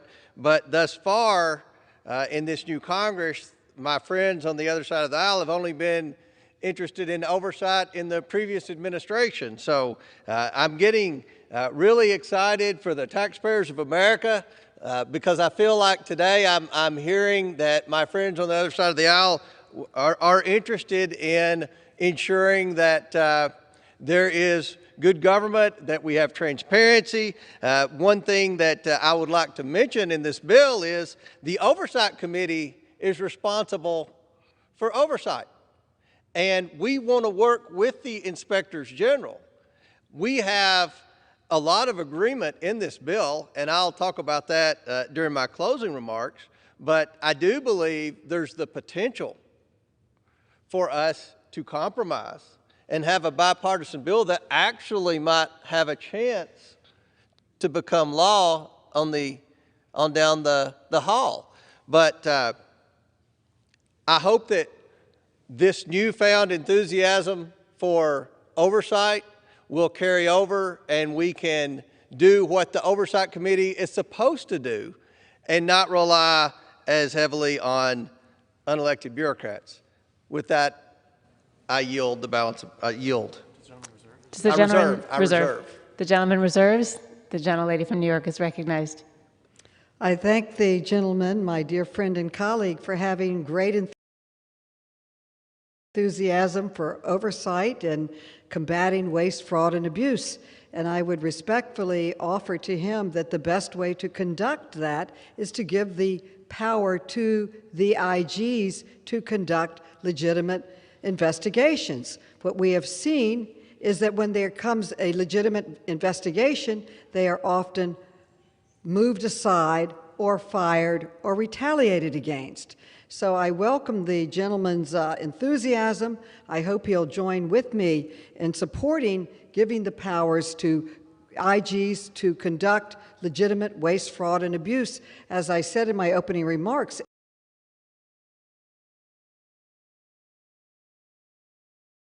every dollar we spend on IGs comes back, $17, really hundreds of millions of dollars back in their oversight and work. Our bill, and I want to remind the gentleman, as you know from our hearings, that there is many provisions in this bill that are bipartisan, several that Mr. Conley just mentioned that we were working on. So I look forward to working with him and passing this bill and it should be bipartisan. Oversight and accountability should be bipartisan. I hope the gentleman joins us in voting for this important bill. I now recognize an outstanding gentlewoman from the great state of California. She also is the chair of the Military Personnel of the Armed Services, and she serves on the Oversight and Reform Committee and is also the co-chair of the Democratic Women's Caucus, Representative Jackie Speer, for 2 minutes. The gentlelady from California is recognized. Thank you, Madam Speaker. Thanks to my outstanding friend and chair of the Oversight and Government Reform Committee. You know, the history of whistleblowing dates back to the founding of this country. The Continental Congress was committed to making sure that whistleblowers would have a voice. Last year alone, $2.2 billion was saved by the taxpayers because of whistleblowers in our government. So the April massacre of IGs was unprecedented, an unprecedented power play by a president, a ruthless president, who somehow thought they worked for him. They don't work for him.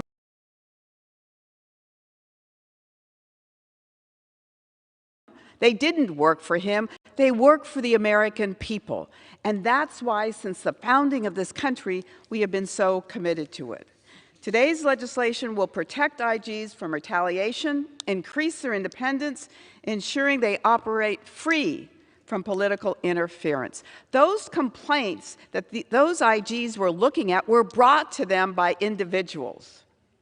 It was a political move by the president to fire them. And I'm interested that my colleague on the other side of the aisle was concerned about the costs of being represented by counsel when someone who is a federal employee is called in to testify.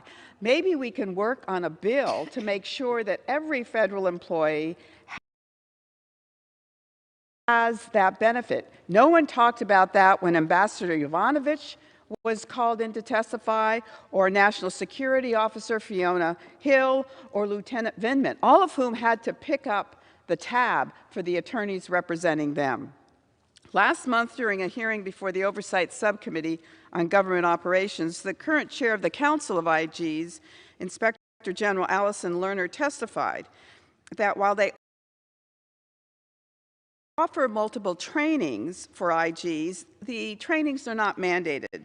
And I believe without mandated training, it's impossible to ensure that IGs are operating at the highest level and are well equipped to carry out their duties. So I'm pleased that my amendment requiring minimum standards and best practices for training IGs has been included in this bill. And again, I thank the effective chair, Ms. Maloney, for this measure. I yield back. The gentlelady from New York reserves. The gentleman from Reserve. Kentucky reserves. The gentlelady from New York is recognized. May I inquire how much time is remaining? The gentlelady from New York has 8.5 minutes remaining. Okay. The gentleman has 23.5 minutes remaining. Well, first I would like to thank my colleague Jackie Speer for her tremendous work on this bill, and one of the major provisions was a bill of hers that was incorporated in it. I now recognize the gentlewoman, a newly elected member from the great state of North Carolina, a member of the Judiciary Committee, Representative Deborah Ross, for 2 minutes. Thank you very much. The gentlelady is recognized. Thank you very much, Madam Chair. And thank you, Madam Speaker. I rise today in support of the Inspector General Independence Act. Inspectors General are vital to the integrity, efficiency, and efficacy of our government. It is crucial that they operate free from political influence.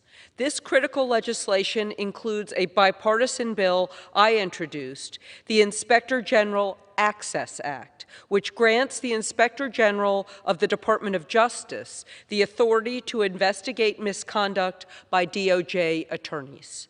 The DOJ Inspector General is currently the only federal Inspector General without this authority. This is simply unacceptable. DOJ's attorneys wield a tremendous amount of power, including the ability to make life and death decisions.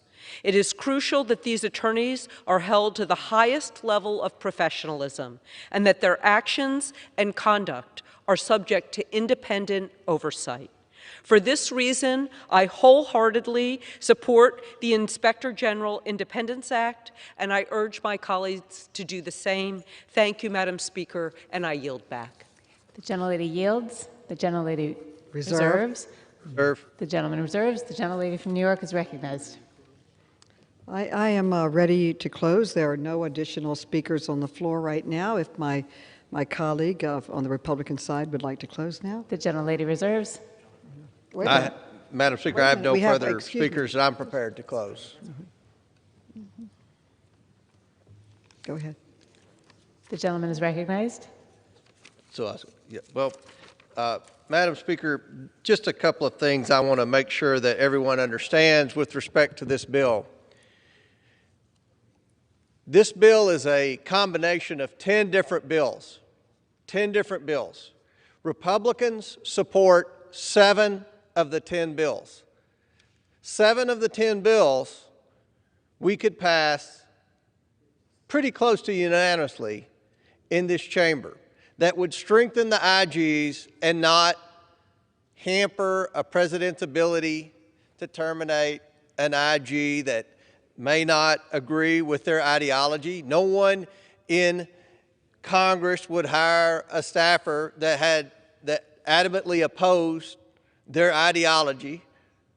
No one in private sector would have a staffer be a spokesperson or an employee that fundamentally disagreed with the direction that person wanted to lead their company. And the same should be true with the President of the United States. With respect to President Trump's termination of inspectors general, I want to mention a couple of terminations that the President did.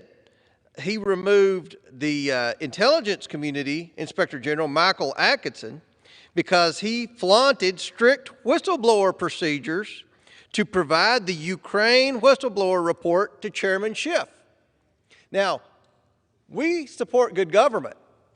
We want to protect whistleblowers. We want to encourage whistleblowers to come forward. Adam Schiff did more to damage prospective whistleblowers than any member of this body. And the IG was complicit with him in that. That was a rightful termination by President Trump. Acting Inspector General Christy Grimm purposely released an outdated and misleading report claiming there were shortages of medical equipment at hospitals, which was found to be entirely inaccurate and likely was politically motivated. That's why President Trump terminated her. So there are examples of a president rightfully terminating an inspector general, and I don't think that this bill is the right path to move forward. This is over-legislating. We're passing a lot of bills out of this chamber that are dead upon arrival in the Senate.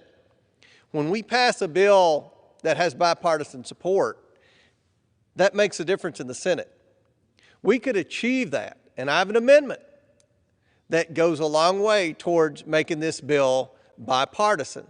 So, with respect to oversight, I think American people are upset over COVID-19. Speaker Pelosi created a COVID-19 Select Committee, which is a subsidiary of the House Oversight Committee. We share the same staff.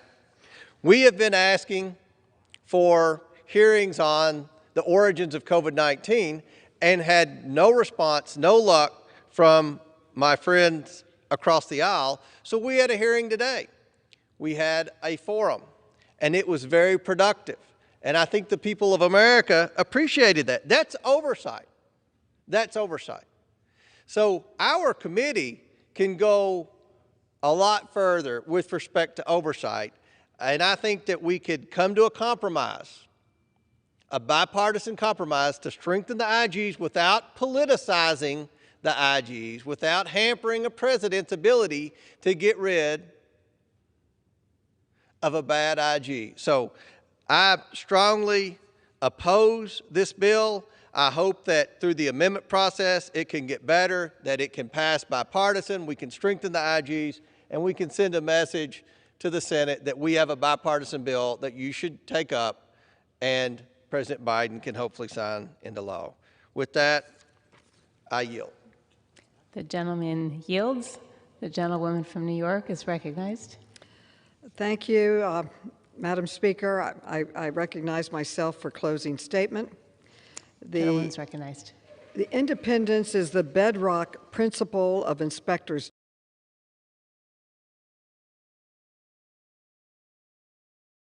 general, and this legislation would protect and enhance their critical work. As I mentioned earlier, this legislation has the support of several nonpartisan good government groups, including the Project on Government Oversight, the Government Accountability Project, Taxpayers for Common Sense, and many, many others. It also contains several bipartisan bills that are part of the overall Inspector General Reform Bill. I ask that their support letters from the good government groups be made part of the official record. The reforms we're considering today are only one part of the work Congress needs to prevent future presidents from abusing power. I also strongly support the broad Protecting Our Democracy Act, which Chairman Schiff has spearheaded, and I look forward to that bill's consideration very, very soon.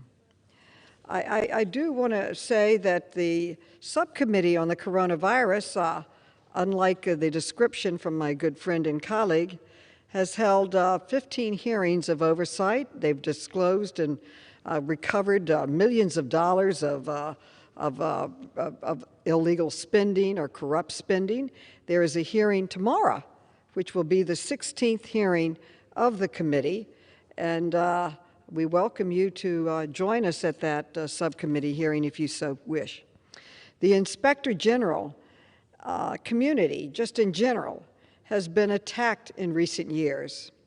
By passing this IG Independence and Empowerment Act, Congress would send a strong message in the strongest terms that no administration, regardless of president or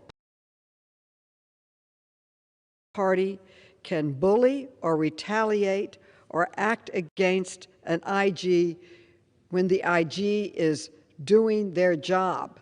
They can only be removed for just cause, such as violating the law or gross mismanagement. In passing this, we will be strengthening our democracy, and we will send a strong message that Congress supports accountability and an effective government. I urge all my colleagues to vote yes on this bill. It should be a bipartisan bill, and I yield back the balance of my time. The gentlelady yields. All time for debate has expired. Each further amendment printed in Part A of House Report 117-74 not earlier considered as part of amendments en bloc pursuant to Section 3 of House Resolution 504 shall be considered only in the order printed in the report,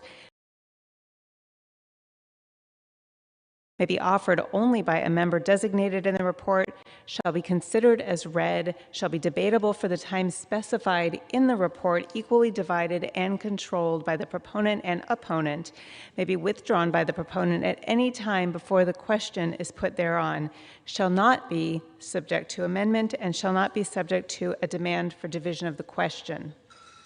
It shall be in order at any time for the chair of the Committee on Oversight and Reform or her designee to offer amendments en bloc consisting of further amendments printed in Part A of House Report 117-74, not earlier disposed of. Amendments en bloc shall be considered as read, shall be debatable for 20 minutes equally divided, and controlled by the chair and ranking minority member of the Committee on Oversight and Reform or their respective designees,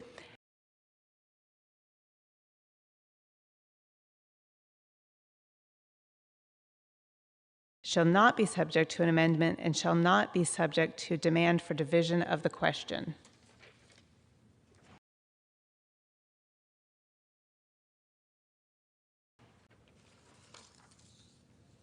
For what purpose does the gentlewoman from New York seek recognition? Madam Speaker, pursuant to Resolution 504, I offer amendments en bloc. The clerk will designate these amendments in block. On block number 1, consisting of amendments numbered 1, 2, 3,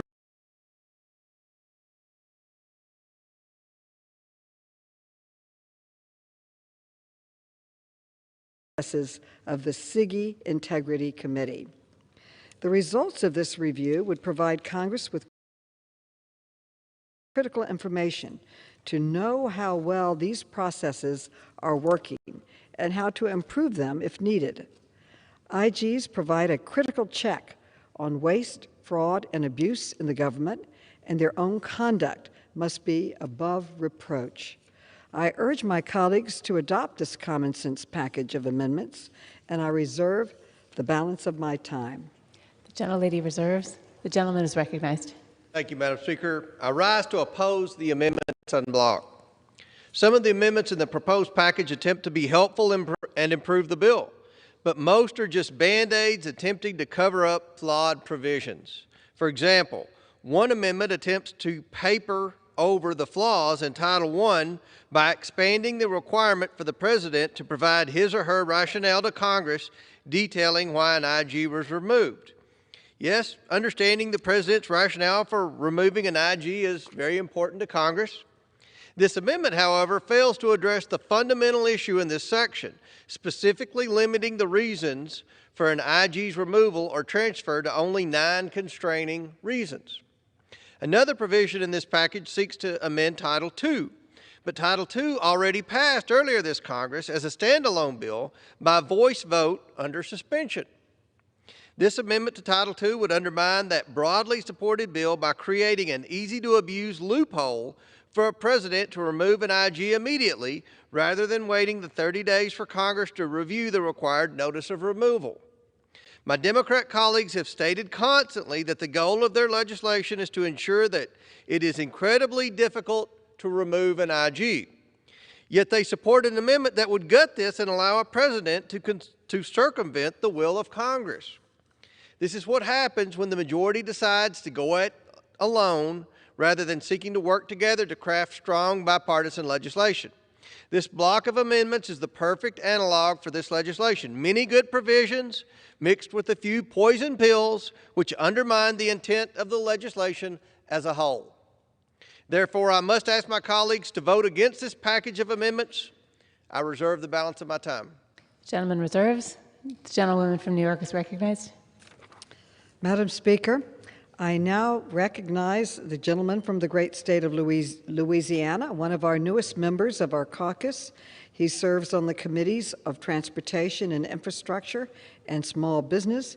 Representative Troy Carter is now recognized for 1 minute to speak on his amendment. Gentleman is recognized. Madam Speaker,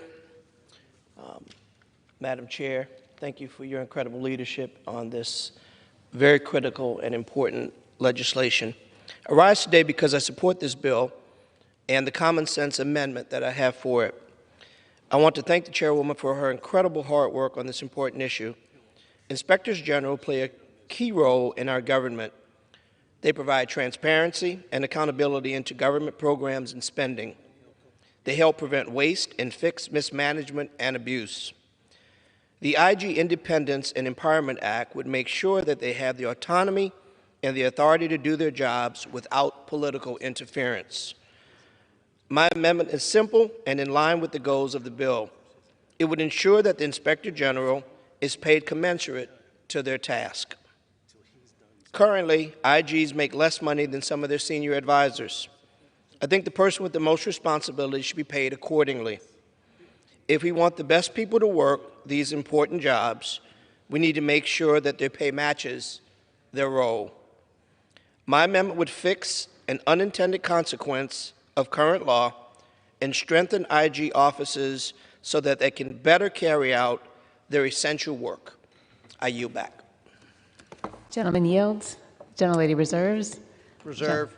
The gentleman from Kentucky reserves. The gentlewoman's recognized. I support all of the en bloc amendments, including Mr. Carter's, and I am prepared to close. I yield back. The gentlewoman yields back. Gentleman from Kentucky I yield. also yields. Pursuant to House Resolution 504, the previous question is ordered on the amendments en bloc offered by the gentlewoman from New York. The question is on the amendments en bloc. Those in favor say aye. Those opposed say no. In the opinion of the chair, the ayes have it. Chair, I ask for a recorded vote. Without objection. Pursuant to Section 3 of House Resolution 8, the yeas and nays are ordered. Pursuant to Clause 8 of Rule 20, further proceedings on this question are postponed.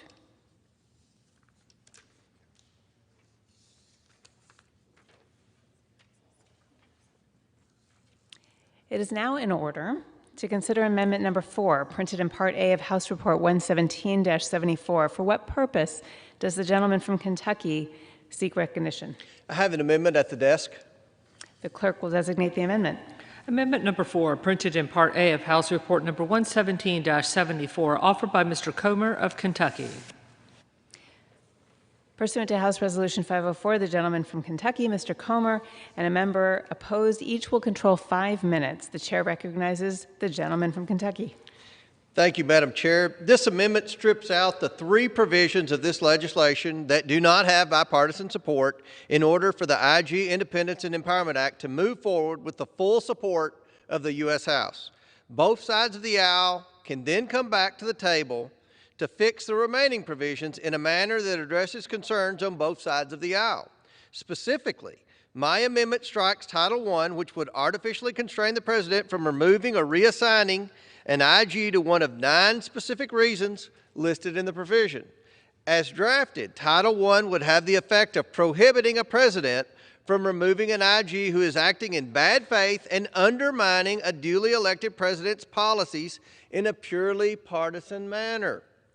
My amendment also strikes Title III, which strictly limits who the President could name as the acting Inspector General to the, quote, first assistant.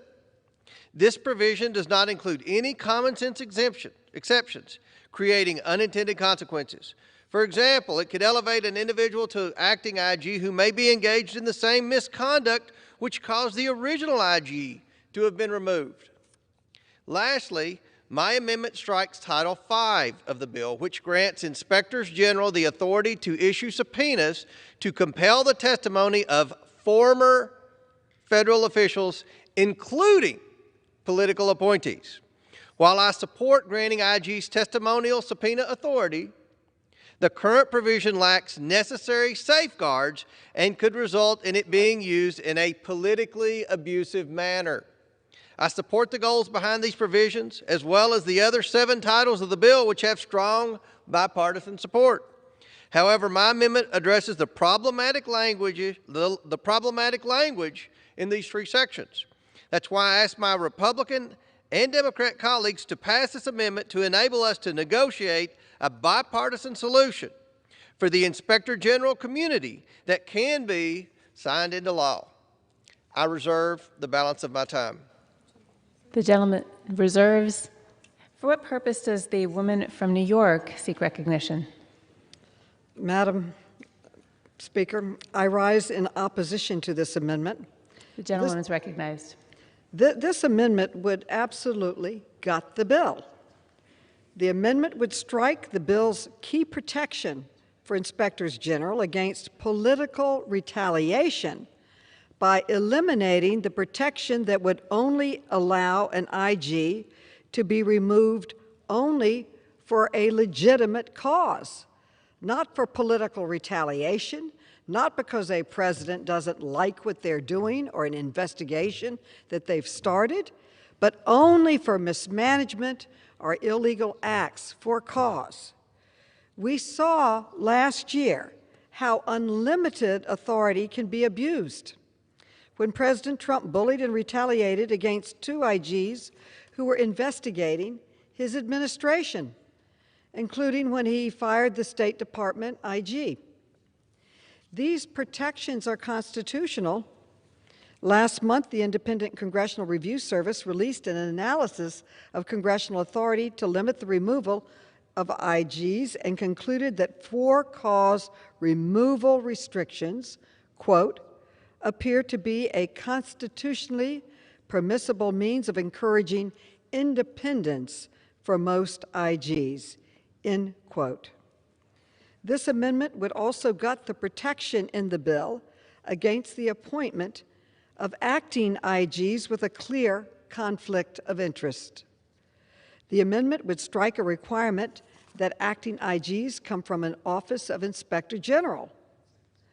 The Council of Inspectors General for Integrity and Efficiency requested this reform, proposed by Republican Representative Porter as one of its top legislative priorities in order to, quote, enhance the independence of OIGs, end quote. We saw serious abuses during the last administration when in both the Department of Transportation and the Department of State, President Trump named political appointees within the agency to serve as the acting IG overseeing the same agency.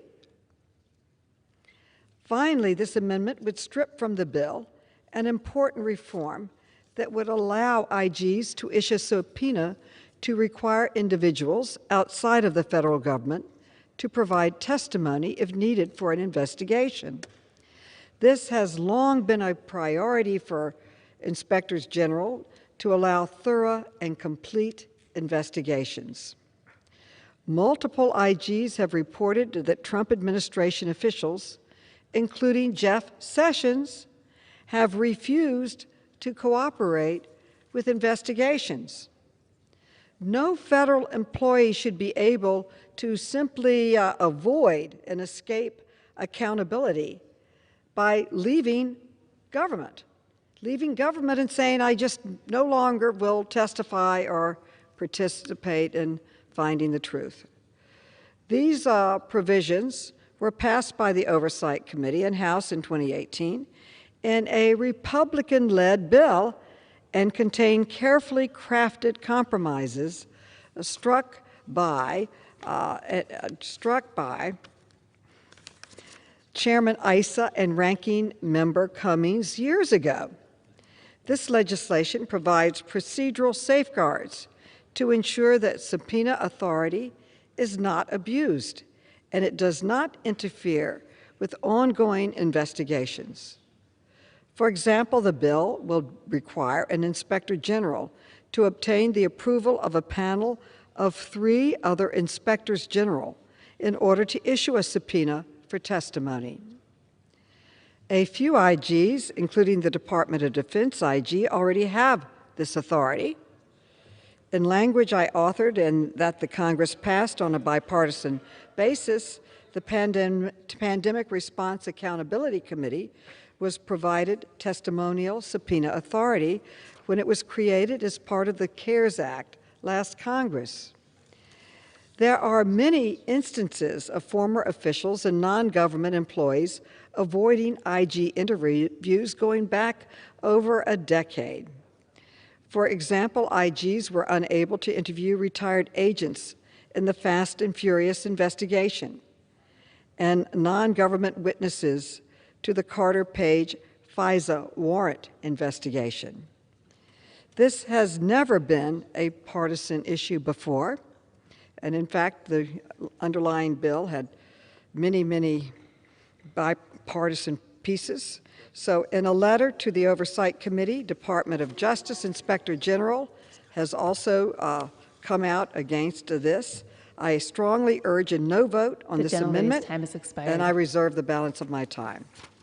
The gentlelady reserves. The gentleman from Kentucky is recognized. no further speakers, I'm prepared to close. I The reserve. gentleman is the only person with time remaining. Well, I'll yield the balance of my time. Gentleman yields. Pursuant to House Resolution 504, the previous question is ordered on the amendment offered by the gentleman from Kentucky. The question is on the amendment. Those in favor say aye.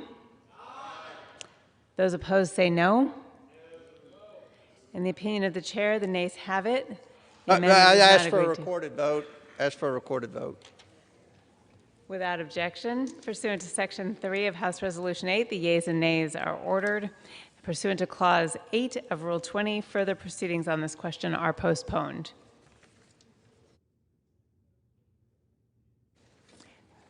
Pursuant to Clause 8 of Rule 20, the unfinished business is the question on amendments en bloc 1, printed in Part A of House Report 117-74, offered by the gentlewoman from New York, on which further proceedings were postponed and on which the yeas and nays were ordered. The clerk will redesignate the amendments en bloc. On block number 1, consisting of amendments numbered 1, 2, 3, 5, and 6, printed in Part A of House Report number 117-74, offered by Mrs. Carolyn B. Maloney of New York. The question is on the amendments en bloc offered by the gentlewoman from New York. Members will record their vote by electronic device.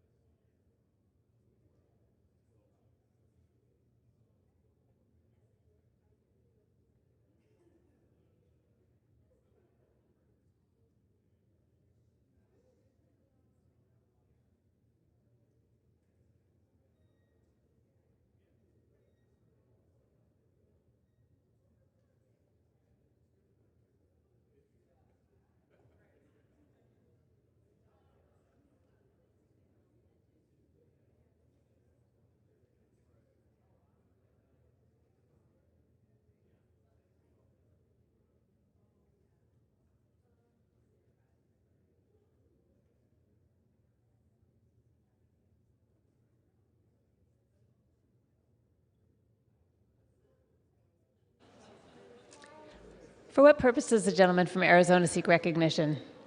Madam Speaker, as the member designated by Ms. Boebert from Colorado pursuant to H.Res. 8, I inform the House that Ms. Boebert will vote nay on the amendments in block.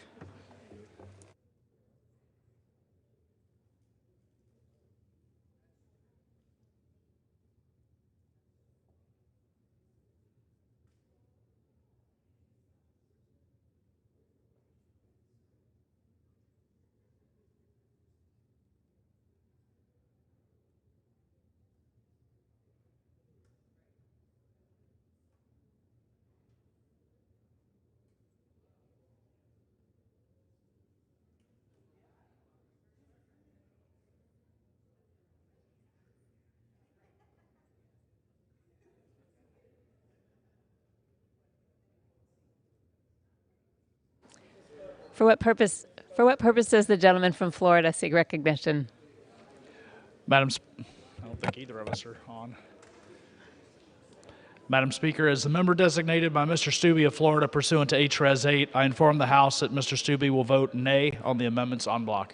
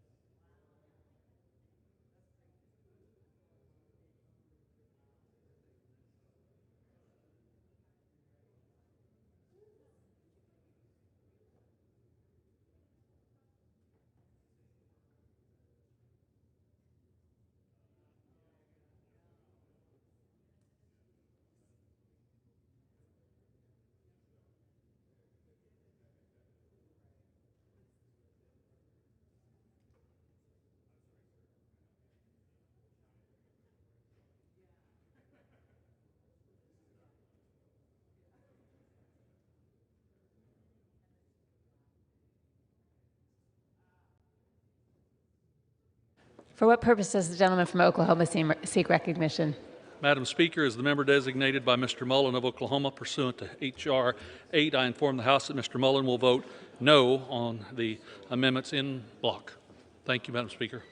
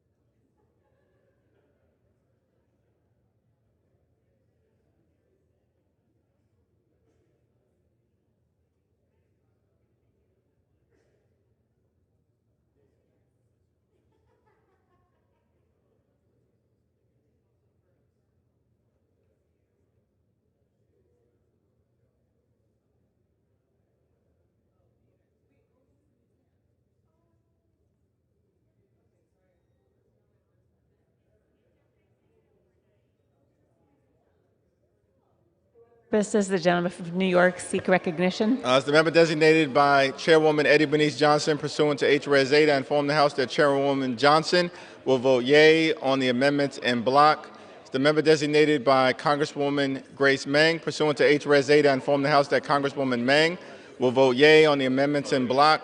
As the member designated by Congressman Stephen Horsford pursuant to H.R.S. 8, I inform the House that Congressman Horsford will vote yea on the amendments in block. As the member designated by Congresswoman Sylvia Garcia pursuant to H.R.S. 8, I inform the House that Congresswoman Garcia will vote yea on the amendments in block. As the member designated by Congressman Richie Torres pursuant to H.R.S. 8, I inform the House that Congressman Torres will vote yea on the amendments in block.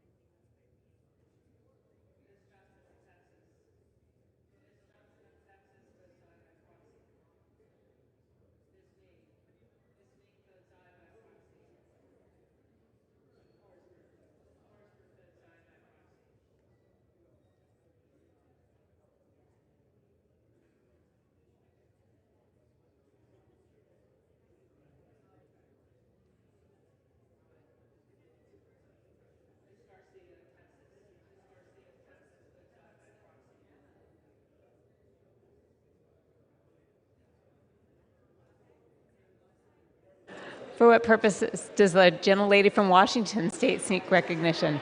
Madam Speaker, as the member designated by Ms. Sewell pursuant to H.R.S. 8, I inform the House that Ms. Sewell will vote yes on amendments en bloc.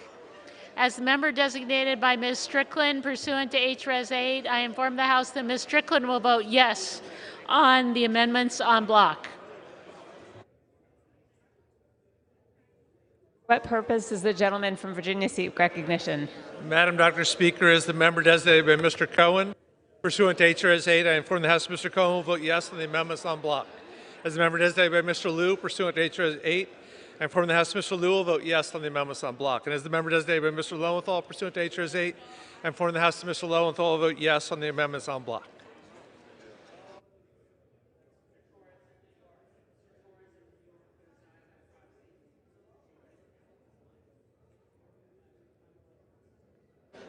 For what purpose does the gentleman from Arizona seek recognition? Madam Speaker, as the member designated by Ms. Kirkpatrick, pursuant to H.R.S. 8, I inform the House that Ms. Kirkpatrick will vote yes on amendments en bloc. And as the member designated by Mr. Grijalva, pursuant to H.R.S. 8, I inform the House that Mr. Grijalva will vote yes on amendments en bloc.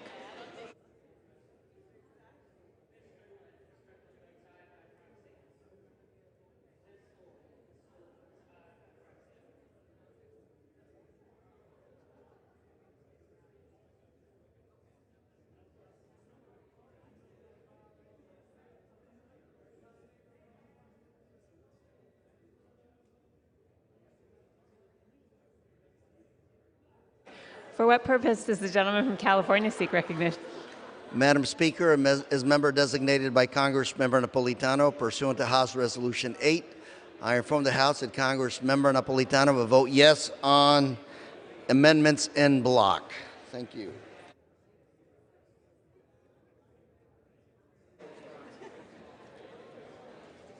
For what purpose does the gentleman seek recognition? Madam Speaker, as a member designated by Mr. Lawson, pursuant to House Resolution 8, I inform the House that Mr. Lawson will vote yes on en bloc amendments.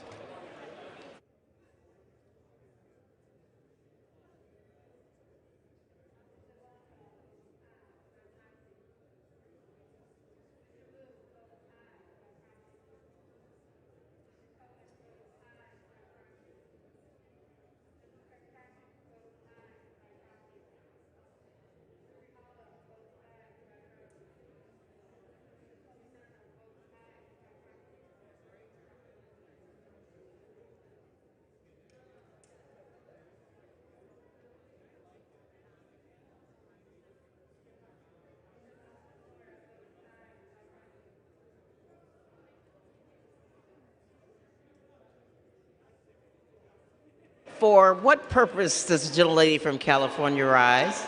As the member designated by Ms. Leger-Fernandez pursuant to H.R.S. 8, I inform the House that Ms. Leger-Fernandez will vote yes on amendments en bloc.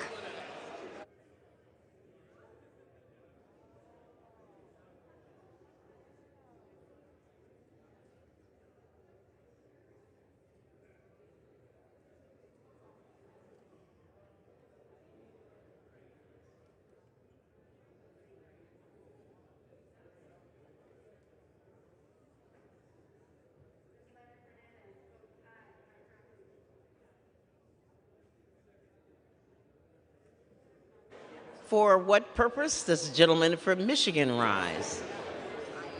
Madam Speaker, as the member designated by Mrs. McLean of Michigan, pursuant to H.Res. 8, I inform the House that Mrs. McLean will vote no on the en bloc number 1.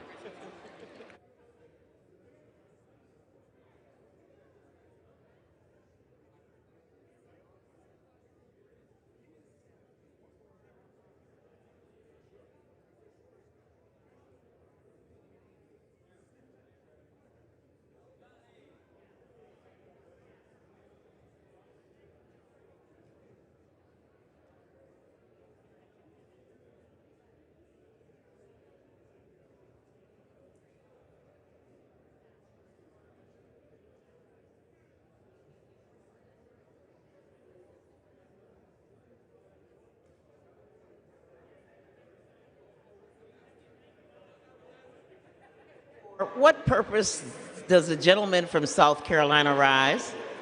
Madam Speaker, as the member designated by Mr. Timmons of South Carolina, pursuant to House Resolution 8, I inform the House that Mr. Timmons will vote nay on the Maloney en bloc.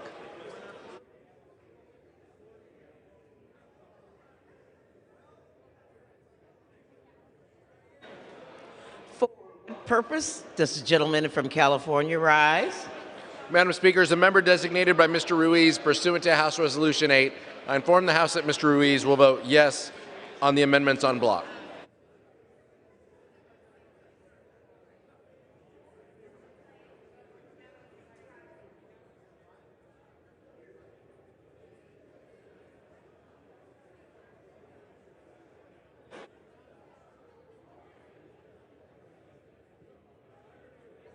For what purpose does the gentleman from Utah rise?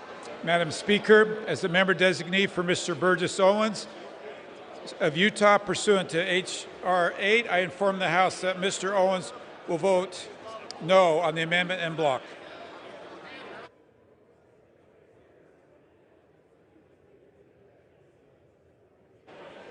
For what purpose does the gentlelady from Illinois rise? As the member designated by Mr. Rush pursuant to H.Res. 8, I inform the House that Mr. Rush will vote yes on the amendments en bloc.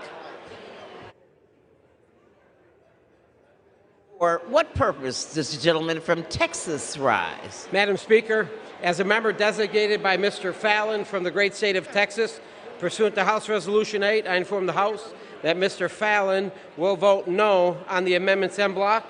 As a member designated by Mr. Babin from the great state of Texas, pursuant to House Resolution 8, I inform the House that Mr. Babin will vote no on the amendments en bloc. And as a member designated by Mr. Cawthorn, great state of North Carolina, pursuant to House Resolution 8, I inform the House that Mr. Cawthorn will vote no on the amendments en bloc.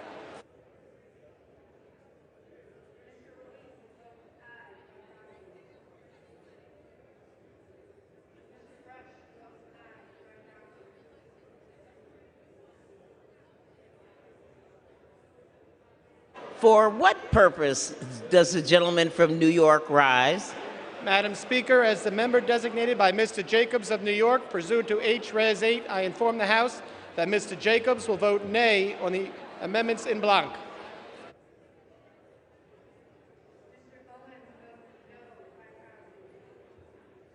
For what purpose does the gentleman from New Jersey rise?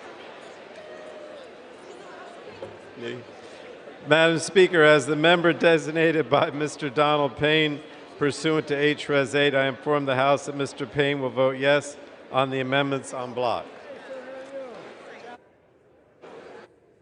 For what purpose does the gentleman from Ohio rise?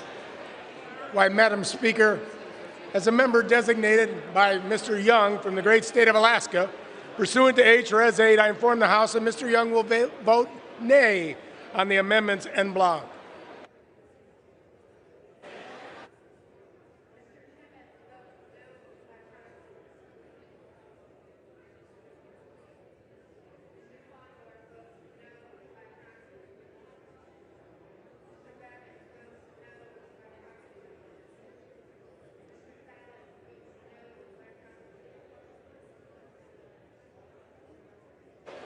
For what purpose does the gentleman from California rise? Madam Speaker, as the member designated by Mr. Chuy Garcia pursuant to H.Res. 8, I inform the House that Mr. Garcia will vote aye on amendments en bloc 1. As the member designated by Mr. Carnos pursuant to H.Res. 8, I inform the House that Mr. Carnos will vote aye on amendments en bloc 1. As the member designated by Mr. Gallego pursuant to H.Res. 8, I inform the House that Mr. Gallego will vote aye on amendments en bloc 1.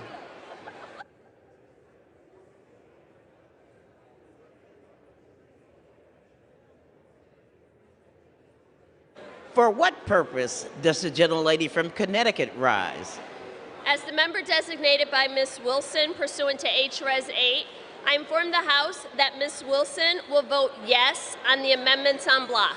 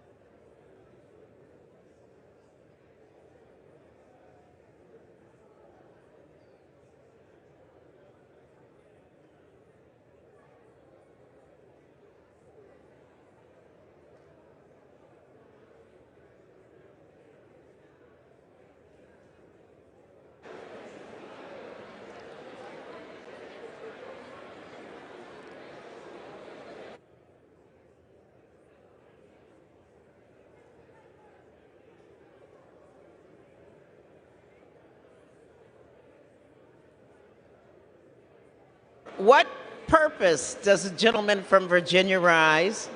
Madam Speaker, as the member designated by Mr. Kind of Wisconsin, pursuant to H.Res. 8, I inform the House And Mr. Kind will vote aye on the amendments en bloc.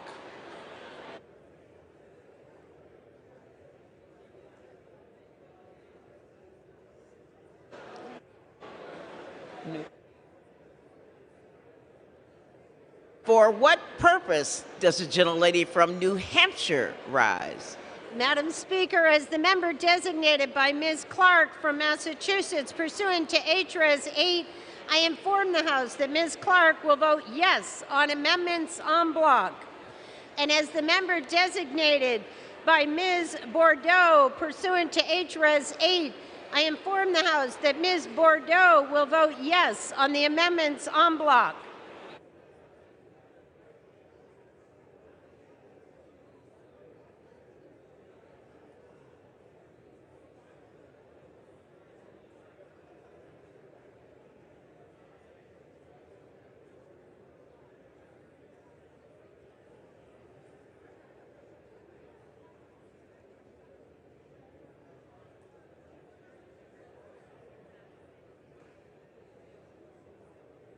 For what purpose does the gentleman from North Carolina rise? As the member designated by Ms. Jackson Lee of Texas, pursuant to H.R.S. 8, I inform the House that Ms. Jackson Lee will vote yes. She will vote yes on amendments en bloc.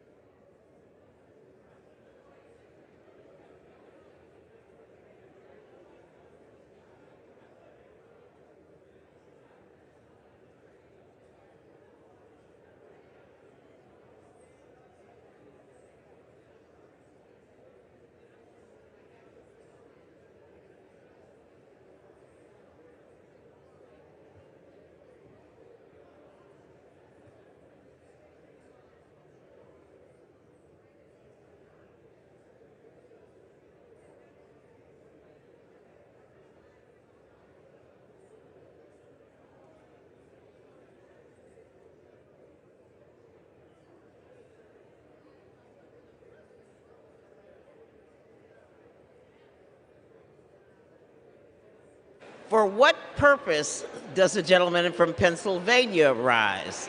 Madam Speaker, as a member designated by Representative Carl of Alabama, pursuant to House Res 8, I inform the House that Representative Carl will vote no on the Maloney Amendment en bloc number 1.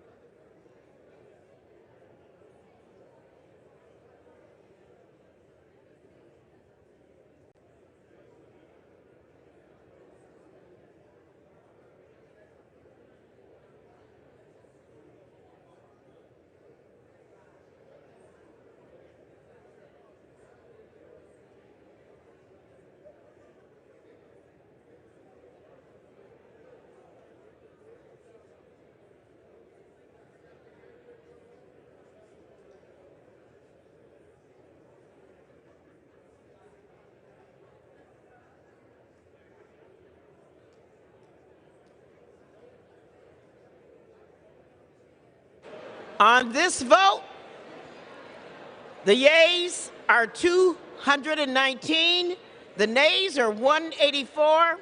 The amendments en bloc are adopted.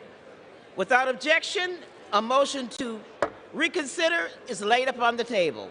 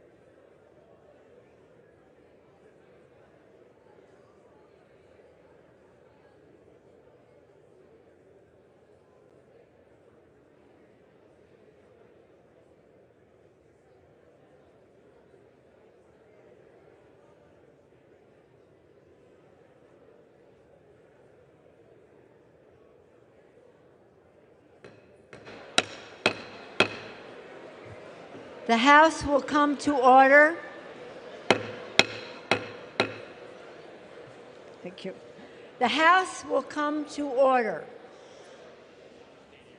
For what purpose does the gentlewoman from Florida seek recognition? Madam Speaker, I ask unanimous consent to address the House out of order for 1 minute. Without objection, the gentlewoman is recognized. Madam Speaker, I rise today with a grieving but hopeful heart. In the wake of an unimaginable tragedy in Surfside, Florida. As we gather, our world-renowned Miami-Dade search and rescue teams are joined by teams from as far away as Israel and Mexico to search for potential survivors of Champlain Towers South, Surfside. Since that unprecedented collapse, first responders, medical personnel, engineers, grief counselors, and caseworkers have painstakingly worked nonstop to assist in the search and rescue, providing support to the families and to begin an investigation. For those still trapped, we hold out hope for the search to discover survivors. For all those who lost loved ones, we send our deepest condolences and pledge support and solidarity. So many in our community fled nations where they faced danger. That makes this tragedy all the more painful. But we are resilient. We will be there every step of the way for the families of those missing in the rubble, but we know we cannot do this alone. I thank the Biden administration for the speedy delivery of federal resources and Mayors Daniela Levine-Cava and Charles Burkett for their steadfast leadership in this truly unprecedented crisis. And our deepest thanks for the remarkable, relentless first responders who are still on that pile, searching around the clock in the hope of finding even one survivor. Madam Speaker, the agony that these families are going through is beyond comprehension. So on behalf of the missing, those who perished, and their families, I ask unanimous consent that the House please rise and pause for a moment of silence in memory and in honor of those who have been struggling through this Surfside tragedy and crisis. All members to rise for a moment of silence in remembrance of the victims of the collapse of the Champlain Towers building in Surfside, Florida.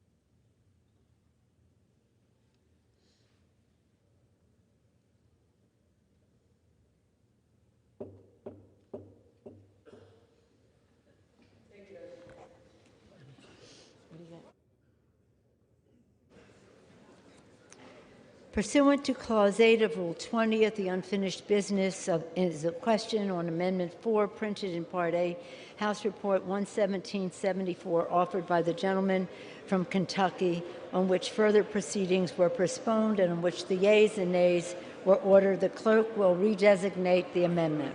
Amendment number 4, printed in Part A of House Report number 117-74, offered by Mr. Comer of Kentucky. The question is on the amendment by the gentleman from Kentucky. Members will record their vote by electronic device.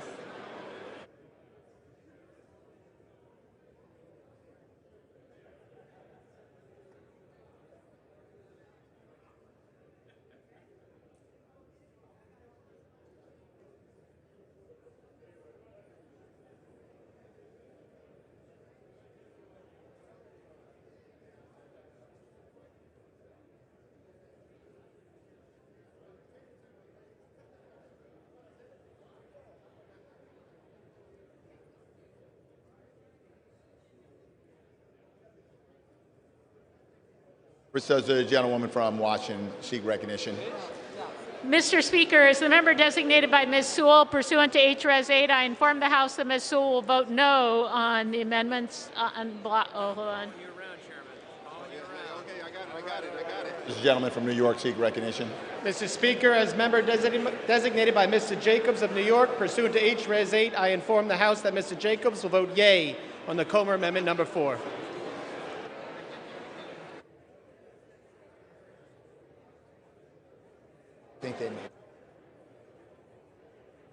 For what purpose does the gentlewoman from Washington seek recognition?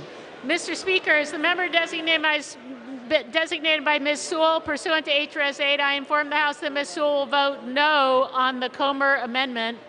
As the member designated by Ms. Strickland, pursuant to H.R.S. 8, I inform the House that Ms. Strickland will vote no on the Comer Amendment. For what purpose does the gentleman from Texas seek recognition? Mr. Speaker, as a member designated by Mr. Fallon, the great state of Texas, pursuant to House Resolution 8, I inform the House that Mr. Fallon will vote yes on the Comer Amendment number 4. As a member designated by Mr. Babin from the great state of Texas, pursuant to House Resolution 8, I inform the House that Mr. Babin will vote yes on Comer Amendment number 4. And as a member designated by Mr. Cawthorn, great state of North Carolina, pursuant to House Resolution 8, I inform the House that Mr. Cawthorn will vote yes on the Comer Amendment number 4. For what purpose does the gentleman from New York seek recognition? As the member designated by Chairwoman Eddie Bernice Johnson, pursuant to H.R.S. 8, I inform the House that Chairwoman Johnson will vote no on the Comer Amendment. As the member designated by Congresswoman Grace Meng, pursuant to H.R.S. 8, I inform the House that Congresswoman Meng will vote no on the Comer Amendment. As the member designated by Congressman Stephen Horsford, pursuant to H.R.S. 8, I inform the House that Congressman Horsford will vote no on the Comer Amendment. As the member designated by Congresswoman Sylvia Garcia, pursuant to H.R.S. 8, I inform the House that Congresswoman Garcia will vote no on the Comer Amendment. As the member designated by Congressman Richie Torres, pursuant to H.R.S. 8, I inform the House that Congressman Torres will vote no on the Comer Amendment.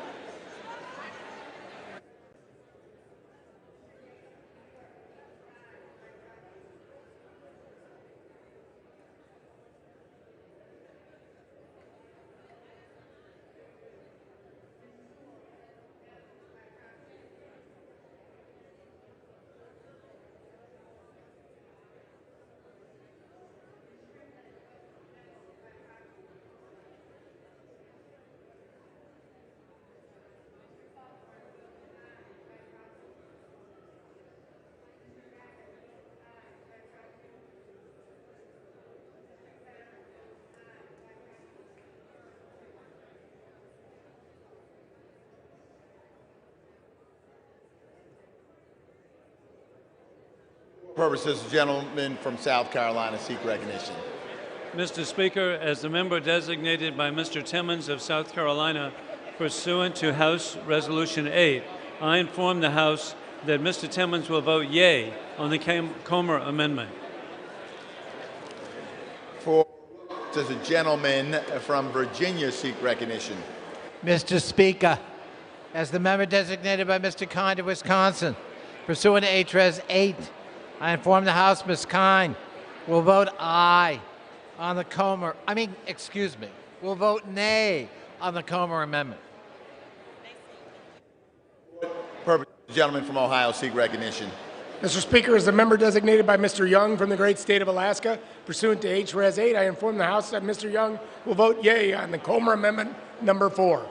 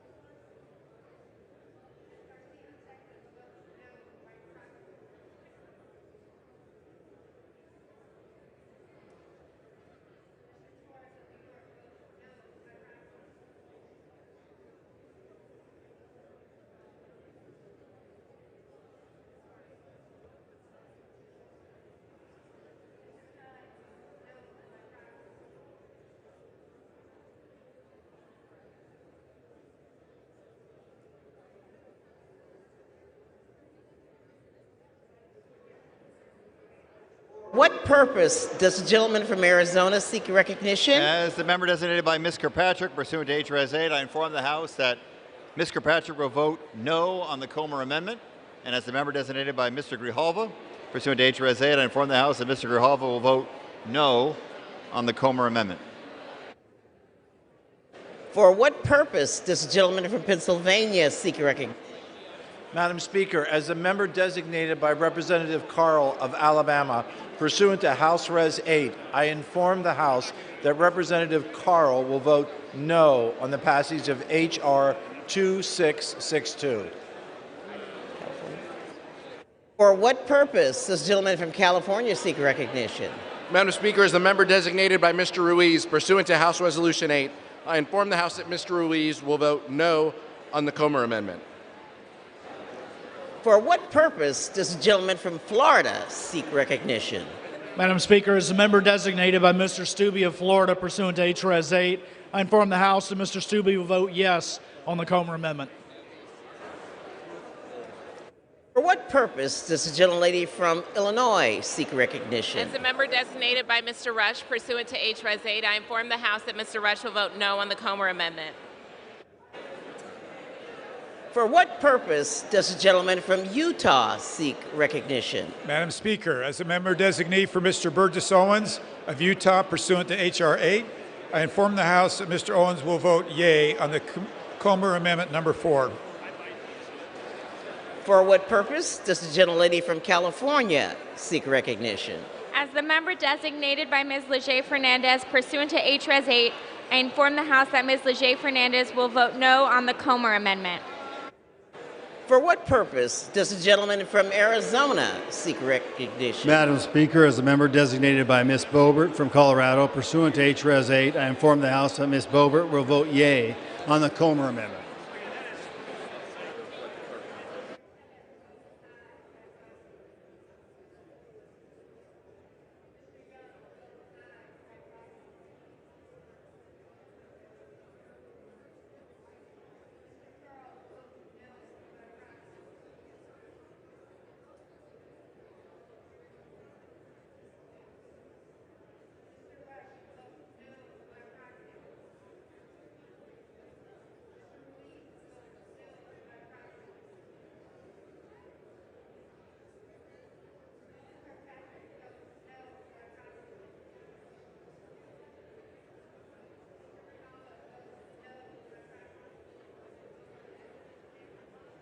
For what purpose does the gentleman from California seek recognition?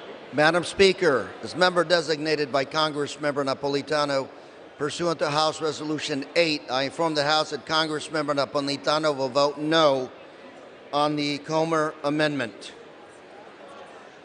Purpose does the gentleman from Oklahoma seek recognition? Madam Speaker, as the member designated by Mr. Mullen of Oklahoma, pursuant to House Resolution 8, I inform the House that Mr. Mullen will vote yes on the Comer Amendment. Thank you.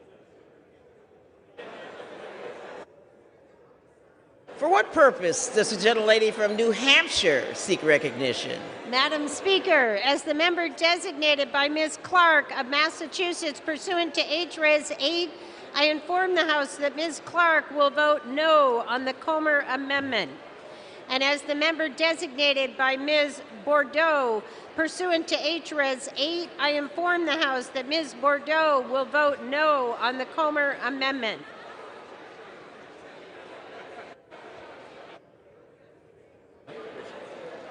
For what purpose does the gentleman from Michigan seek recognition? Madam Speaker, as the member designated by Mrs. McLean of Michigan pursuant to House Res. 8, I inform the House that Mrs. McLean will vote yes on the Comer Amendment number 4. For what purpose does the gentleman from California seek recognition? As the member designated by Mr. Karnas pursuant to H.Res. 8, I inform the House that Mr. Karnas will vote no on the Comer Amendment.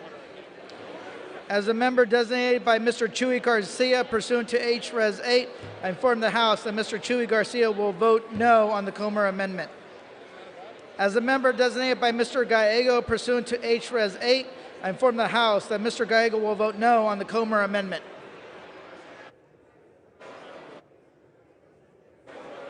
For what purpose does the gentleman from Pennsylvania seek recognition? Because as a member designated by Mr. Lawson, pursuant to House Resolution 8, I inform the House that I vote no on the unblock. Thank you, Mr. Speaker. For what purpose does the gentleman from Virginia seek recognition? Madam Queen Speaker, as the member designated by Mr. Cohen, pursuant to H.Res. 8, I inform the House Mr. Cohen will vote no on the Comer Amendment. As the member designated by Mr. Liu, pursuant to H.Res. 8, I inform the House that Mr. Liu will vote no on the Comer Amendment. And as the member designated by Mr. Lowenthal, pursuant to H.Res. 8, I inform the House that Mr. Lowenthal will vote no on the Comer Amendment.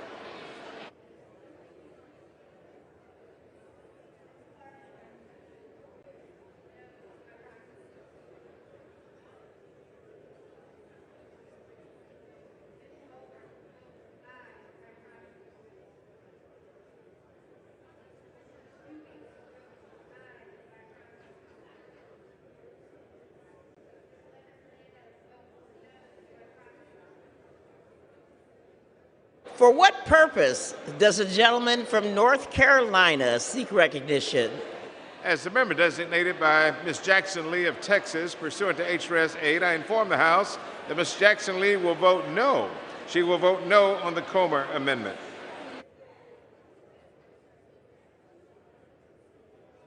For what purpose does a gentleman from New Jersey seek recognition? Madam Speaker, as the member designated by Mr. Donald Payne pursuant to H.Res. 8, I inform the House that Mr. Payne will vote no on the Comer Amendment.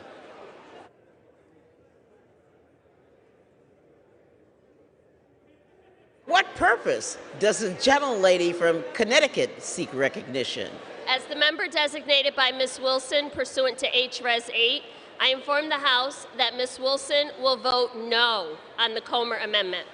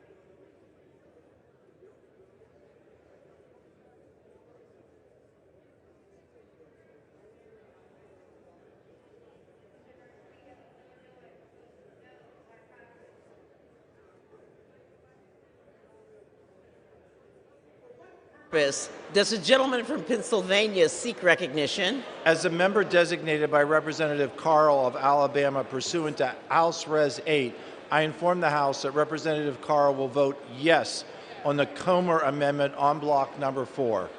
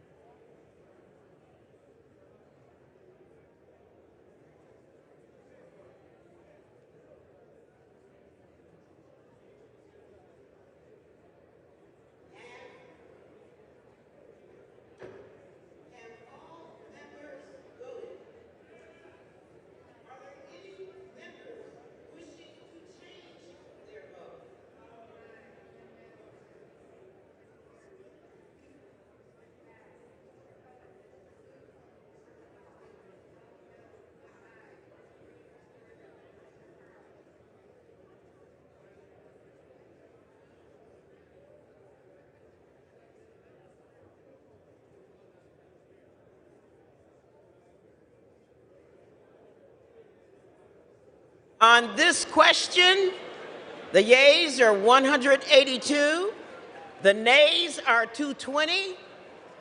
The resolution is not, the amendment is not adopted. Without objection, the motion to reconsider is laid on the table. The question comes on the engrossment and third reading of the bill. The previous question is ordered on the bill as amended. The question is on enrollment and third reading of the bill. Those in favor will say aye. Those opposed, no. The ayes have it. Third reading. Bill to amend the Inspector General Act of 1978 and for other purposes. The question is on passage of the bill. Those in favor will say aye. Those opposed will say no. The ayes have it. The gentleman from Pennsylvania is recognized. Nays. Pursuant to Section 3S of House Resolution 8, the yeas and nays are ordered. Members will record their votes by electronic device.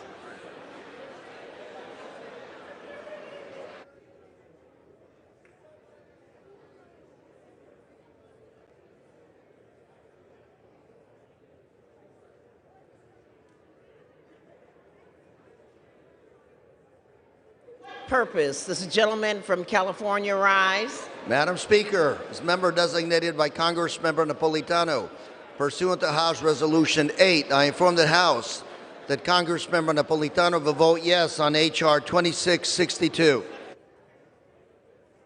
For what purpose does the gentleman from South Carolina rise? Madam Speaker, as the member designated by Mr. Timmons of South Carolina, pursuant to House Resolution 8, I inform the House that Mr. Timmons will vote nay on H.R. 2662. As the member designated by Mr. Norman of South Carolina, pursuant to House Resolution 8, I inform the House that Mr. Norman will vote nay on H.R. 2662. What purpose does the gentleman from New York seek recognition? As a member designated by Chairwoman Eddie Denise Johnson, pursuant to H.Res. 8, I inform the House that Chairwoman Johnson will vote yea on H.R. 2662. As the member designated by Congresswoman Grace Meng, pursuant to H.Res. 8, I inform the House that Congresswoman Meng will vote yea on H.R. 2662. As the member designated by Congressman Stephen Horsford, pursuant to H.Res. 8, I inform the House that Congressman Horsford will vote yea on H.R. 2662. As the member designated by Congresswoman Sylvia Garcia, pursuant to H.Res. 8, I inform the House that Congresswoman Garcia will vote yea on H.R. 2662. And as the member designated by Congressman Richie Torres, pursuant to H.Res. 8, I inform the House that Congressman Torres will vote yea on H.R. 2662.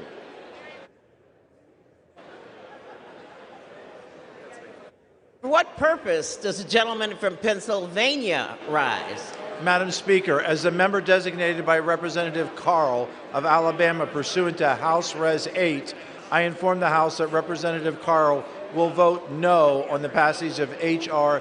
2662. For what purpose does the gentleman from Virginia rise?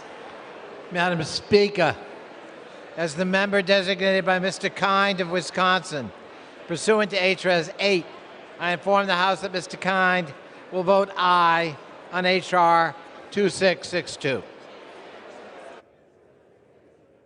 For what purpose does the gentleman from Utah arise? Madam Speaker, as a member designee for Mr. Owens of Utah, pursuant to H.R. 8, I inform the House that Mr. Owens will be a no vote on H.R. 2662.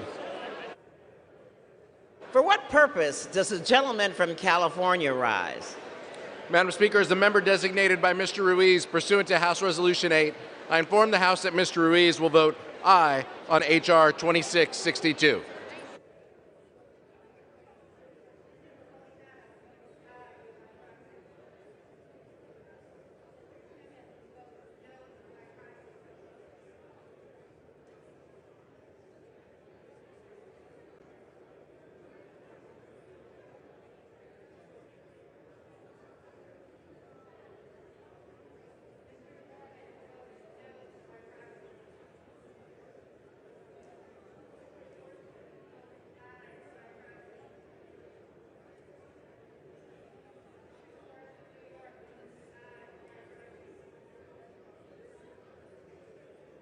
For what purpose does the gentleman from Arizona rise? Madam Speaker, as the member designated by Ms. Boebert from Colorado, pursuant to H.R.S. 8, I inform the House that Ms. Boebert will vote nay on H.R. 2662. Purpose does the gentleman from California rise?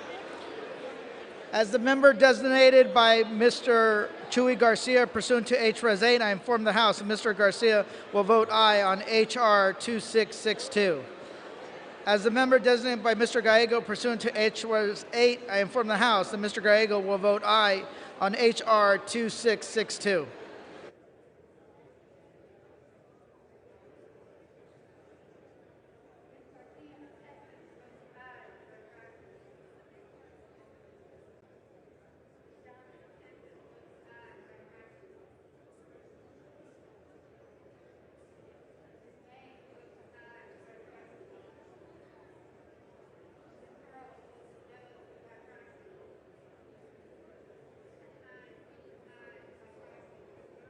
For what purpose does the gentleman from Michigan arise?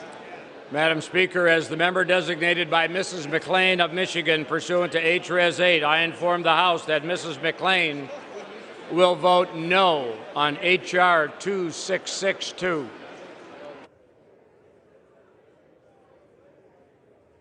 For what purpose does the gentleman from Arizona rise? Madam Speaker, as the member designated by Ms. Kirkpatrick pursuant to H.R.S. 8, I inform the House that Ms. Kirkpatrick will vote yes on H.R. 2662.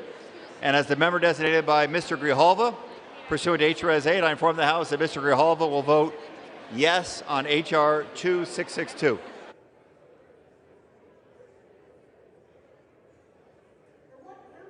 Does the gentlelady from Washington arise? Madam Speaker, as the member designated by Ms. Sewell pursuant to H.R.S. 8, I inform the House that Ms. Sewell will vote yes on H.R. 2662. As the member designated by Ms. Strickland pursuant to H.R.S. 8, I inform the House that Ms. Strickland will vote yes on H.R. 2662.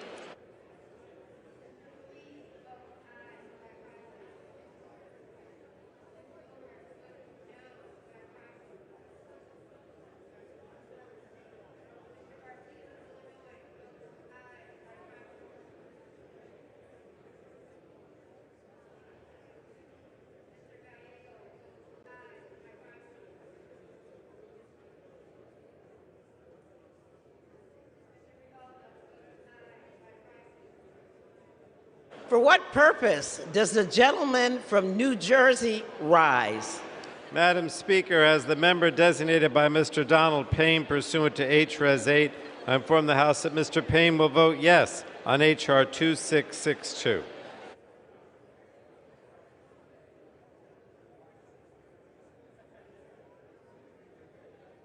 For what purpose does the gentleman from Pennsylvania rise? Madam Speaker, as the member designated by Mr. Lawson of Florida, pursuant to House Resolution 8, I inform the House that Mr. Lawson votes yes on passage.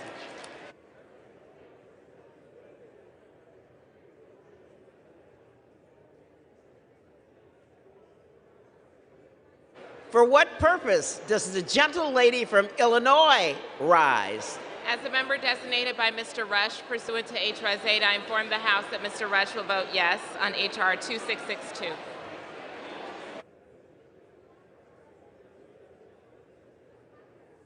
Purpose does the gentlelady from California rise?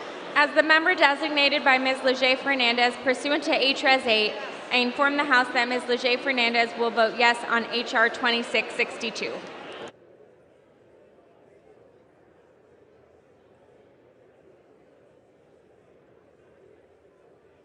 For what purpose does the gentlelady from Connecticut rise? As the member designated by Ms. Wilson pursuant to H.R.S. 8, I inform the House that Ms. Wilson will vote yes on H.R. 2662.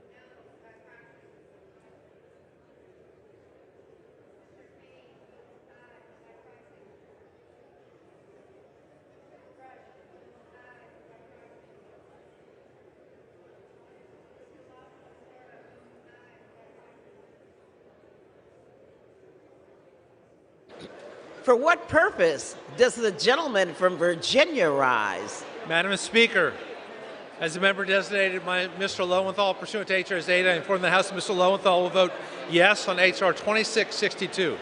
As a member designated by Mr. Cohen pursuant to H.R. 8, I inform the House that Mr. Cohen will vote yes on H.R. 2662.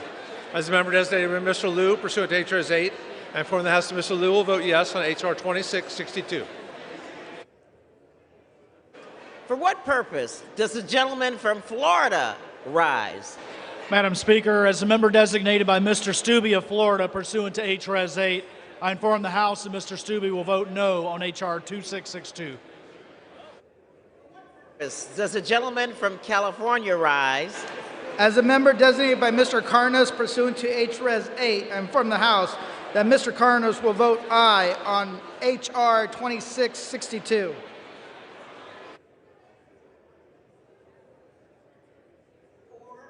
Purpose does the gentleman from North Carolina rise? As a member designated by Ms. Jackson Lee of Texas, pursuant to H.R.S. 8, I inform the House that Ms. Jackson Lee will vote yes. She will vote yes on H.R. 2662.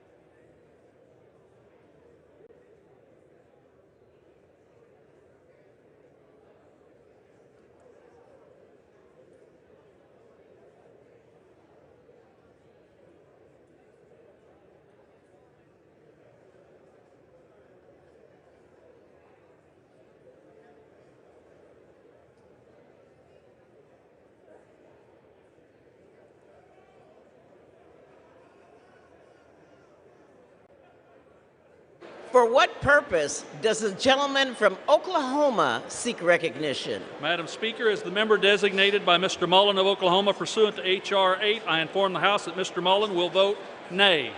Thank you, Madam Speaker.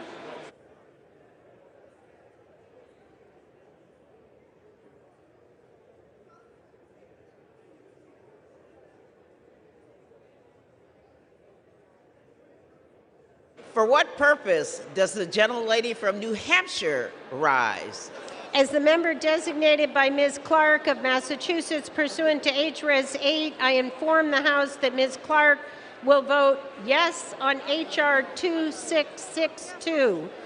And as the member designated by Ms. Bordeaux pursuant to H.R.S. 8, I inform the House that Ms. Bordeaux will vote yes on H.R. 2662.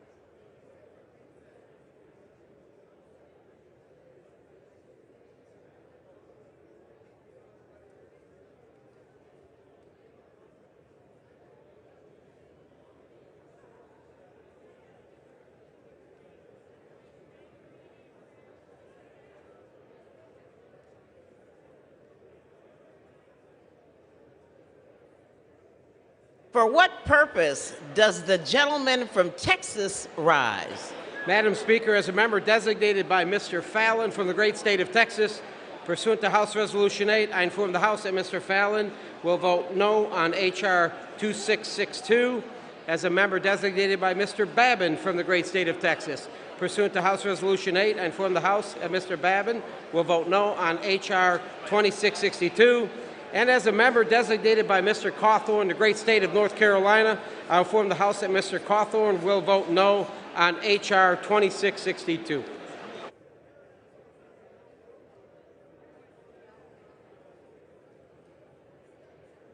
For what purpose does the gentleman from New York rise? Madam Speaker, as the member designated by Mr. Jacobs of New York, pursuant to H.Res. 8, I inform the House that Mr. Jacobs will vote nay on H.R. 2662.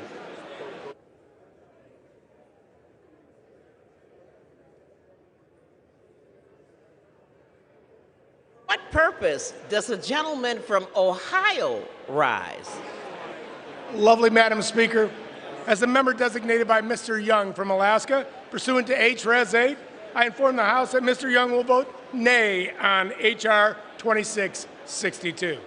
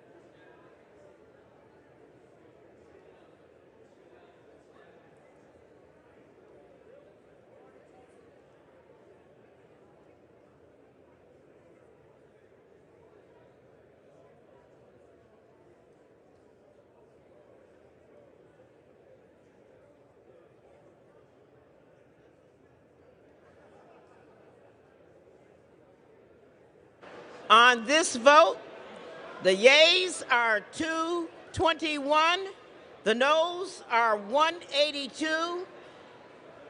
The bill passed. Without objection, a motion to reconsider is laid on the table.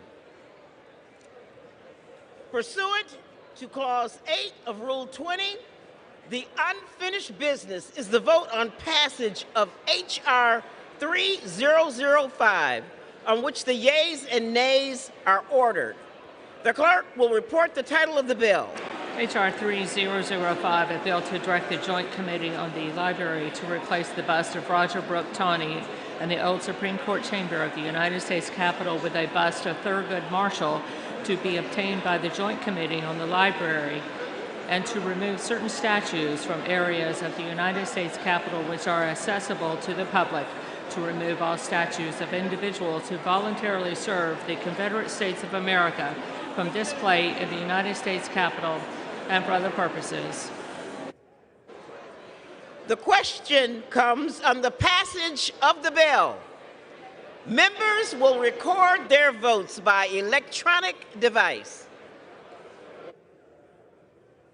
For what purpose does the gentleman from Arizona seek recognition? As the member designated by Ms. Kirkpatrick, pursuant to H.R. 8, I inform the House that Ms. Kirkpatrick will vote yes on H.R. 3005. And as the member designated by Mr. Grijalva, pursuant to H.R. 8, I inform the House that Mr. Grijalva will vote yes on H.R. 3005. What purpose does the gentleman from Utah rise? Madam Speaker, as a member designee for Mr. Owens of Utah, pursuant to H.R. 8, I inform the House that Mr. Owens will vote no on H.R. 3005. purpose does the gentlelady from Washington rise? Madam Speaker, as the member designated by Ms. Sewell pursuant to H.Res. 8, I inform the House that Ms. Sewell will vote yes on H.R. 3005. As the member designated by Ms. Strickland pursuant to H.Res. 8, I inform the House that Ms. Strickland will vote yes on H.R. 3005. For what purpose does the gentleman from South Carolina rise? Madam Speaker, as the member designated by Mr. Timmons of South Carolina pursuant to House Resolution 8, I inform the House that Mr. Timmons will vote nay on H.R. 3005. As the member designated by Mr. Norman of South Carolina pursuant to House Resolution 8, I inform the House that Mr. Norman will vote nay on H.R. 3005. For what purpose does the gentleman from California rise?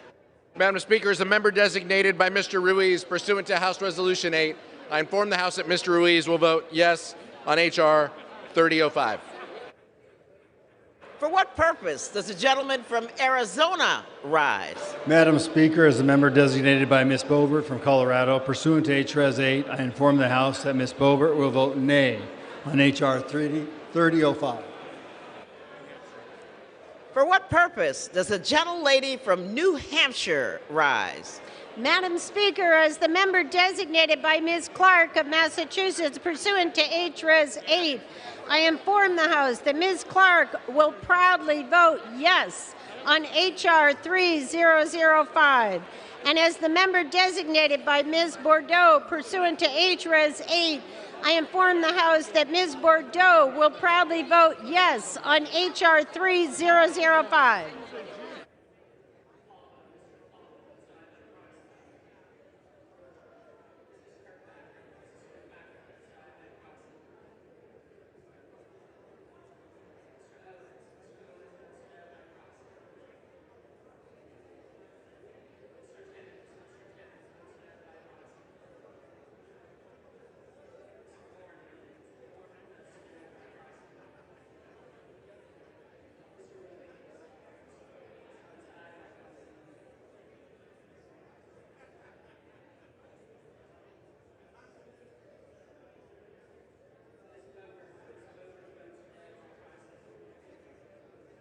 What purpose does the gentleman from Pennsylvania rise? Madam Speaker, as a member designated by Representative Carl of Alabama pursuant to House Res. 8, I inform the House that Representative Carl will vote no on the passage of H.R. 3005.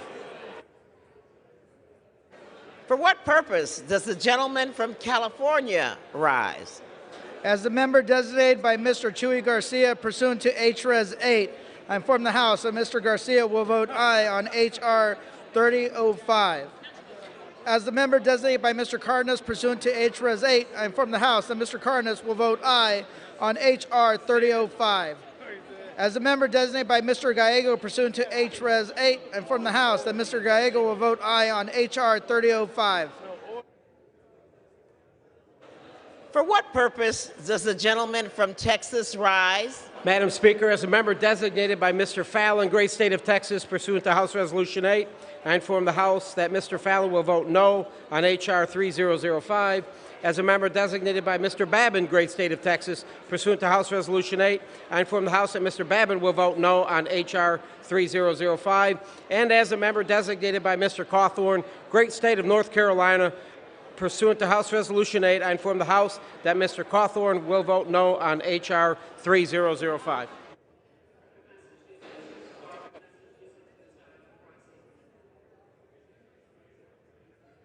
For what purpose does the gentleman from Pennsylvania rise? Madam Speaker, as a member designated by Mr. Lawson of Florida, pursuant to House Resolution 8, I inform the House that Mr. Lawson votes yes on final passage. What purpose does the gentleman from Michigan rise? Madam Speaker, as the member designated by Mrs. McLean of Michigan pursuant to H.Res. 8, I inform the House that Mrs. McLean will vote no on H.R. 3005. purpose does the gentleman from Virginia rise? Madam Speaker, as the member designated by Mr. Cohen pursuant to H.R. 8, I inform the House that Mr. Cohen will vote yes on H.R. 3005. As the member designated by Mr. Lowenthal pursuant to H.R. 8, I inform the House that Mr. Lowenthal will vote yes on H.R. 3005. As a member designated by Mr. Liu pursuant to H.R. 8, I inform the House that Mr. Liu will vote yes on H.R. 3005.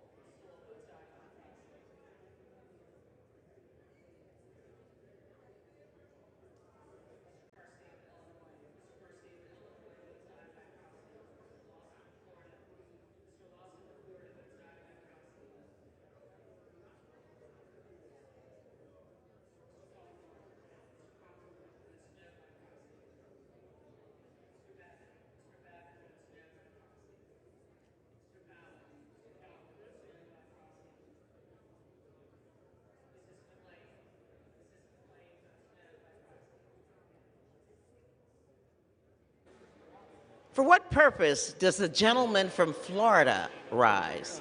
Madam Speaker, as a member designated by Mr. Stubbe of Florida pursuant to H.R. 8, I inform the House that Mr. Stubbe will vote no on H.R. 3005. For what purpose does the gentleman from New Jersey rise? Madam Speaker, as the member designated by Mr. Donald Payne pursuant to H.R. 8, I inform the House that Mr. Payne will vote yes on H.R. 3005. For what purpose does the gentleman from Ohio rise? Well, Madam Speaker, as the member designated by Mr. Young from the great state of Alaska, pursuant to H.R. 8, I inform the House that Mr. Young will vote yea on H.R. 3005. Again. Purpose does the gentlelady from Illinois rise? Speaker, as the member designated by Mr. Rush pursuant to H.R. 8, I inform the House that Mr. Rush will vote yes on H.R. 3005. Purpose does the gentleman from Oklahoma rise? Madam Speaker, as the member designated by Mr. Mullen of Oklahoma pursuant to H.R. 8, I inform the House that Mr. Mullen will vote nay. Thank you, Madam Speaker. For what purpose does the gentlelady from Connecticut rise? As the member designated by Ms. Wilson pursuant to H.R. 8, I inform the House that Ms. Wilson will vote yes on H.R. 3005.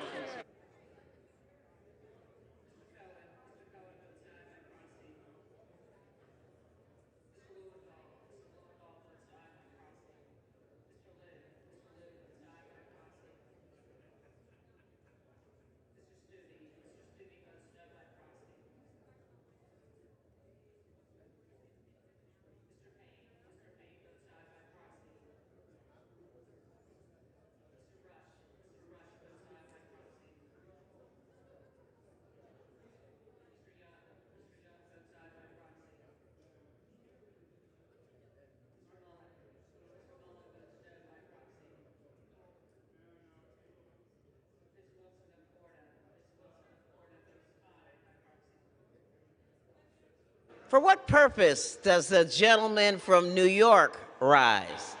Madam Speaker, as the member designated by Mr. Jacobs of New York, pursuant to H.R. 8, I inform the House that Mr. Jacobs will vote yea on H.R. 3005.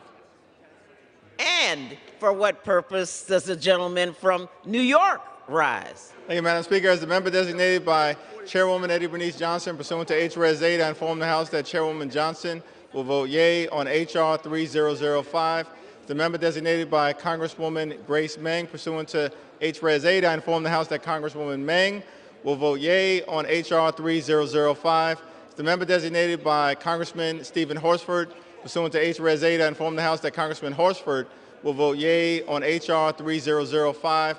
The member designated by Congresswoman Sylvia Garcia, pursuant to H.R. 8, I inform the House that Congresswoman Garcia will vote yea on H.R. 3005. And as a member designated by Congressman Richie Torres, pursuant to H.Res. 8, I inform the House that Congressman Torres will vote yea on H.R. 3005.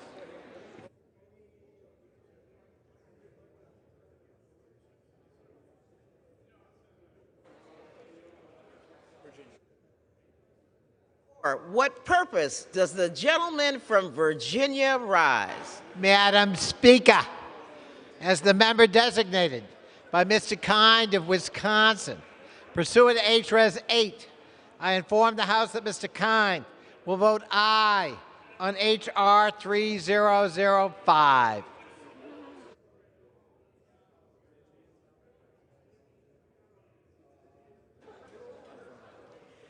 For what purpose does the gentlelady from California rise? As the member designated by Ms. Leger Fernandez, pursuant to H.Res. 8, I inform the House that Ms. Leger Fernandez will vote yes on H.R. 3005.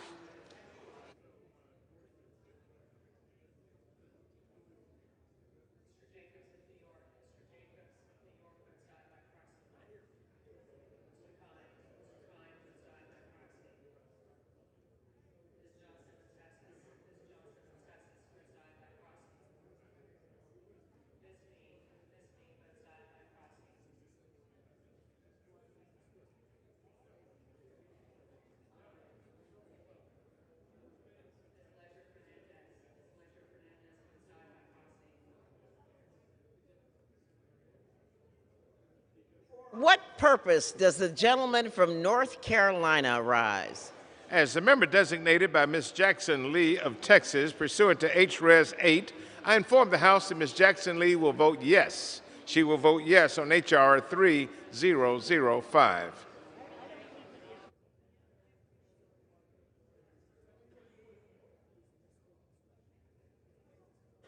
For what purpose does the gentleman from California rise? Madam Speaker, as member designated by Congressmember Napolitano, pursuant to House Resolution 8, I inform the House that Congressmember Napolitano will vote yes on H.R. 3005.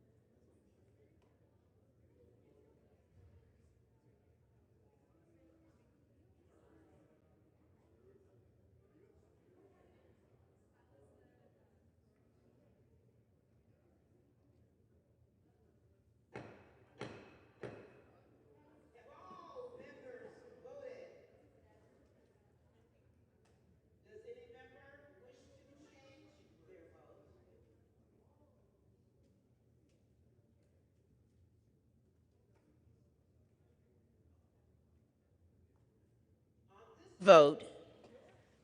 The yeas are 285. The nays are 120. The bill is passed. Without objection, a motion to reconsider is laid on the table.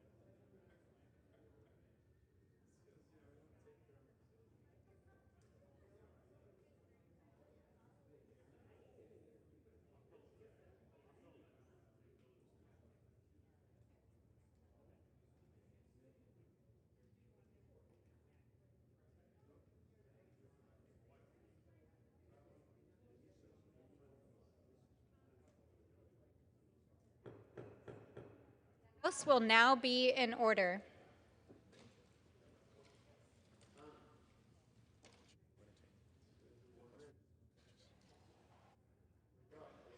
I should read this. The chair will now entertain requests for 1-minute speeches.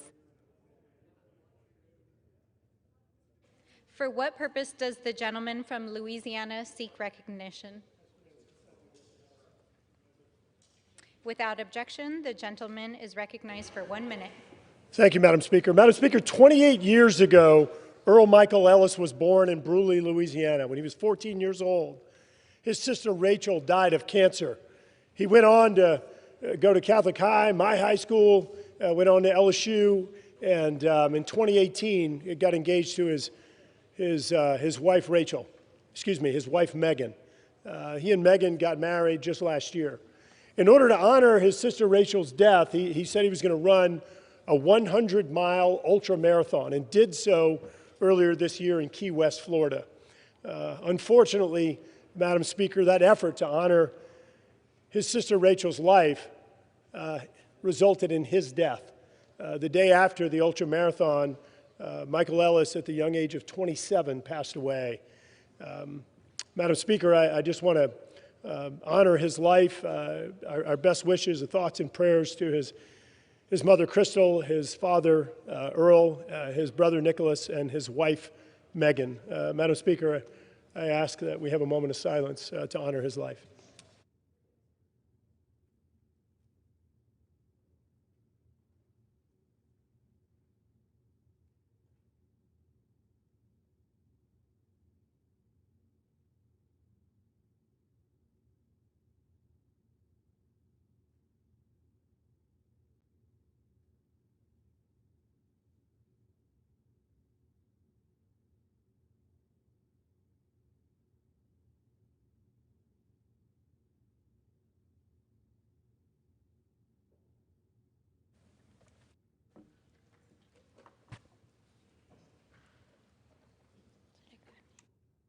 For what purpose does the gentlelady from New Jersey seek recognition? For what purpose does the gentleman from Rhode Island seek recognition?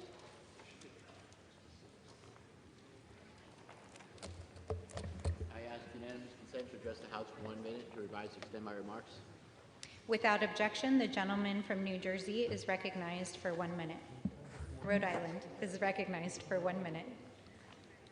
Madam Speaker, I rise today to speak in strong support of the INVEST Act, which contains nearly $19 million in funding for 3 infrastructure projects in Rhode Island's 2nd District.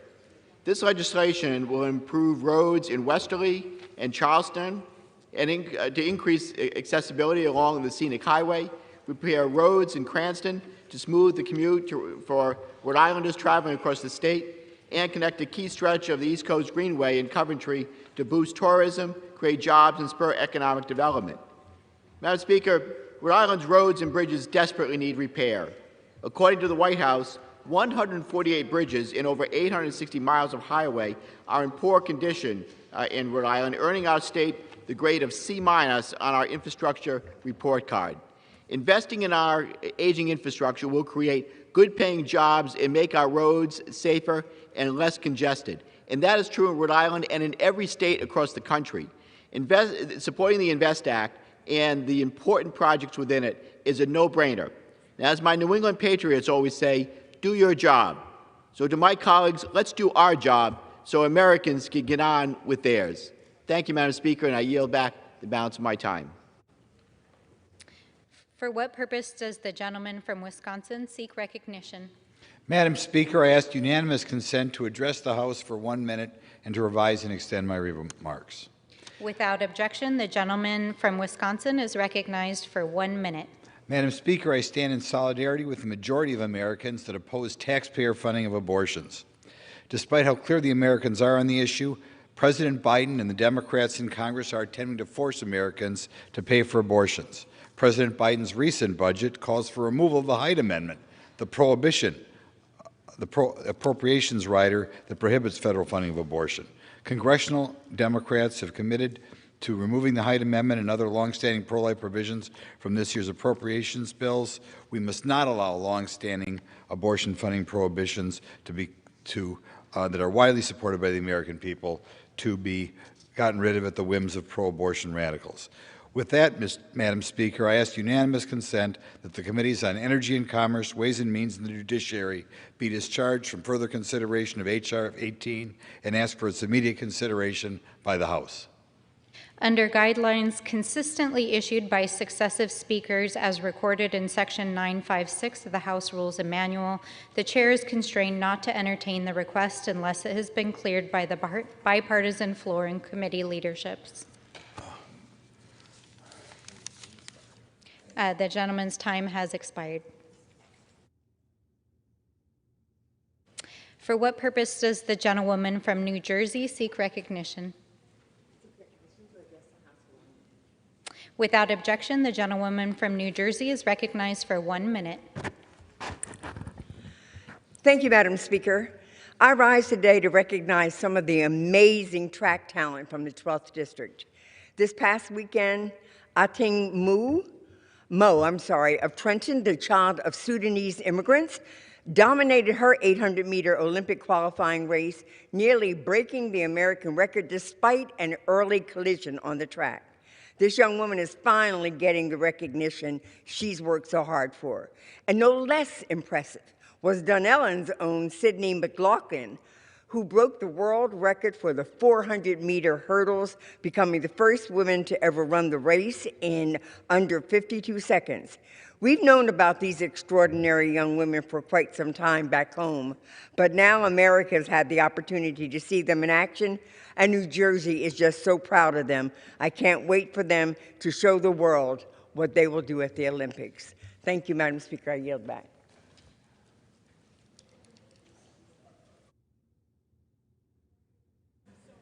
For what purposes does the gentlewoman from California seek recognition?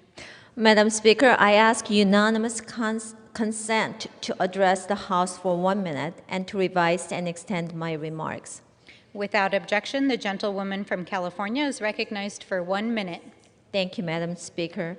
I rise to condemn the Chinese Communist Party for 100 years of human rights violations.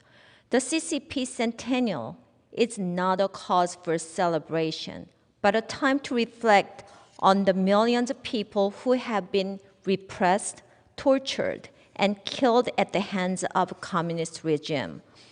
From the suppression of a free press in Hong Kong to the mass internment and torture of the Uyghurs, The record of human rights abuses carried out by CCP is as horrific as it is long.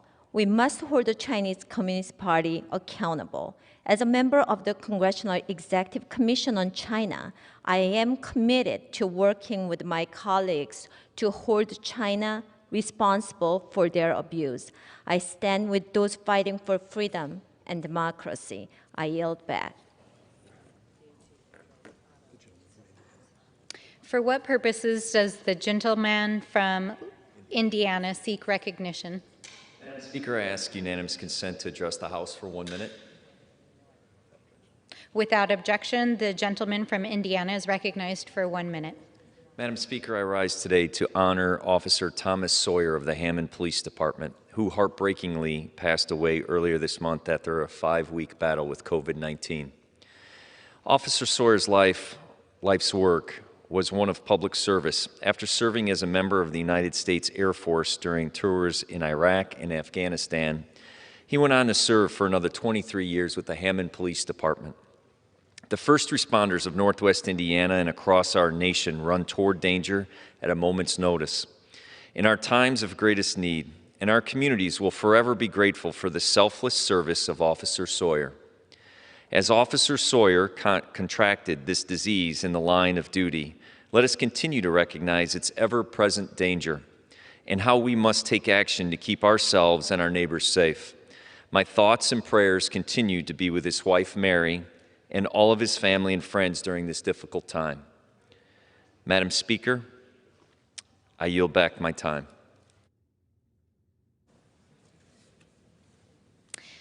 The chair announces the speaker's appointment pursuant to 22 U.S.C. 3003 and the order of the House of January 4th, 2021 of the following members on the part of the House to the Commission on Security and Cooperation in Europe.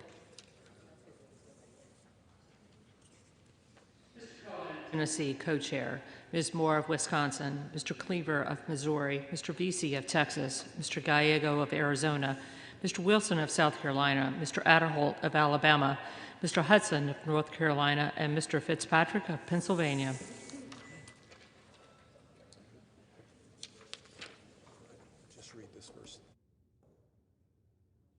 Under the Speaker's announced policy of January 4th, 2021, the gentleman from New York, Mr. Swazi, is recognized for 60 minutes as the designee of the Majority Leader.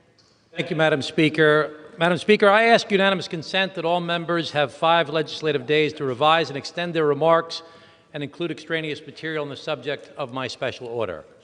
Without objection. Madam Speaker, tonight over the next hour, I, along with my colleagues from both sides of the aisle, will rise to advocate for the repeal of the unjust and unfair SALT cap and the full restoration of the SALT deduction. There are 5 basic arguments that I, along with my colleagues, will flush out over the next hour. 1, the SALT cap was specifically and unjustly targeted against the residents of New York, New Jersey, California, Connecticut, Illinois, Massachusetts, Maryland, Minnesota, Michigan, Oregon, Pennsylvania, Virginia, Rhode Island, Hawaii, and other congressional districts with high local and state taxes. 2, middle-class families, which in these states can earn between $100,000 and $200,000 per year, are disproportionately impacted in a negative way. 3, these same middle-class families, as well as wealthy families, are incentivized by the loss of the SALT deduction to leave our states with high state and local taxes, thereby leaving a gaping hole in the revenues that are used by these same states to fund their programs. When wealthy individuals and families leave our states because they've been incentivized to leave because of the loss of the SALT deduction, it is middle-class and low-income people who are left behind to hold the bag. Because of the gap in revenues, they will either face higher taxes, which is unacceptable and unsustainable, or reduced services, which is unlikely.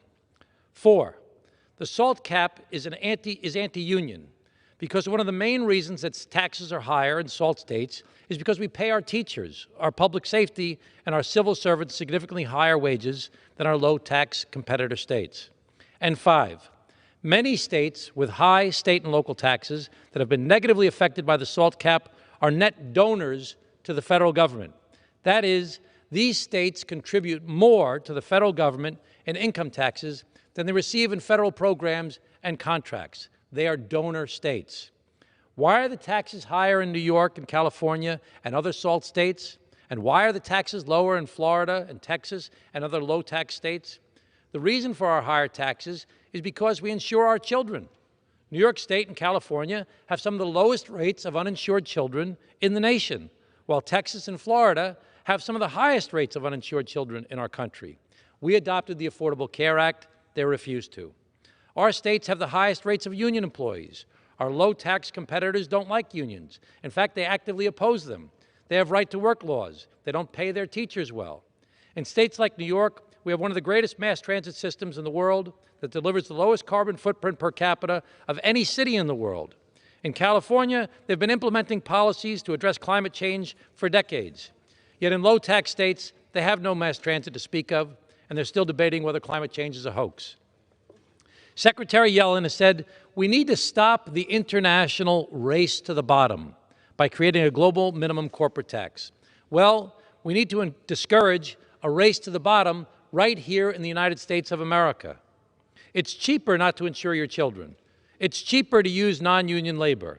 It's cheaper to have lax environmental regulations and to have unregulated utilities that shut down in cold weather, or septic tanks instead of sewers that cause red tide in your waterways.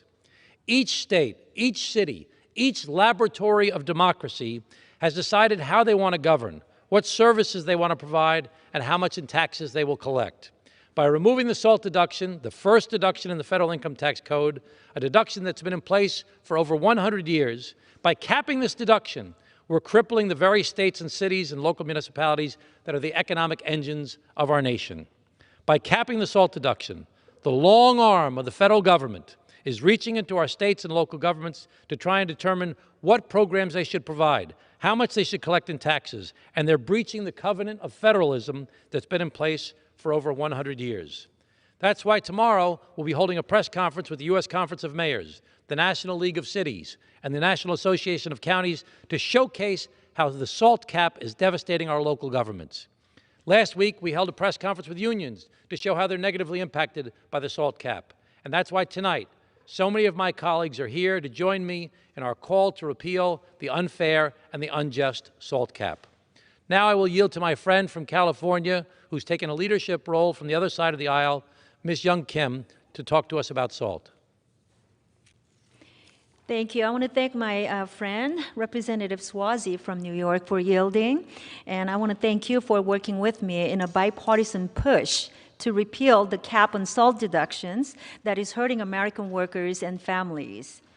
Californians in the 39th district, which I represent, and across our state, have been burdened enough by high state and local taxes in addition to high cost of living and housing. The last thing they need is to be heard even more for these high state and local taxes at the federal level. I've heard from many of my constituents about the burdensome taxes that they have to pay as a result of the SALT cap. These are workers, business owners, and families who are struggling to survive due to the COVID-19 pandemic. It is estimated that in the year 2022 tax year, California's 39th district will pay, on average, $600 million more in taxes. In 2018 alone, Californians paid an additional $11.2 billion in federal taxes because of the SALT cap. That translated into 55,000 fewer jobs and a loss of $3.4 billion in wages. Assuming a middle-of-the-road rate of 25%, an average taxpayer who claimed itemized deduction would have saved $6,521 in taxes if the SALT deduction were not capped at $10,000. These high tax rates are on top of the skyrocketing housing prices across the state. In fact, according to the National Association of Realtors, the median price for a single-family home in California has increased by more than 39% in the past year alone, surpassing that 800,000 threshold for the first time in April of this year. That is why it is a top priority of mine in Congress to make life more affordable for Californians and repeal the SALT cap that is hurting my constituents and many middle-class Americans across the nation. I was proud to join my friend, Representative Schwazi, as an original co-sponsor of the SALT Deductibility Act. This bill would simply repeal the cap on SALT deductions and send a message. No more to burdensome taxes, and yes, to our families keeping more money in their hands. I'm also proud to serve as a co-chair of the Bipartisan SALT Caucus as we continue to work together to repeal this cap and help lower taxes for my constituents and businesses. And I will continue to do all I can to deliver results for California's 39th district. Thank you, Representative Schwazi, for organizing this special order and for your leadership to repeal SALT cap. With that, I yield back the balance of my time back to you.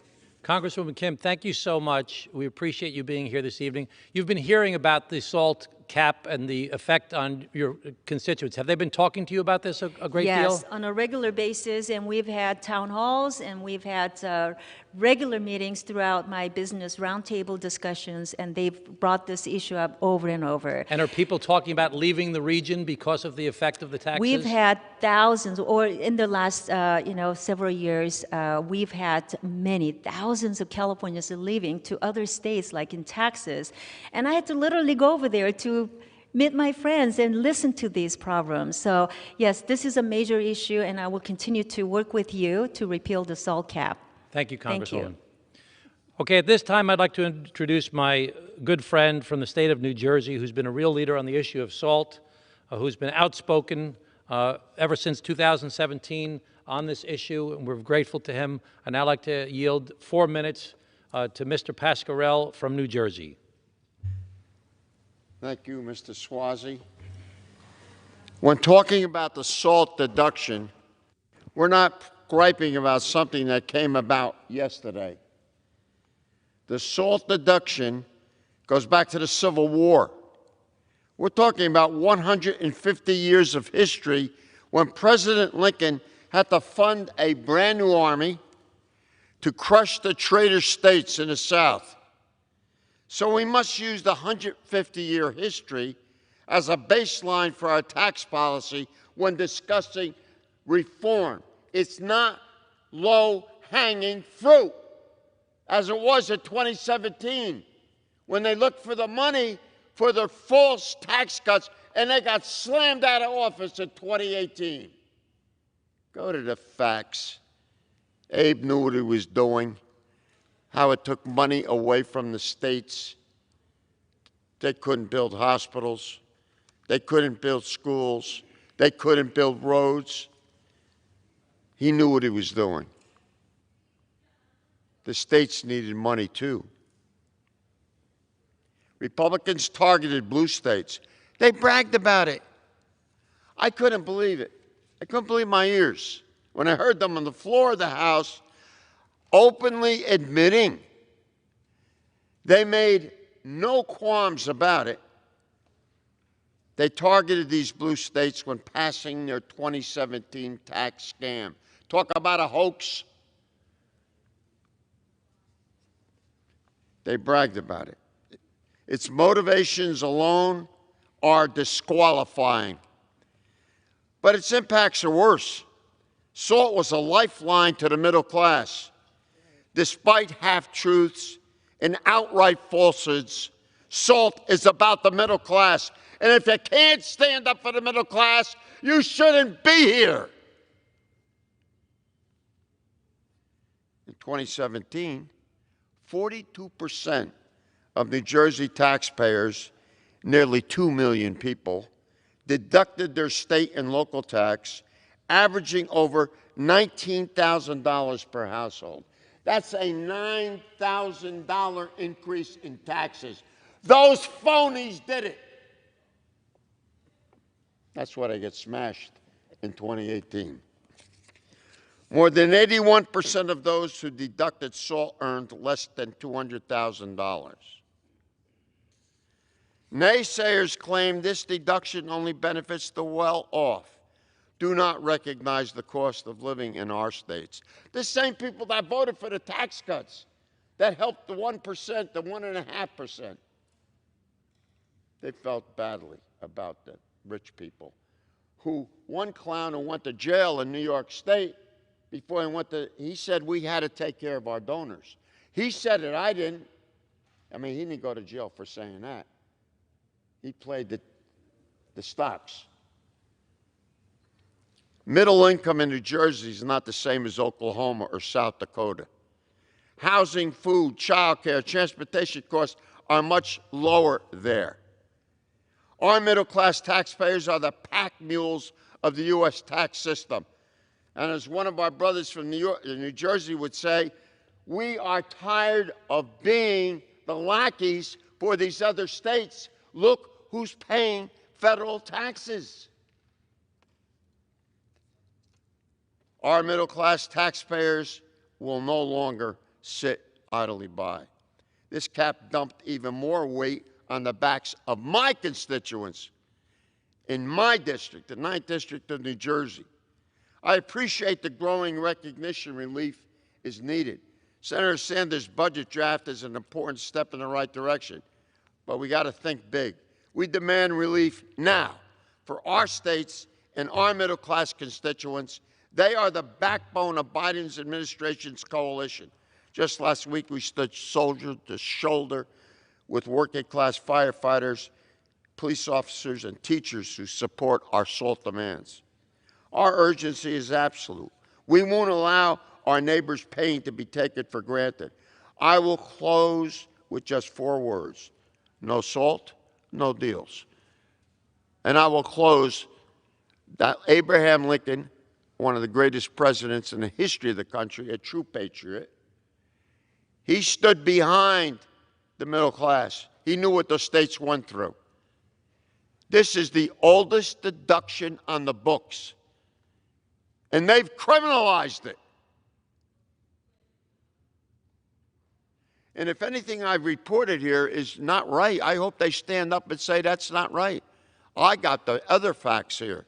What other facts you talking about? Well, thank you very much, Mr. Thank you, Mr. Pasquarello. I want to just mention, everybody, that you served as the mayor of your hometown. Yes, I did. And you talk about President Lincoln, and when the federal tax code was first adopted, the idea was that we didn't want the federal government stopping local governments and state governments from being the laboratories of democracy. It's a fact of life, yes. And so they put a deduction in place for state and local taxes so that state and local governments could govern the way they wish. And they could build the hospitals and the churches and rather the schools and the roads.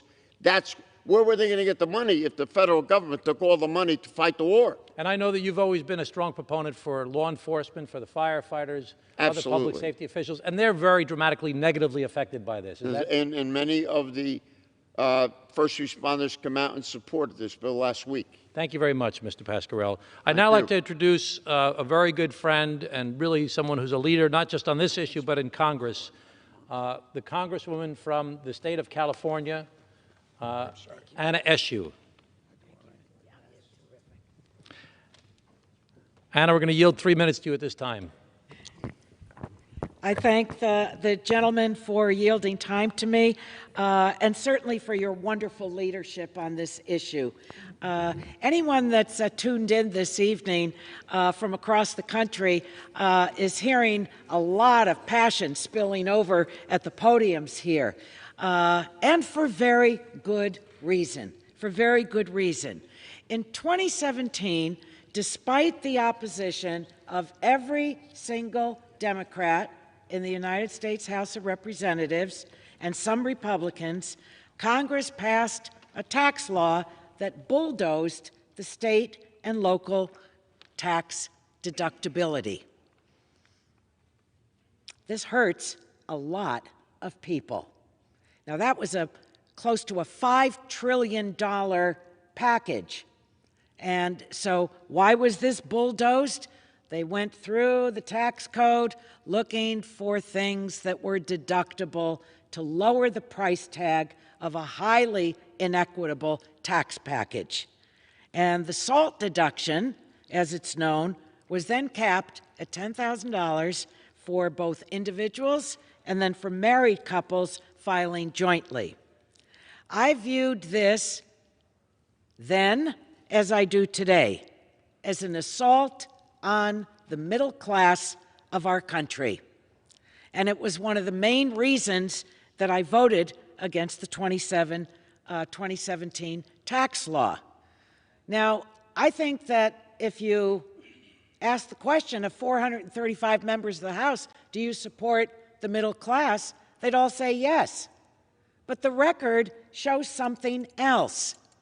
We know that everyone aspires to get into the middle class, and we know that the middle class, as my father always used to say, is made up of extraordinary, ordinary people that are the backbone of this country. And that's why this policy is so wrong and it's so hurtful.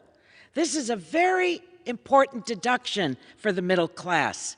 Middle class, you file long-term, you have 4 areas that you can deduct: mortgage interest deduction, charitable contributions, health care expenses, and state and local taxes, and they wipe that out. Now, you tell me whether that's fair or not. I don't think so, and I don't think people across the country do either. Capping the SALT deduction affects nearly 200,000 families in my congressional district. I'm not talking about the whole state of California. I'm talking about California's 18th congressional district. And it's raised taxes on over 1 million households in the state of California. And prior to this harmful cap, my constituents, hold on to your seats, hold on to your hats, deducted an average of $63,083 in state and local taxes. Wiped it out. May I have another minute? Of course. Thank you, sir, my friend.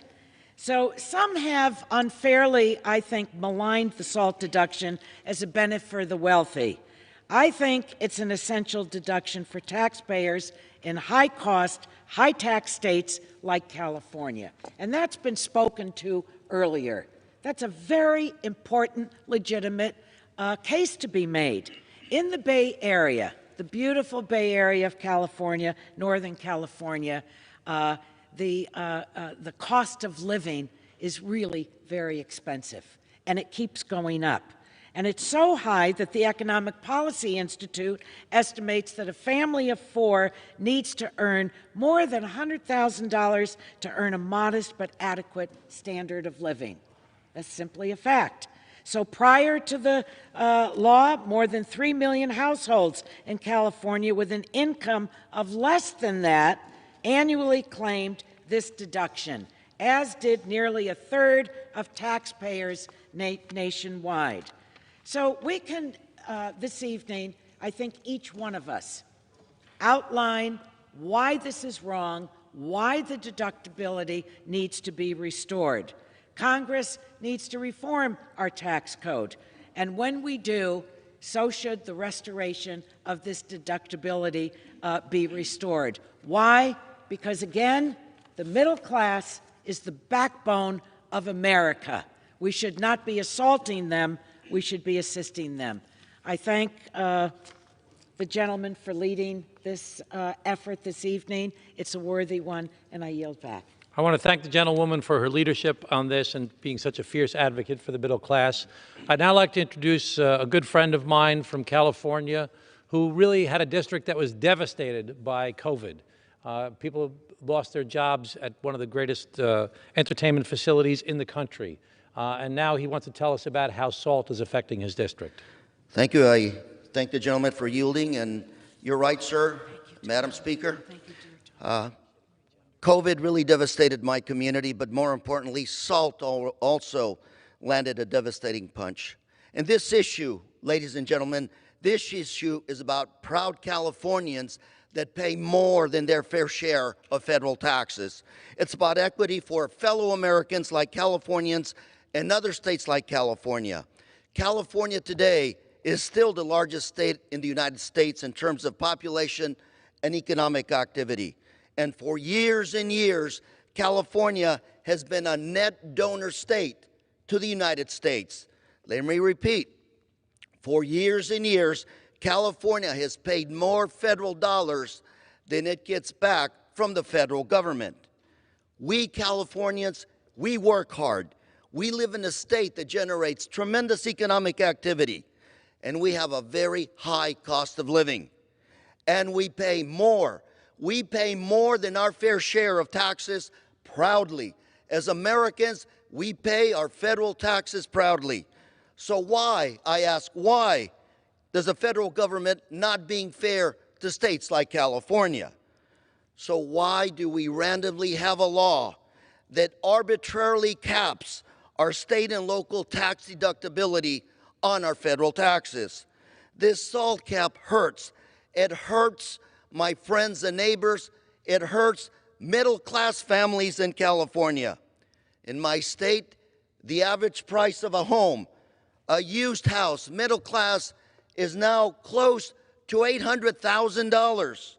So why would we make it more difficult, more expensive for a middle-class family to buy a home? I say to all of you, both sides of the aisle, let's be fair and let's be equitable to the middle class in this country. Join me in thanking states like California for paying more than their fair share of federal taxes. Join me by eliminating the SALT cap, that is deductibility of local taxes under federal return. And I say to you, no SALT, no deal. I yield. Thank you, Congressman. I just want to, some people when they hear you talk about this and they hear a home worth $500,000, $600,000, $800,000, they think, boy, that person must be really rich. And what they don't seem to understand is that in my state, in your state, and many of the states represented here, those are actually middle-class home values. It's a starter home. So we have to recognize that the country's not the same all over. If you make $150,000 in your household, you're in the top 20% of the income earners of the country. However, if you make $150,000 in your district or my district, you're not a rich person. If you make $150,000 in Oklahoma or in Iowa or North Dakota, you may be a wealthy person. So we have to recognize these regional differences. And people say, well, why should we be subsidizing what you're doing? And you point out so clearly in what you just spoke about that we are, in fact, in our states, subsidizing the rest of the country. We are net donors and they're net takers. We pay more than our fair share of federal taxes, year after year. Well, I want to thank you, Congressman, for being such a fierce advocate. And I want to travel across the country from California now to New Jersey to another fierce advocate, someone who served in the U.S. military as a Navy helicopter pilot for 9 years, both in the Middle East and in Europe, who's been one of the fiercest advocates for the reinstatement of the SALT deduction, Congresswoman Mikey Sherrill from New Jersey. Well, I want to thank the gentleman from New York for yielding. I'm proud to be rising today alongside so many of my colleagues to declare loudly that the time has come to finally address the state and local tax deduction cap for families that have been slapped with this double tax for 4 long years. In states like New Jersey, we pride ourselves on making the investments necessary to sustain our top-tier public schools, invest in infrastructure and open spaces, and support a prevailing wage for our unions. That's why people move to my state. That's why families stay for generations. But when the SALT deduction cap imposed by the 2017 Trump's tax bill was instituted, our ability to keep making those key investments was threatened. The SALT deduction cap affects residents in every corner of my district. It impacts families made up of teachers, first responders, and public servants. For my constituents and millions of taxpayers throughout the country, the bottom line is you don't have to be a millionaire to be impacted by SALT. The simple fact is that it has imposed a harmful double tax and has created one of the largest marriage penalties in the federal tax code. With the SALT cap in place, states and localities face increased pressure to cut back on important investments in priorities like education, prevailing wages, infrastructure, environmental protections, and services for seniors. Those investments became harder to make when the federal government decided to tax New Jersey families twice. This means that more New Jerseyans' money is going to the federal government instead of being invested in our local communities. The result will be less spending over time on these priorities, which would be a detriment to ensuring our economy works for everyone. I've been fighting since my first day in office to repeal the SALT deduction cap. I've helped secure passage of a repeal twice in this very chamber. And I feel confident that so many of my colleagues understand this issue and why it is critical that we repeal it, largely because of the work and advocacy of the members who are speaking here tonight. But we need to keep up this fight for our constituents. As we head into crunch time on infrastructure negotiations in Congress, now is the time to deliver relief for families across New Jersey and states around the country who are disproportionately impacted by this harmful double tax. Last week, I launched an initiative back in New Jersey declaring it the Summer of SALT. To make it clear, we will do everything in our power to make it happen. There simply isn't another option for New Jersey families. Thank you to the gentleman from New York, and I yield back. Congresswoman, you've been an amazing advocate, and you mentioned in your remarks at the end there about this being a double tax. Can you tell us a little bit about that? Sure. So as you know, the people in my district pay state and local taxes, and that's what funds our great public school system. New Jersey has the best public school system for 2 years running in the nation. Types of things like that, services that our New Jersey families care so much about. And now the federal government is taxing that money. So you're getting taxed twice in New Jersey to, really put downward pressure on our ability to fund those great public services. So you're getting taxed on the taxes you've already paid. Exactly. So if a family makes $100,000 in your state, and they have to pay $20,000 in taxes between their property taxes and their income taxes, that leaves them with $80,000 of that income. However, if they're in a low-tax state where they don't have as good services, they start with $100,000, but they only pay $5,000 in state and local taxes, they've got $95,000 left in income. Yep, exactly. But they're being taxed the same at the federal level. Well, and now not able to deduct that. Well, thank you very much, Congresswoman. Appreciate it. Thank you. Now I want to go across the aisle again to Congresswoman Michelle Steele from California, who has also been being accosted by her constituents. They're talking to her about the fact that they need the SALT deduction back. Thank you very much, Congressman Suozzi. You are leading this important tax matters. It's very important to our constituents. Taxpayers in California 48th Congressional District, which I am proud to represent, were responsible for 19.8% of all SALT deductions in 2018. The average SALT deduction lost in my district was $28,532. In a place like Orange County, where we already pay some of the highest taxes in the country, this cap takes more money from hard-working families. There were great improvements made in the 2017 tax reform law, like simplifying the tax code and making the corporate tax rate more on par with other nations. But it also chose winners and losers. And unfortunately, those in high cost of living states like New York and California are paying the price. This is a bipartisan issue because we know how much this affects hard-working families in these high-cost states. I do think we can make progress on this, but not at the cost of raising taxes on Americans and American businesses, especially at a time when we are working to rebuild our local economies and get businesses back open. This is a bipartisan issue. We can't muddy the water by adding it to partisan legislation that will pass on party line only. I don't want to see additional tax gimmicks come before Congress. I want the deduction back on the table. I am proud to support two pieces of legislation that would fully repeal the SALT cap, one bill by my fellow Californian, Mark Garcia, and the other one by New York Congressman Thomas Suozzi. Our constituents should keep more of their hard-earned money. It belongs to them, not the federal government. I am proud to join my colleagues on both sides of the aisle to continue calling for a repeal of the SALT cap. I yield back any remaining time to Congressman Suozzi.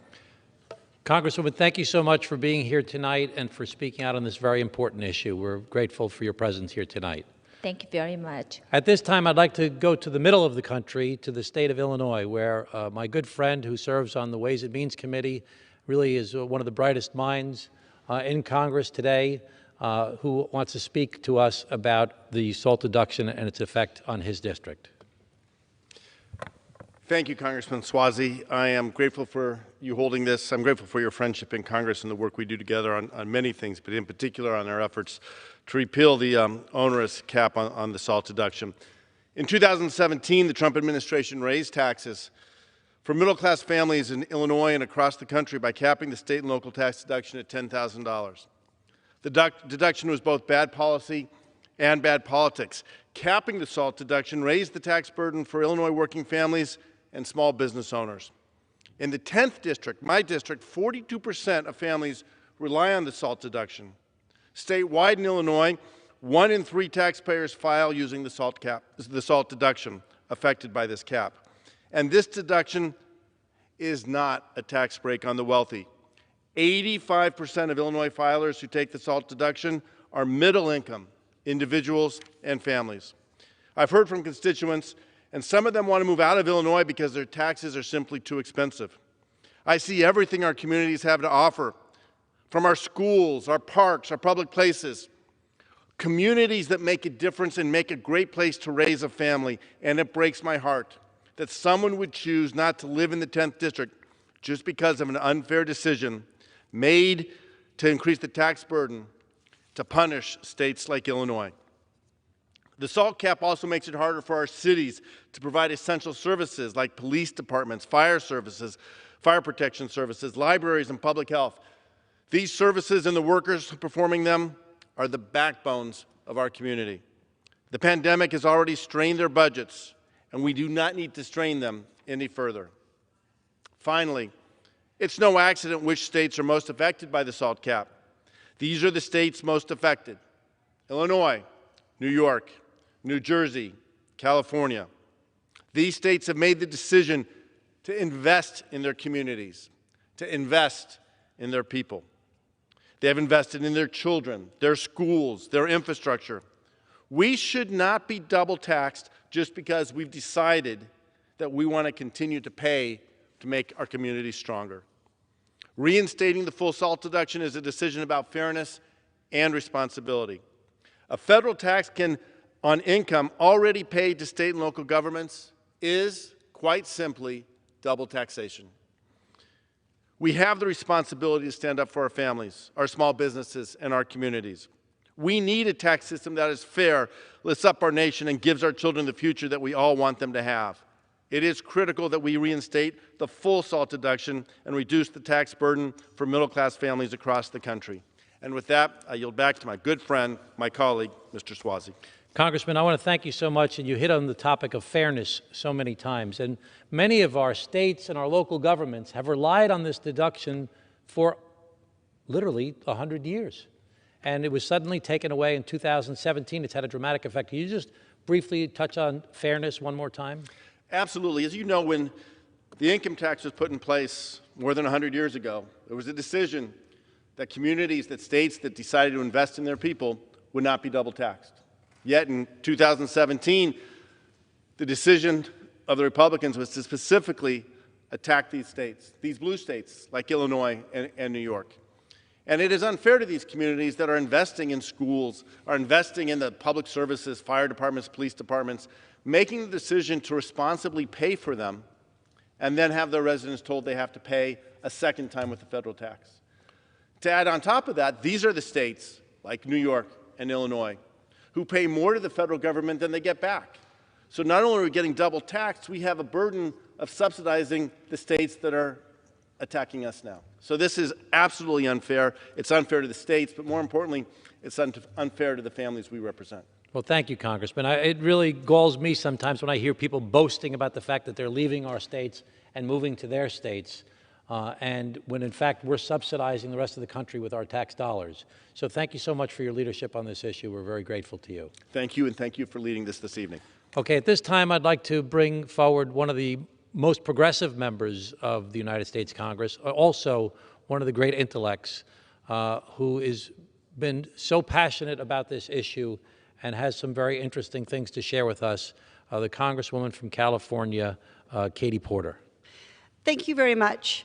I'm here today to champion tax fairness for every American across the country, across parties, and across the aisle.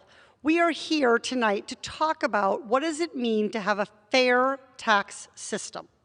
Since coming to Congress, I have repeatedly heard from my constituents about how the Trump tax bill doubled the taxes they owe due to an arbitrary cap on allowable state and local tax deductions, often called SALT. In the last year, before this arbitrary $10,000 cap was imposed, nearly 2 in 5 taxpayers in my district claimed the SALT deduction, and their average deduction was $22,000 per household. They were paying an average of $22,000 in state and local taxes. Capping the SALT deduction created double taxation on those families, and it penalized millions of middle-class families, Republicans, Democrats, and independents alike, based solely on the state where they live. It is an unfair federal tax system to penalize people based solely on their state of residence. And yet that is what this arbitrary SALT tax cap does. Given the rising costs of housing, prescription drugs, college, childcare, every dollar counts for American families and families in Orange County. And this is so especially true after a year of financial hardship, during which millions of families across the country are struggling to stay afloat. I urge my colleagues across the country and across the aisle to restore the state and local tax deduction to create a fairer tax system for every American. Well, Congresswoman, I ask you, please go into it a little bit further about this concept of double taxation. We've heard it several times here tonight. Just explain what you mean by double taxation. So the basic principle of an income tax is that you are taxed on the money that you have available to purchase things, to purchase goods and services, to invest, to save. You are taxed on that. That's what a progressive system of taxation means. When you are having taxes taken out of your paycheck, or you owe taxes to your state and local government, you do not have that income left over. So let's use an example. If someone earns $100,000 and they pay, as is typical in my district, $20,000 in state and local tax, that is not optional. They must pay that $20,000 under the law. What they have left to provide for their family, to save for college, to pay for housing, to do other things is $80,000. That is the amount that that's the amount of income that the federal government should tax. What this SALT cap does is say to the family earning $100,000, you can only deduct $10,000, a completely arbitrary number. And what that does is say to a family that only has $80,000 left, because they had to pay the county, they had to pay the city, they had to pay for fire services and school services, and they pay that money because they're proud of their community and they want our communities to thrive. But then they are taxed as if they have $90,000 available to them, but they don't. They only have 80. So this whole idea of capping the state and local tax deduction is completely contrary to the entire basic theory of an income tax, which is you pay tax on your available income. And if you owe money to the state and county government, whether it's for property tax or state or city taxes, you do not have that money left. And in effect, these families are being asked to pay money and find money that they do not have relative to their peers in other parts of the country. And that is simply an unfair tax system. And it's very important, Congressman, what you point out, that this is a mandatory payment. This is not you're spending the money to go on vacation, you're not spending the money to go out to dinner, you're not building an addition onto your home. This is a mandatory expense that you must pay to, as you said, your county, your village, your state. That is no longer available to you. And in other states where the overall income is exactly the same, but the mandatory taking is much smaller, the tax bill is not as burdensome. That's right. So the state and local tax deduction is really about saying that two families trying in two different states, trying to support themselves on the identical amount of income ought to owe the same amount of federal tax. That's what we're here to champion today. And I'm proud to be doing it with colleagues from across the country and across the aisle. Thank you so much. Congresswoman, I want to thank you so much for being here. We've had some Republicans across the aisle here tonight. We've had some moderate Democrats here tonight, and we have progressive Democrats such as yourself here. And I think it's important that we point out that actually the SALT deduction is in keeping with progressive policy because it supports those states that want to promote progressive policies within their states. That's right, because cities and counties depend on the resources from state and local taxes to be able to pay for schools, to do a good job educating every single child, to make investments in roads and bridges, to pay first responders fair wages for putting their lives on the line to protect us. These are the kinds of policies that progressives champion. And we cannot ask our cities and our states, and most importantly, our fellow Americans, to make those kinds of investments at the city and county, village, local level, and then have the federal government treat them unfairly solely because they are trying to do right by each other in their community. Congresswoman, thank you so much. We really appreciate you being here this evening to talk about this. I now want to go back across to the other side of the country. One of my neighbors and friends from the state of New Jersey. He serves as the chair of the Problem Solvers Caucus. He's been one of the strongest advocates for the reinstatement of the SALT deduction and the repeal of the SALT cap. My good friend, Congressman Josh Gottheimer. Thank you so much, Mr. Suozzi. And Madam Speaker, we're here today representing tens of thousands of middle-class families like those back in my home district in northern New Jersey who got whacked when the 2017 tax hike bill, which gutted our state and local tax deduction with a disastrous $10,000 cap. It's high time that Congress and the rest of the country heard just how badly these hardworking families have been hurt by the SALT cap. And it's something I know that we heard about a lot tonight, and I really want to thank my dear friend Tom Suozzi for his excellent leadership on this issue. You know, the usual naysayers continue to try to undermine our efforts to reinstate the state and local tax deduction, or SALT, by claiming it's just a giveaway to wealthier Americans. But anyone who actually lives in my district in northern New Jersey knows that the $10,000 cap has hit middle-class families hard, many of whom are already struggling with high costs. It's also caused residents and jobs to leave our state, and now with a declining tax base, it's threatening our best-in-class schools, teachers, law enforcement, firefighters, and our state services for hard-pressed families. The cap on the state and local tax deduction does not solely impact the highest earners. It's also increased taxes on scores of middle-class families, as I said. And it's a very important point to understand because in Bergen County, which is the largest county I represent, for instance, before the cap was put in place, the average SALT deduction was above $24,000 a year. Put another way, a married couple in Bergen County, a teacher and a law enforcement officer making the typical salary, could have had a SALT deduction of more than $17,000. According to reporting from New Jersey's Star Ledger, if we reinstated the state and local tax deduction, nearly a third of New Jersey residents, almost 3 million people, would get tax relief. Yep, they'd get a tax cut that they so desperately need. As many as 80% of them have incomes of $216,000 or less. Again, that's a firefighter and a teacher.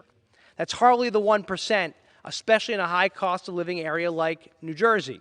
I know the same thing is true of California, like we heard about from Katie Porter, or Tom Suozzi's district in New York. We know that when taxes go up, it leads to an exodus of middle class and higher earners from states like ours. In fact, according to United Van Lines, ever since the SALT cap, New Jersey has been the #1 out-migration state in the entire country. New Jersey is losing its highest earners and the disproportionate taxes they pay to states like Florida, North Carolina, and Texas. That has only been exacerbated during the pandemic. The SALT cap is literally draining the tax base out of states like Jersey that offer far better schools and government-supported services to middle and lower-income families than our counterparts in other parts of the nation. For instance, I mentioned $15,000 of the median property tax in New Jersey, in Bergen County in New Jersey. You go to Mississippi, and their median property tax is $550 a year. The New York Times editorial board even once reiterated this point that I'm trying to make, where we have good services for hard-pressed families in states like mine, and of course other states that I mentioned, like Mississippi or Alabama. They don't have the resources to offer those kind of services. So the New York Times editorial board made this point when they said that states like New Jersey and New York, quote, generally do a better job of providing for the health and welfare of their citizens and are more willing to pay for institutions that are good for society as a whole. Right? This is the difference between states like ours and moocher states like Mississippi and Alabama that tend not to give back to the people they represent. Thankfully, there is real bipartisan work taking place here in Congress to reinstate the SALT deduction, to get more money back in the pockets of Jersey middle-class families, and to help stop residents from moving out and eroding our state's tax base. Along with Congressman Suozzi, I've helped introduce the SALT Deductibility Act, the bipartisan bill to fully restore the deduction. And in the SALT caucus, with Congressman Bill Pascrell, who spoke earlier, we are working in a bipartisan way with more than 30 members to find a way to get this done in Congress and to actually get tax relief for the middle-class families we represent. I'm very proud to co-chair that bipartisan caucus. This tax cut of reinstating SALT can be a win-win for everyone. Let's get the SALT deduction fully reinstated so that millions of Americans and families nationwide can finally get some relief. Working together in a bipartisan way, I believe we really can get this done so that our best days are always ahead of us. Thank you, and I yield back my time to Mr. Suozzi. Congressman Gottheimer, thank you so much for pointing out all those important points. I want to go back to one thing that you've mentioned here tonight. We've heard from Senator McConnell and from others the concept of a blue state bailout, the idea that this is some sort of advantage, the SALT deduction is some sort of advantage for blue states. But you talked about how your state is actually a net donor to the federal government. Could you tell us a little bit more about that? I'd be happy to. You know, one of the biggest challenges that people don't realize of states like New Jersey and New York and Connecticut and California is how much we pay into the federal government that our taxpayers pay, and historically how we get back less in return than some of the other states in the country do. Like Mississippi, for every dollar they send to the federal government, gets $4.38 back. Alabama, I believe, $4.32 back. The state of Louisiana starts their budget every year with half coming from the federal government. States like Jersey, we get back 67 cents historically on the dollar. What's that mean? It means that we pay lots of money to Washington, and people like me are fighting to claw more back to Jersey, but we know that other states benefit more. When the tax hike bill passed in 2017 and the red states gutted the state and local tax deduction and capping it out at $10,000, what they did was shift actually even more of the tax burden over to blue states like ours, and the red states benefited even more. Now, it just is a further, it reiterates the importance even more of actually reinstating the state and local tax deduction, not only because, as Katie Porter said, it's double taxation, not only because it's been around for 1913 or even before for exactly this purpose, it's because we recognize that some states pay more than others, and we have to actually find ways to balance that out. Otherwise, we're going to keep losing people from states like ours to states like Florida and other red states.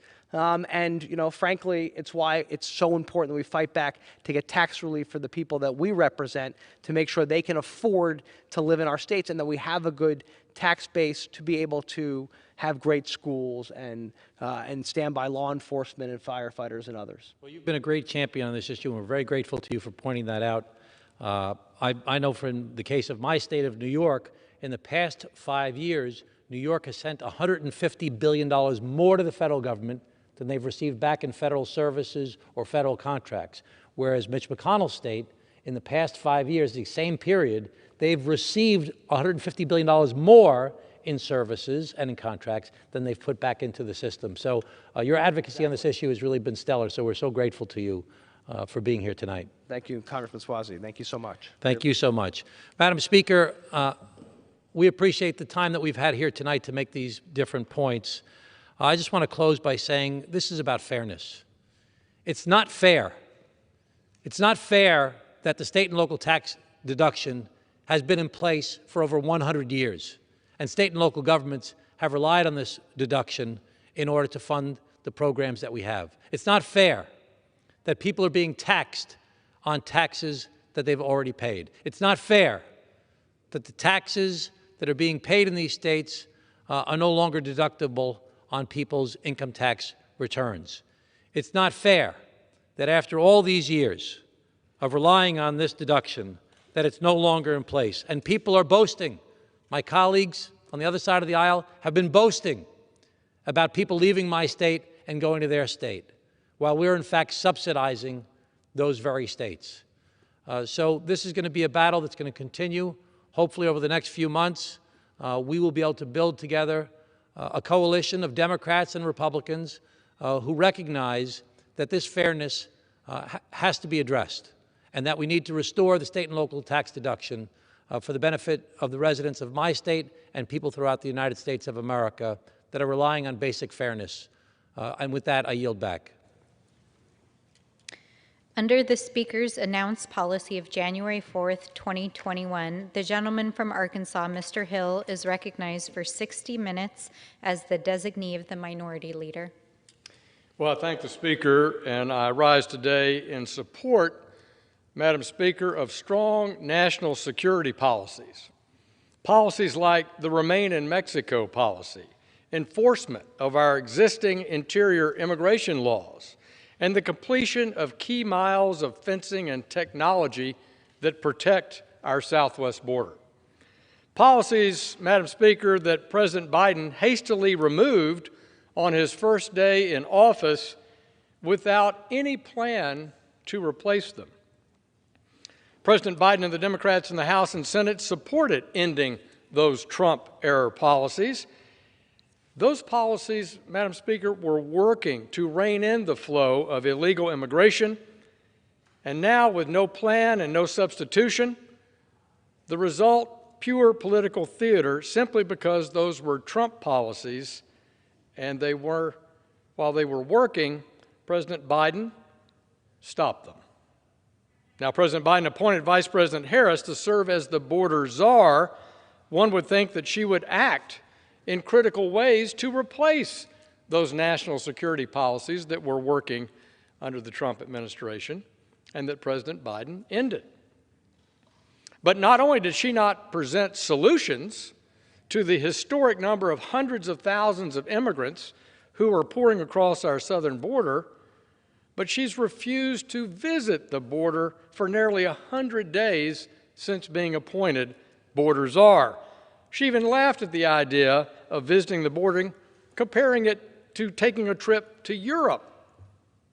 Finally, after cries from the American people and calls from House and Senate Republicans, she did agree to take a trip to the border. Now, Madam Speaker, I've been to the border 7 times over the past 5.5 years, most recently in April.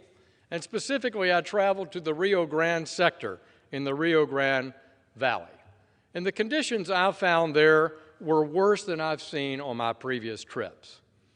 In fact, the Border Patrol estimates that the cartels in Mexico, the drug cartels in Mexico, made $400 million in February alone in human trafficking. Now think about that.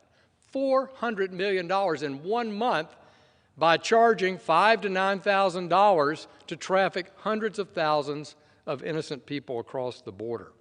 Some innocent, some not. And this drugs and human trafficking challenges are just part of the crisis at the border. Because while Border Patrol and Customs are working on the humanitarian elements of this crisis, drugs are coming across the border and criminals are coming across the border. In fact, Madam Speaker, we've interdicted in the first 6 months of this year enough fentanyl to kill 500 million, kill all of in America. It's shocking that we've interdicted that much fentanyl drug that it could kill everyone in this country. Because only the amount in a sweet and low packet, Madam Speaker, that much could kill 500 Americans. So this is a deadly drug. Now, the Vice President chose to visit El Paso. El Paso is nearly 1,000 miles west of the Rio Grande Valley, where this crisis has its epicenter. If she'd gone to the Rio Grande Valley, she would have seen cartels dropping off migrant families by the dozen, holding camps for migrant families, struggling to get the water, time, and care that they need. So, regardless of who designed the policies, the Biden administration should be for stronger national security policies on the border. But the Biden border crisis reigns out of control, and it's going to take more than a short public relations visit to El Paso to fix it. I encourage the Vice President and the administration to come to the table with Republicans in the House and Senate and implement strong national security borders and reform our broken illegal immigration system. Madam Speaker, I rise today to announce that the Congressional Task Force on Americans Wrongfully Detained Abroad has been initiated by Congressman Ted Deutsch of Florida and myself. The inspiration for me to form this task force was Maj Kamalmaz, a former resident of Central Arkansas who was traveling to Syria to attend a family funeral where he was wrongfully detained and has been held in Syria ever since. I'm dedicated to bringing him home safely to his family.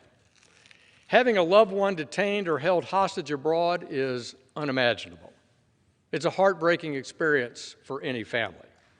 Representative Deutsch and I created this task force not only to help these struggling families, but to be a resource for our colleagues in the House, as there are over 50 families here in America who are struggling with a member of their family held abroad, and we want to help those members of Congress help their constituents cope with this issue. Every channel of the United States government should be working to bring these Americans home and to disincentivize the wrongful detention by Americans in the future, by state actors or non-state actors. So, Madam Speaker, I'm committed to bringing Maj Kamalmaz home to his family, and Ted Deutsch and I are committed to using this task force to bring other Americans wrongfully detained home into the arms of their loved ones. Madam Speaker, a century ago, the Chinese communists took control of one of the great countries in global history. The Chinese Communist Party marks this month a century since the beginning of China's descent into authoritarianism. Just as the Chinese Communist Party used violence to impose its will onto the Chinese people during the Chinese Civil War, now it uses that same violence and threat of violence to crush any dissent within its borders.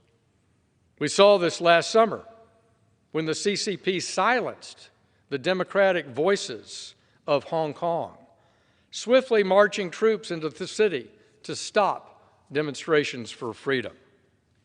Beijing has blatantly ignored the terms of its 50-year treaty with the United Kingdom, ignored Hong Kong's legislature, arresting pro-democracy activists and lawmakers en masse, and crushing a long history of press freedom with the recent closing of Apple Daily. And as we speak, over 1 million Uyghurs and other Muslims have been interned in concentration camps for re-education. Families have been separated, lives destroyed, and cultures all but erased in the name of the magnificent Chinese Communist Party's ultimate authority. The respect for human rights is a fundamental tenet of American foreign policy. The continued suffering of the Uyghurs, the citizens of Hong Kong, and all the other individual rights of speech, privacy, assembly, and religious belief are trampled by the Chinese Communist Party. So it's no 100-year celebration here on the House floor, Madam Speaker. The American people stand with the hardworking people of China. The Congress of the United States stands with the hardworking people of China. And we will work to continue to advocate for freedom of people and assembly and belief and press in China.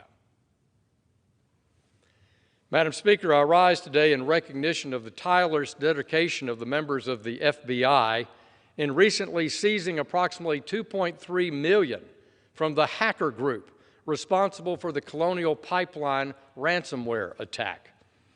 After the Colonial Pipeline paid the hackers the entire $4.4 million ransom, and with the money seemingly lost forever due to Bitcoin encryption, these FBI agents were able to recover more than half the demanded sum. I'm also proud to recognize the FBI conducted 800 arrests in 16 countries, thanks to an encrypted messaging app it developed as a part of a 3-year digital sting operation on international crime.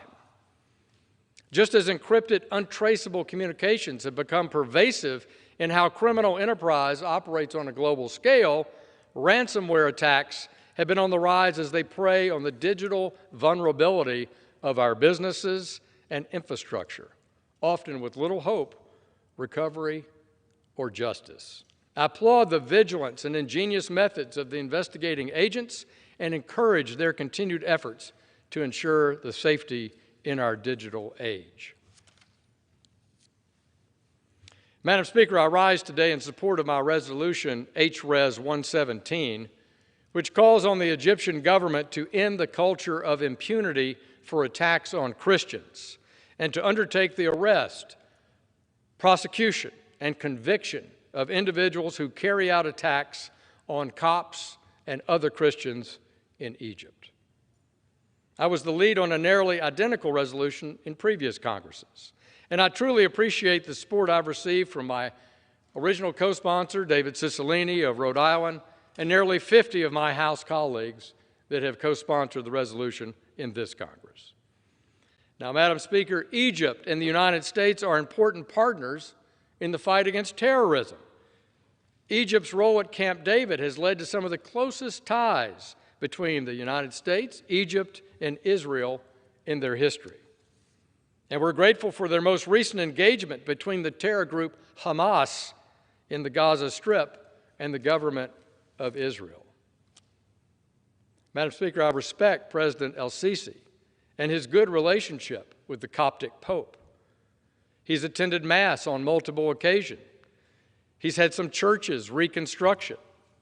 And he's constructed the largest Christian cathedral in the Middle East, in the new administrative center in Egypt. And President Sisi is relentless in holding terrorists accountable for their atrocities. People all around the world, regardless of their religious affiliation, deserve the same freedom to practice their chosen religion, like we've enjoyed here in the United States for more than 200 years. The respect for human rights and religious freedom is a fundamental tenet of American foreign policy. I will continue to advocate for the Coptic Christians and all Egyptians, be they Christian or Muslim, who together take their water from the Nile.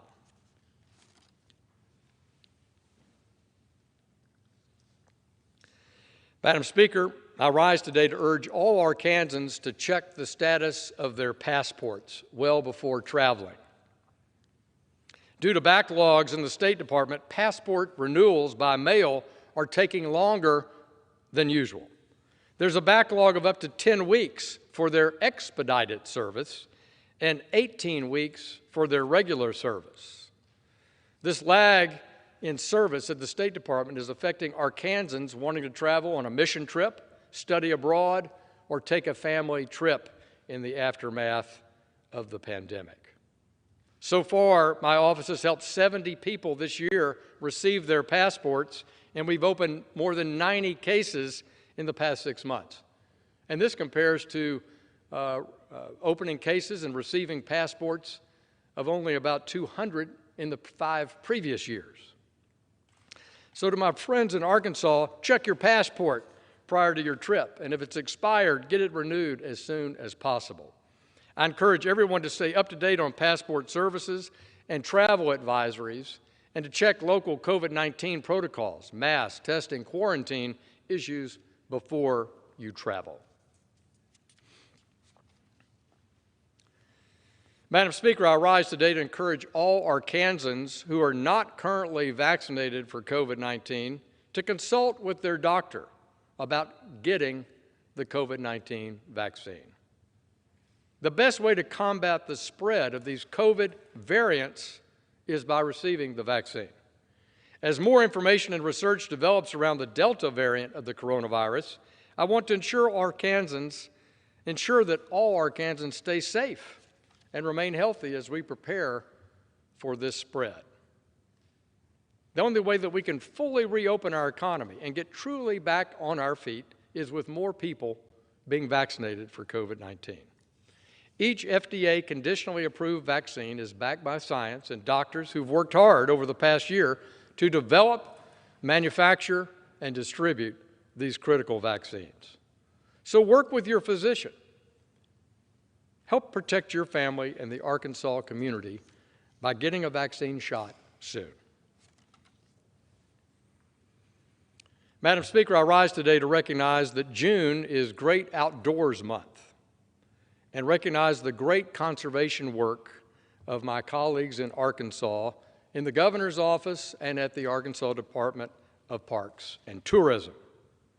As a lifelong outdoorsman living in the natural state, I have a lot of pride in recognizing June as the Great Outdoors Month. For 9 generations, my family has lived in Arkansas and enjoyed the extraordinary natural beauty throughout our state.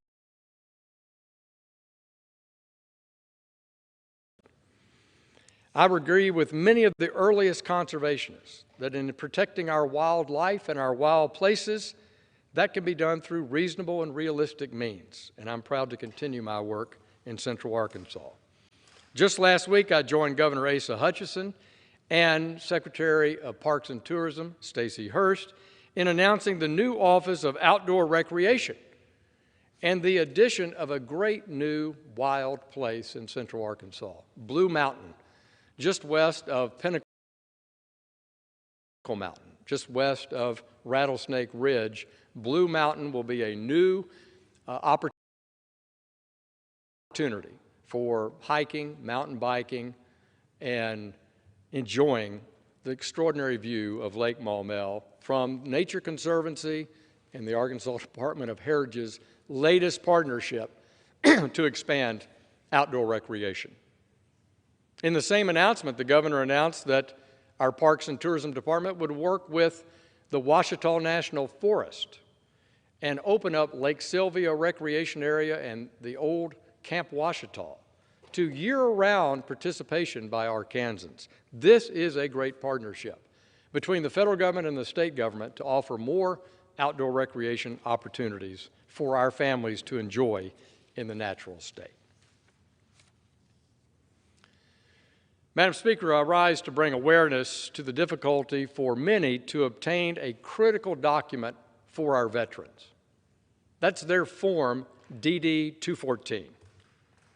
You can't do anything as a veteran without a copy of your DD-214. This paperwork is required to verify for our service members their benefits, how to obtain a disability claim, funeral service, research about lost medals.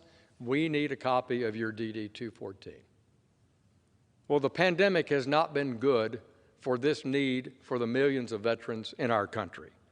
The National Personnel Record Center shut down, and as we come out of the pandemic, when our veterans need these resources, they're still terribly, terribly behind, despite Congress appropriating more money. It's critical that the National Personnel Record Center go digital so that we can properly verify these service members and give better service for those who have served their country in such a valuable way. It should not be difficult for our veterans to get their DD-214 to pursue their benefits or a claim or health care at our Veterans Administration. It shouldn't be a burden to a spouse, to a family of a fallen veteran to have the proper paperwork to have a proper funeral. So I urge my colleagues to join me and continue to press the National Archives to improve their service for these bravest men and women and their families. Madam Speaker, I rise today to recognize the accomplishments and retirement of Catholic high school teacher and longtime friend, Mr. Steve Wells.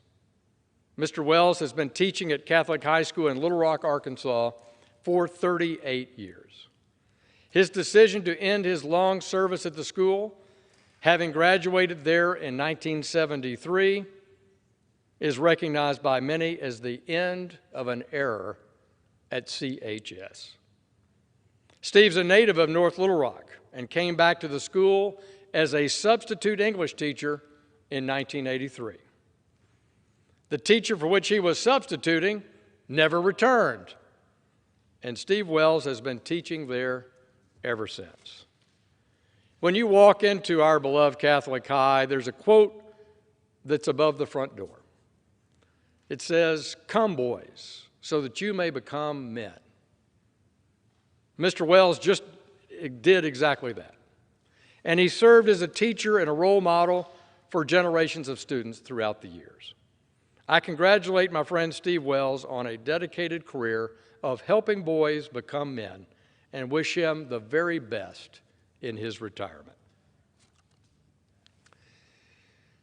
Today, Madam Speaker, I rise in honor of Women's Armed Services Integration Act. I was proud to recognize the more than 20,000 women veterans in Arkansas, women that have been serving in the military in different capacities for more than a century.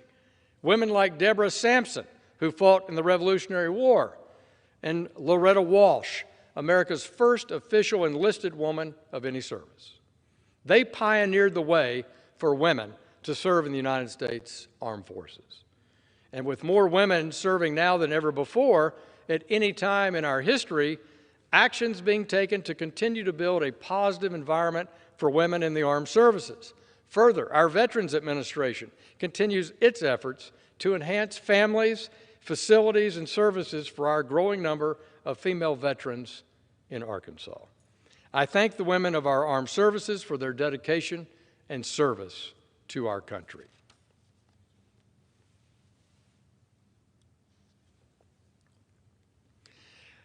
Madam Speaker, I rise today to recognize 4 incredible young women on the Clinton, Arkansas Future Farmers of America team. Together, Gracie Lee, Elisa Huey, Randy Lynn Stripling, and Catherine Mills made history by being the first all-female team to win not one, but 2 state competitions in electricity. Due to the pandemic, the team was allowed to compete in the state contest a second time, making them back-to-back state champions in electricity.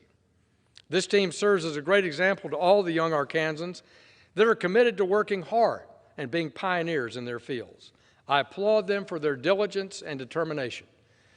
This team demonstrated that great dedication, and I'm incredibly proud to represent these history-making young women and all our young Arkansans in Central Arkansas. Madam Speaker, I rise today to recognize the determination of Little Rock native Melvin Williams.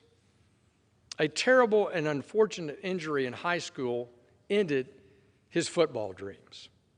His grades slipped, and Melvin dropped out of school.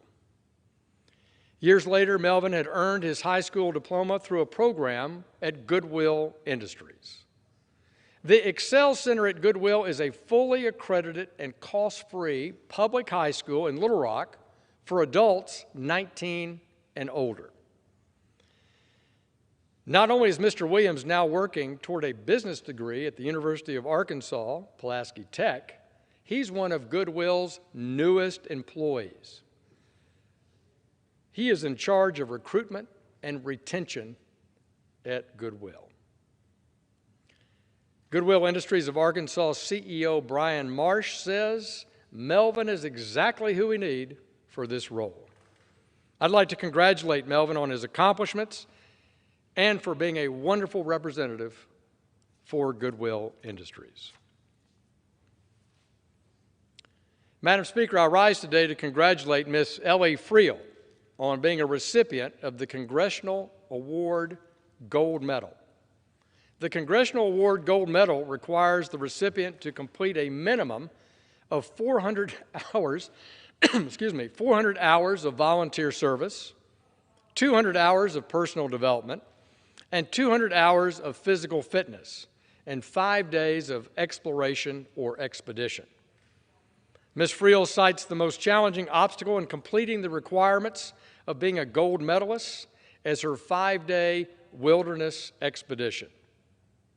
Due to restrictions from the pandemic, Ellis had to make adjustments that taught her patience and flexibility. Ms. Friel serves as a wonderful asset to her hometown of Bryant, Arkansas, her college campus at the University of Arkansas, and to Arkansas's 2nd Congressional District.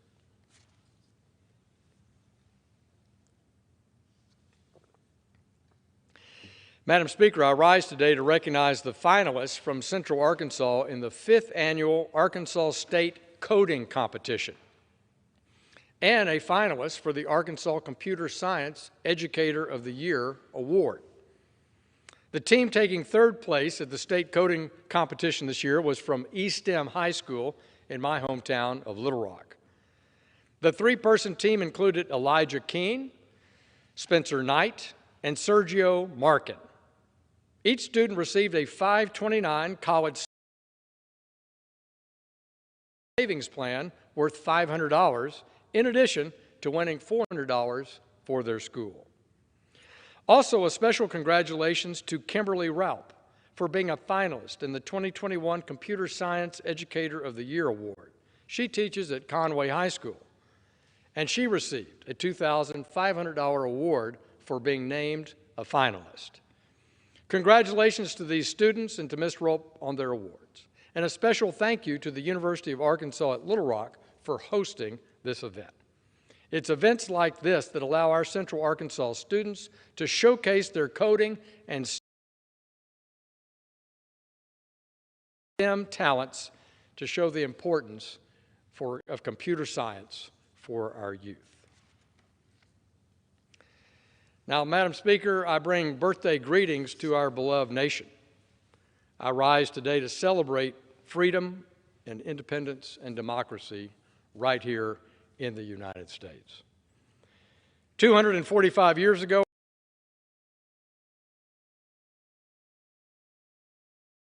our brave founding fathers gathered together in Philadelphia to sign the Declaration of Independence.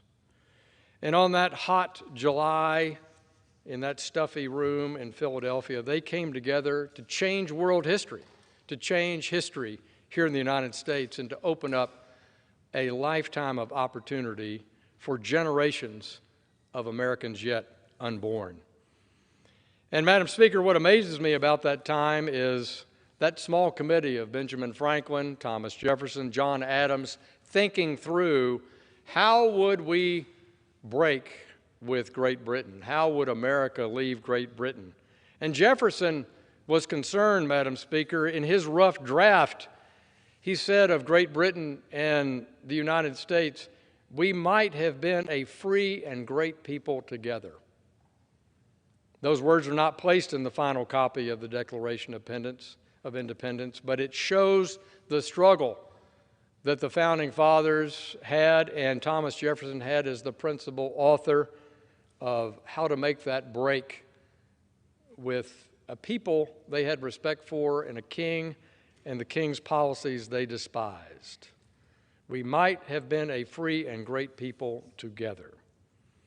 But think of the momentous feelings they had, the prayers they had every day on their knees for strength to take on the most powerful country in the world, with the most powerful navy and military in the world. when, as Jefferson said, it becomes necessary for one people to dissolve the political bands which have connected them with another, to pursue life, liberty, and the pursuit of happiness. Jefferson, while he didn't include that statement about being partners as a free people going forward, he argued, we have appealed to the British, native justice and magnanimity, and they were rejected. And so those founders came together, Madam Speaker, and said in the final closing words of the Declaration of Independence, and think of the bravery here, the support of this declaration with a firm reliance on the protection of divine providence, we, the signers of the Declaration, we mutually pledge to each other our lives, our fortunes, and our sacred honor. And they did that for those generations of Americans unborn in this great land. So 245 years later, we have proven our resilience and our strength once again in coming through the pandemic, defeating COVID-19. And I'm optimistic about the future of our beloved country. While it's been challenging over the last year and a few months, but compared to the challenges those founders faced, compared to the challenges this country has faced many, many times before, we show our strength. We show our true mettle. We've pulled through as one nation under God many times before. So on this 4th of July, I invite all Americans to celebrate our country's birthday with their friends and family. Honest our cherished freedoms. And may we never forget the sacrifices of those generations before us in public service, in uniform, on the battlefield, who have sacrificed so much so that we may enjoy those freedoms that we have today. So God bless each of you, and God bless our great country. And Madam Speaker, I yield back the balance of my time.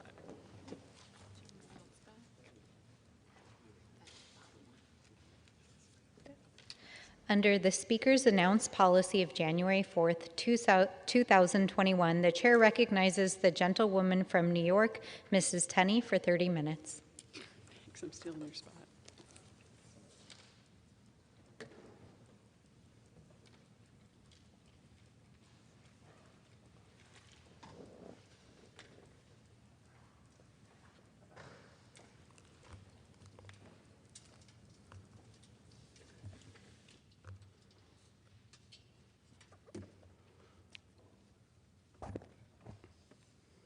Thank you, Madam Speaker.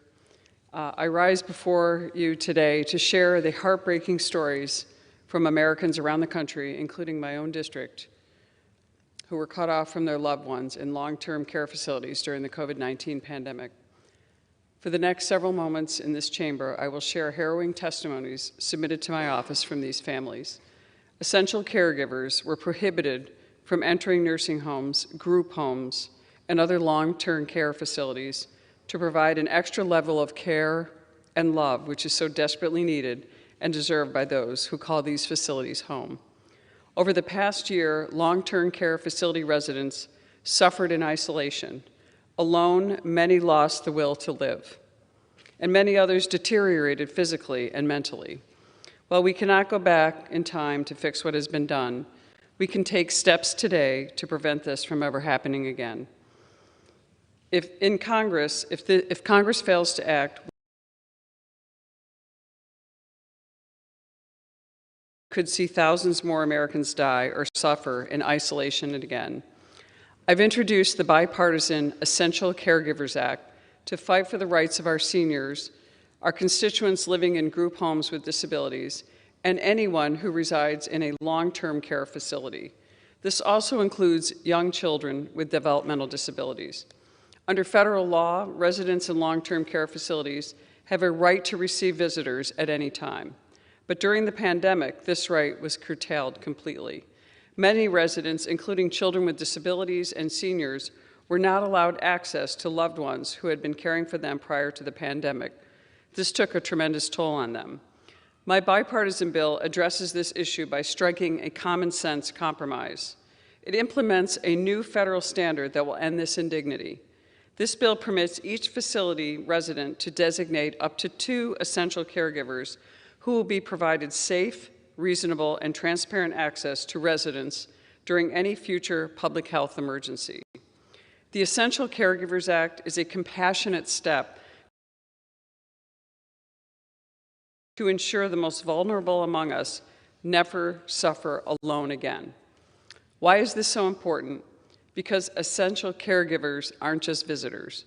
They are, as the name implies, caregivers who help with activities of daily living and provide emotional support and companionship. This care enriches the lives of residents, enhances their well-being, and helps them thrive personally and socially. Without it, residents ultimately suffer. This is exactly what we saw during the 15-month lockdown. The importance of the essential caregivers in no way diminishes the critical role that facility staff play in resident lives, which during this pandemic was nothing short of heroic. Essential caregivers simply supplement the care provided by facility staff. They are a force multiplier that enhances the ability of residents to thrive and to live their lives fully. Importantly, this bill upholds strict safety and health standards to protect residents, staff, and caregivers. Any essential caregiver must comply with whatever health standards are put in place by a facility. This includes requirements for testing, PPE, and social distancing. In my home state of New York, one of the greatest tragedies of the COVID-19 pandemic was the suffering of those living in nursing and group homes.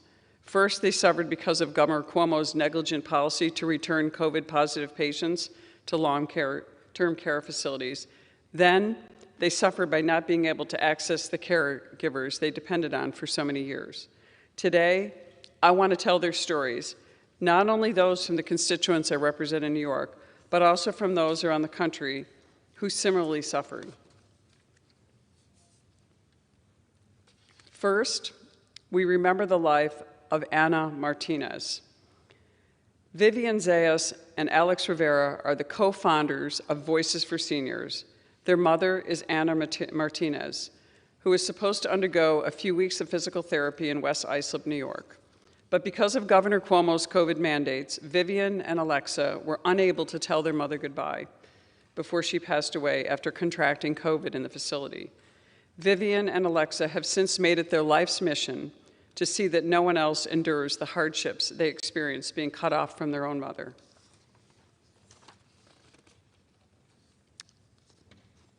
We remember the life of Daniel Alvino. Tracy Alvino is the daughter of Daniel Alvino. Daniel was a veteran and a football fanatic. His family meant the world to him.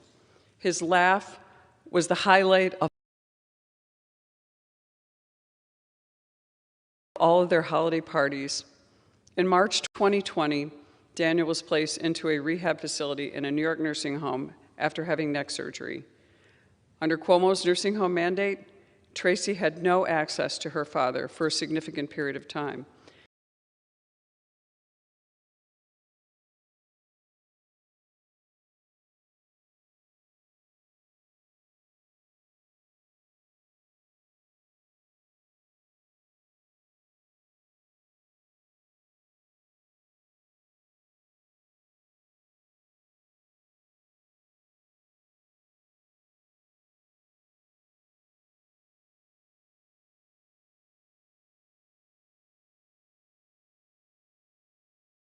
Daniel fell very ill and had to be rushed to a hospital and placed on a ventilator.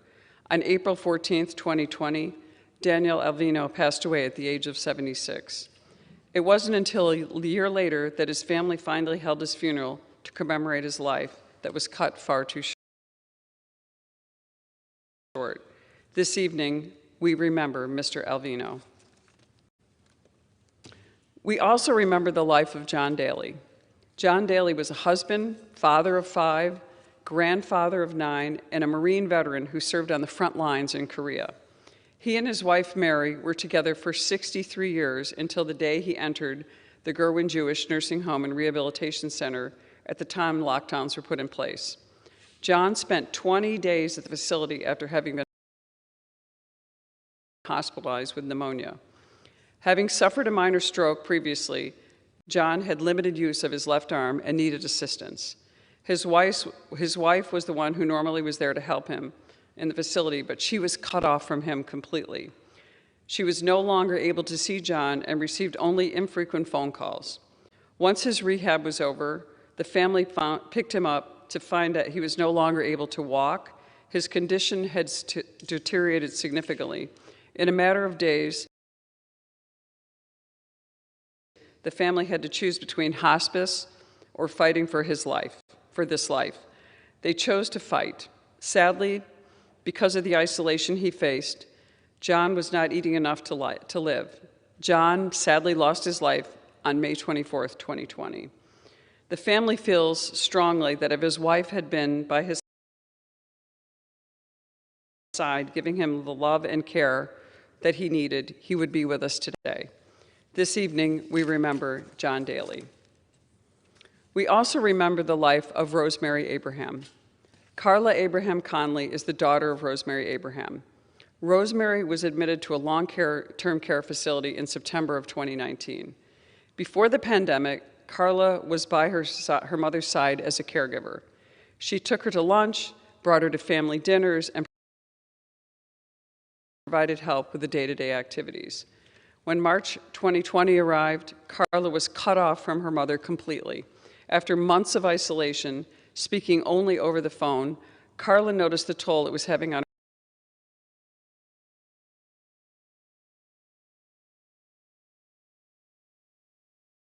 her mother's health. Window visits were brutal and confusing for her mother. Carla's mother simply did not understand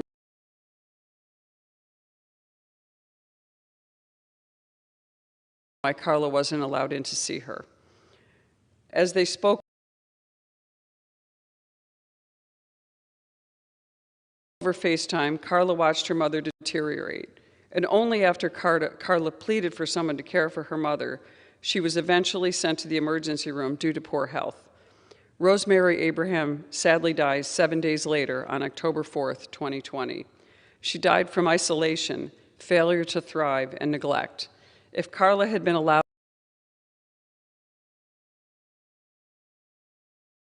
to be in the facility with her mother, she would likely be alive today. This evening, we remember Rosemary Abraham, and remember Carla Abraham Conley was one of the people who inspired us to put together and to draft the Essential Caregivers Act.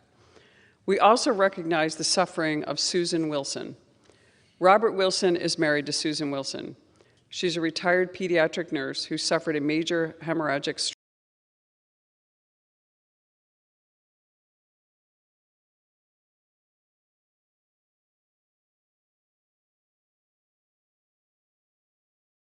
that left her paralyzed on the right side. Her speech was limited, as was her inability to perform daily living activities.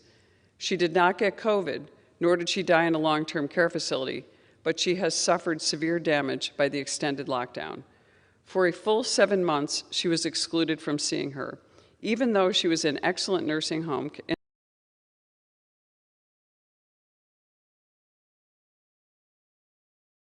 In an excellent nursing home, her care and her emotional, physical, and mental state deteriorated significantly.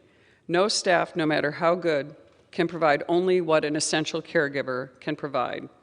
His wife was admitted to the hospital twice. Her speech deteriorated. She lost the ability to use her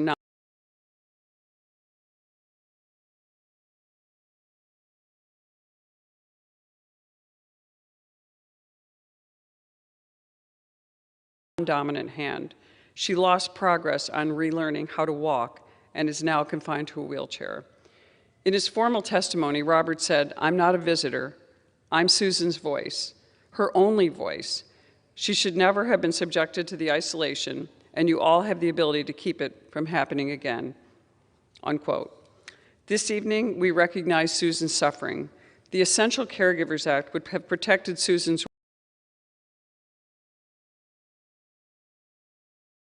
rights and allowed critical access for John to continue for her care.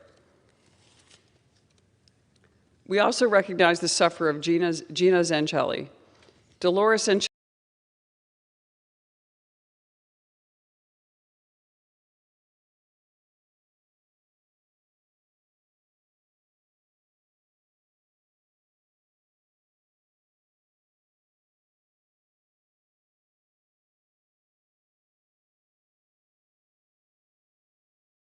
Zanchelli was the caretaker of her mother, Gina, who lived in a skilled nursing facility in Long Island, New York.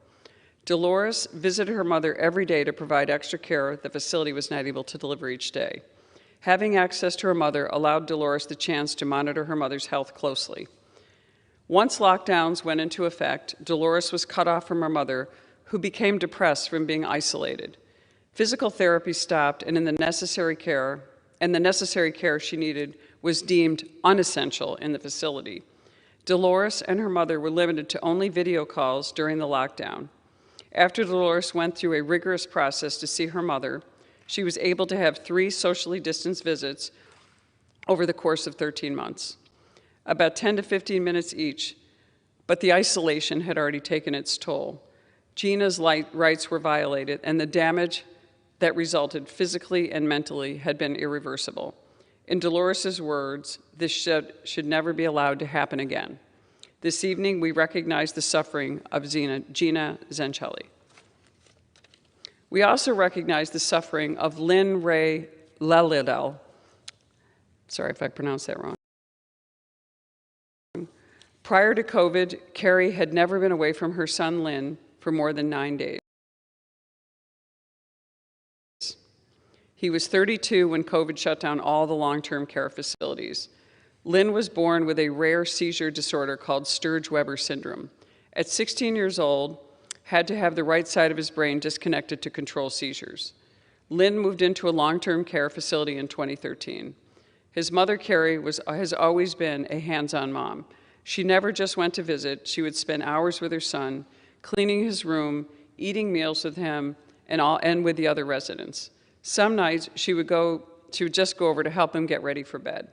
But in March 2020, Carrie was told that the facility was closed to all visitors. Her heart dropped. For over 4 months, she was only able to see Lynn through a window or through a virtual visit. When she was finally allowed to see Lynn, it was only at doctor's appointments. The distance took its toll on them. As Carrie said in her testimony to me, there is only one way to ensure that any resident of long-term care never faces this again. This is by passing H.R. 3733, the Essential Caregivers Act. Madam Speaker, these are heart-wrenching stories that show exactly why we need to pass the Essential Caregiver Act. Had this law been in place, these residents would not have suffered alone in isolation, and their caregivers would have been there to safely provide the supplemental care that is so critical. Individuals we lost may have been with us today. This bill is about protecting the rights of the most vulnerable among us. Madam Speaker, the stories I shared with you this evening only scratch the surface of the suffering individuals and families endured around the country. I've personally received hundreds of pages, and I'll show them to you, and this is just some, of gut-wrenching testimony from families who have been through excruciating circumstances fighting for their loved ones' rights. To read it all, it would take hours, which is why I will post every page of it on my website. Let it be a permanent reminder of the need for this body to pass the act. I will also place each of these stories, we'll try to get them through. We've got another 1.5 years left of the term to try to get them through special orders or other ways on the floor so that these people can be properly recognized. Before I close, I want to share some additional names of people who also submitted the stories so that their names can be read into the record. Bill Borelli, essential caregiver to his 96-year-old mother. Tamara Holland, essential caregiver to her mother, Darlene. Debbie Manderville, essential caregiver for her father, Wallace McTaggart. Elmer Dengler, essential caregiver to Sarah Dengler. Kim Eastman, essential caregiver to Eulala Dade.